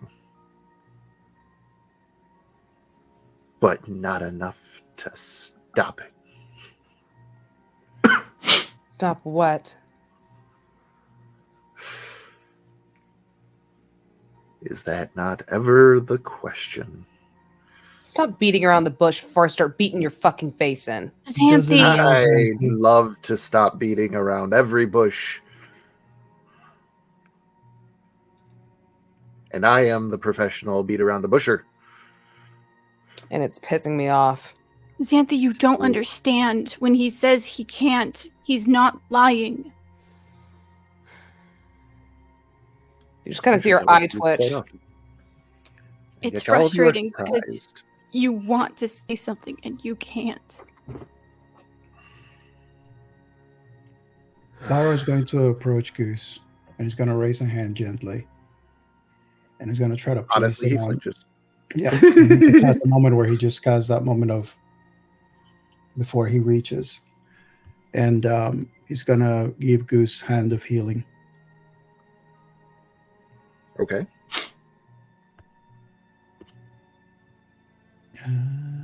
Where my stuff at? I get 6 points of HP. Right. He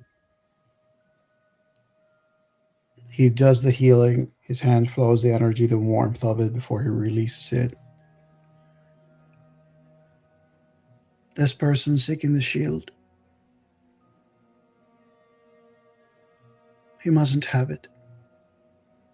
And with that, Bahro turns around and starts to walk out. Xanthi will follow. As doing so, she's going to do this to Goose and then walk out the door. As you guys start walking after what Bahro just said, there is a quick shift sound, and the stool that Jerry was sitting on is now on the floor, and he's standing, like holding a hand out towards you guys, as if to grab and stop you, even though you're out of his reach. Bahro pauses. Riley hadn't turned to follow. Riley was watching him. Xanthi will look over his shoulder. What the fuck do you want?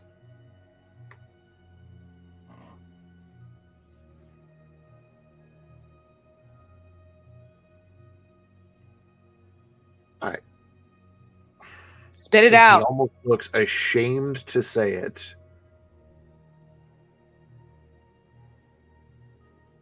What do I have to pay you to get the shield?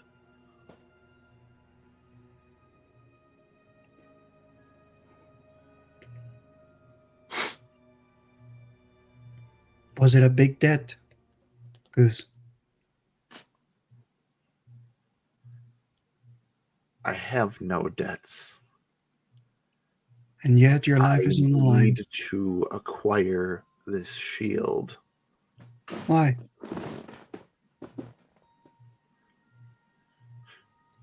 What's so important about the shield? Not to mention, if this guy can get into fucking people's heads, or whatever the fuck, why can't he just get it himself? Fucking coward, if you ask me.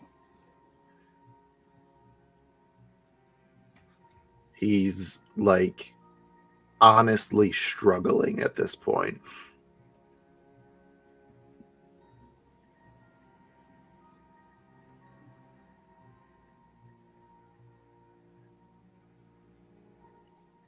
Goose, we know there is much that you may not be able to say. So how about you tell us what you're not saying? Come on, you're good with words, aren't you? Matt, Hmm. can I make a switch to Petrichor? I believe that is something that you are capable of doing now. Smash. Can I cast Greater Restoration on Goose?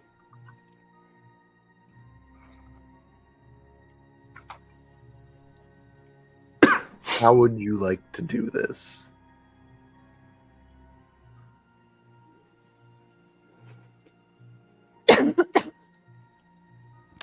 I have a diamond.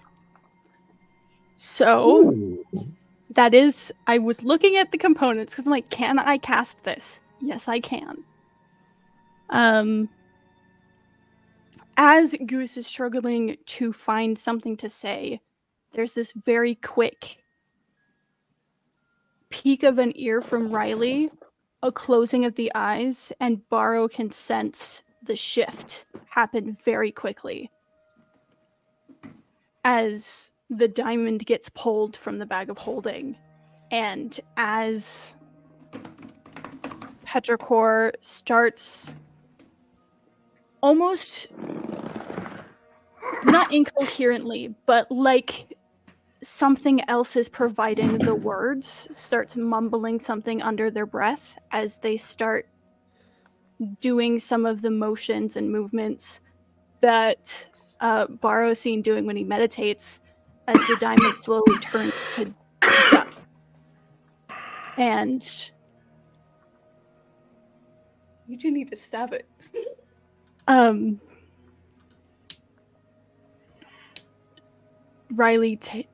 Petrichor takes the dust and, almost in a Simba moment, just kind of smears some across his forehead and just kind of spreads the rest across his body as the dust starts glowing as the spell takes effect.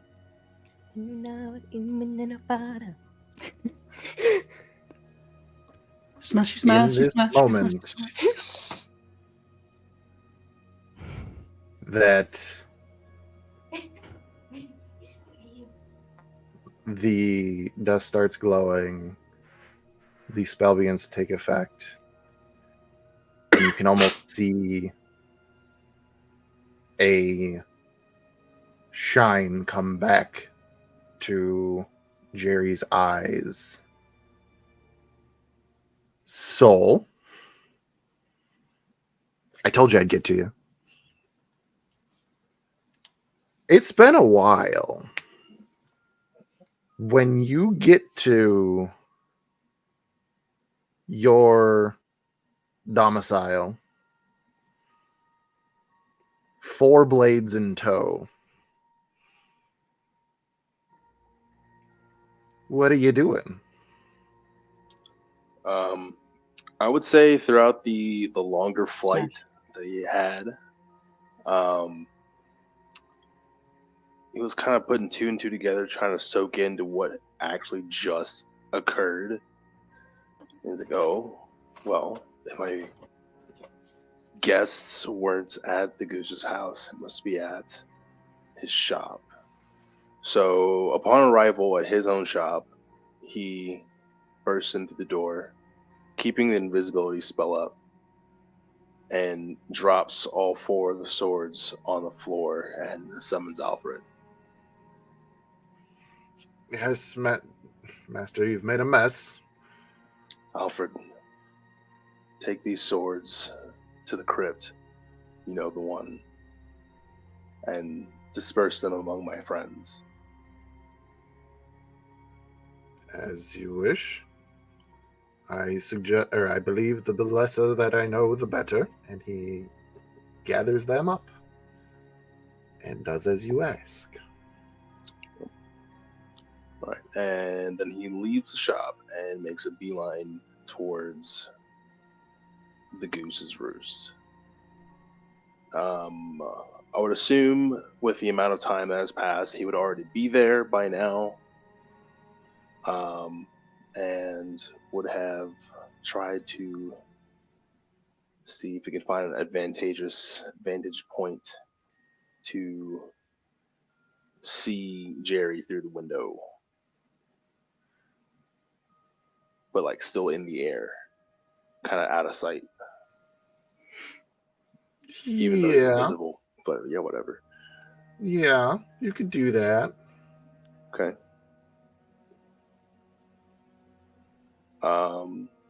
He's gonna pull out his rifle, train it on Jerry, and use his last second level? Yeah, last second level spell to cast Flock of Familiars. And is the door still open to the shop? Probably not.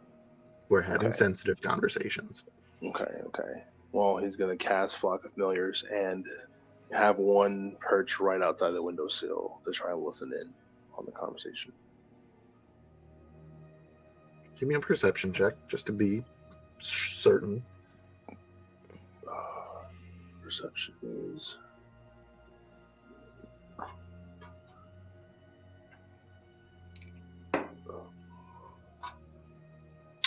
That is 18 plus 8, so 26. Nice. With the 26, I'd say that you're able to listen in on this entire conversation. Smash. Hell yeah.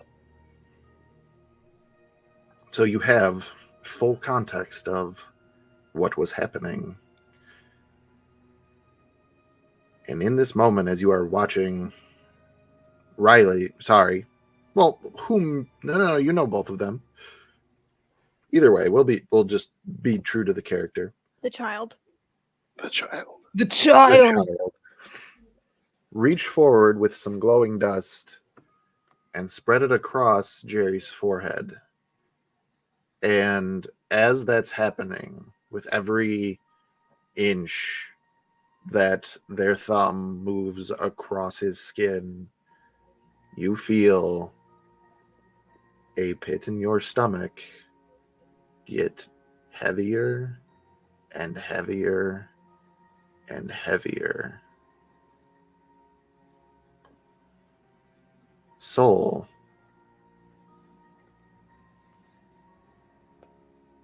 you feel like there's eyes behind you.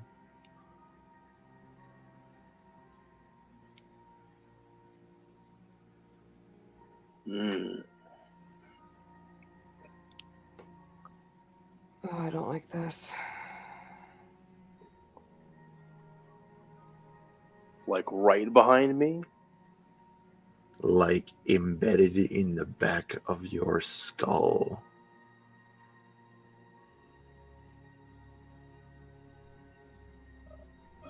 Yeah, he's gonna spin around on the broom, trying to perceive what it is, keeping the rifle trained. You turn Whatever around and you see the most massive, toothy, black maw Snap? stretched open, ready to swallow you whole. Again. What? And in the instant that the spell takes effect and Jerry gasps for air and grabs Patriclor by the shoulders, lifting them up. God damn it, you fucking did it! Put me down. Put me down. Xanthe And is that is where we're immediate. going to end tonight's session. Oh my god. God. Jesus fucking Christ. Holy Jesus shit. fucking Christ. Stop! Almost a 5-hour session for the Jesus. Dimensional Dial crew. Oh my After God. last night's almost 5-hour session of the Edge of the Empire crew. I'm I don't shaking. need sleep, I need dice rolling. Ain't nobody needs sleep. We need answers. God damn it. Thank you all so much God. for those whom have tuned in. We are Two Dice Adventures. This has once again been the Dimensional Dial of Dr. Diago. Tune in next week, which should be the 3rd of January in the new first Dimensional Dial of the new year. Excuse me. Yeah. New year, new us, baby. be Let's something. go. Fucking Yes, exactly. And we get to see what the fuck is going on with all of the things. 2024, it means that we start at level 24, right? So we level up, right? Do we level up? Do we level Do we up? level up, Red? Do we? Please. It's not mean- the midway point that I had in mind, but it's a Midway midway point? point. Oh, You shit. guys Okay. can level up. Yeah! Level up. Oh, yeah. Level up. Ooh, That- level, level, level, To be level up. dicers is what we call negotiating with the DM. Listen, Matt. If you insist, I guess we can take a level. It's fine. It's not like we don't ask for it. So Fucking Well- you know what? Anyway. Oh my god! Thanos. The GM cast banishment. I'm sorry, buddy. I'm sorry. I buddy. got a You can level. sit I up don't there. care. All right. Ooh. Thank you very much, everybody. Tune in next week till we figure out what on earth is going on, because whatever is happening, that decision has yet to be diced. Indeed.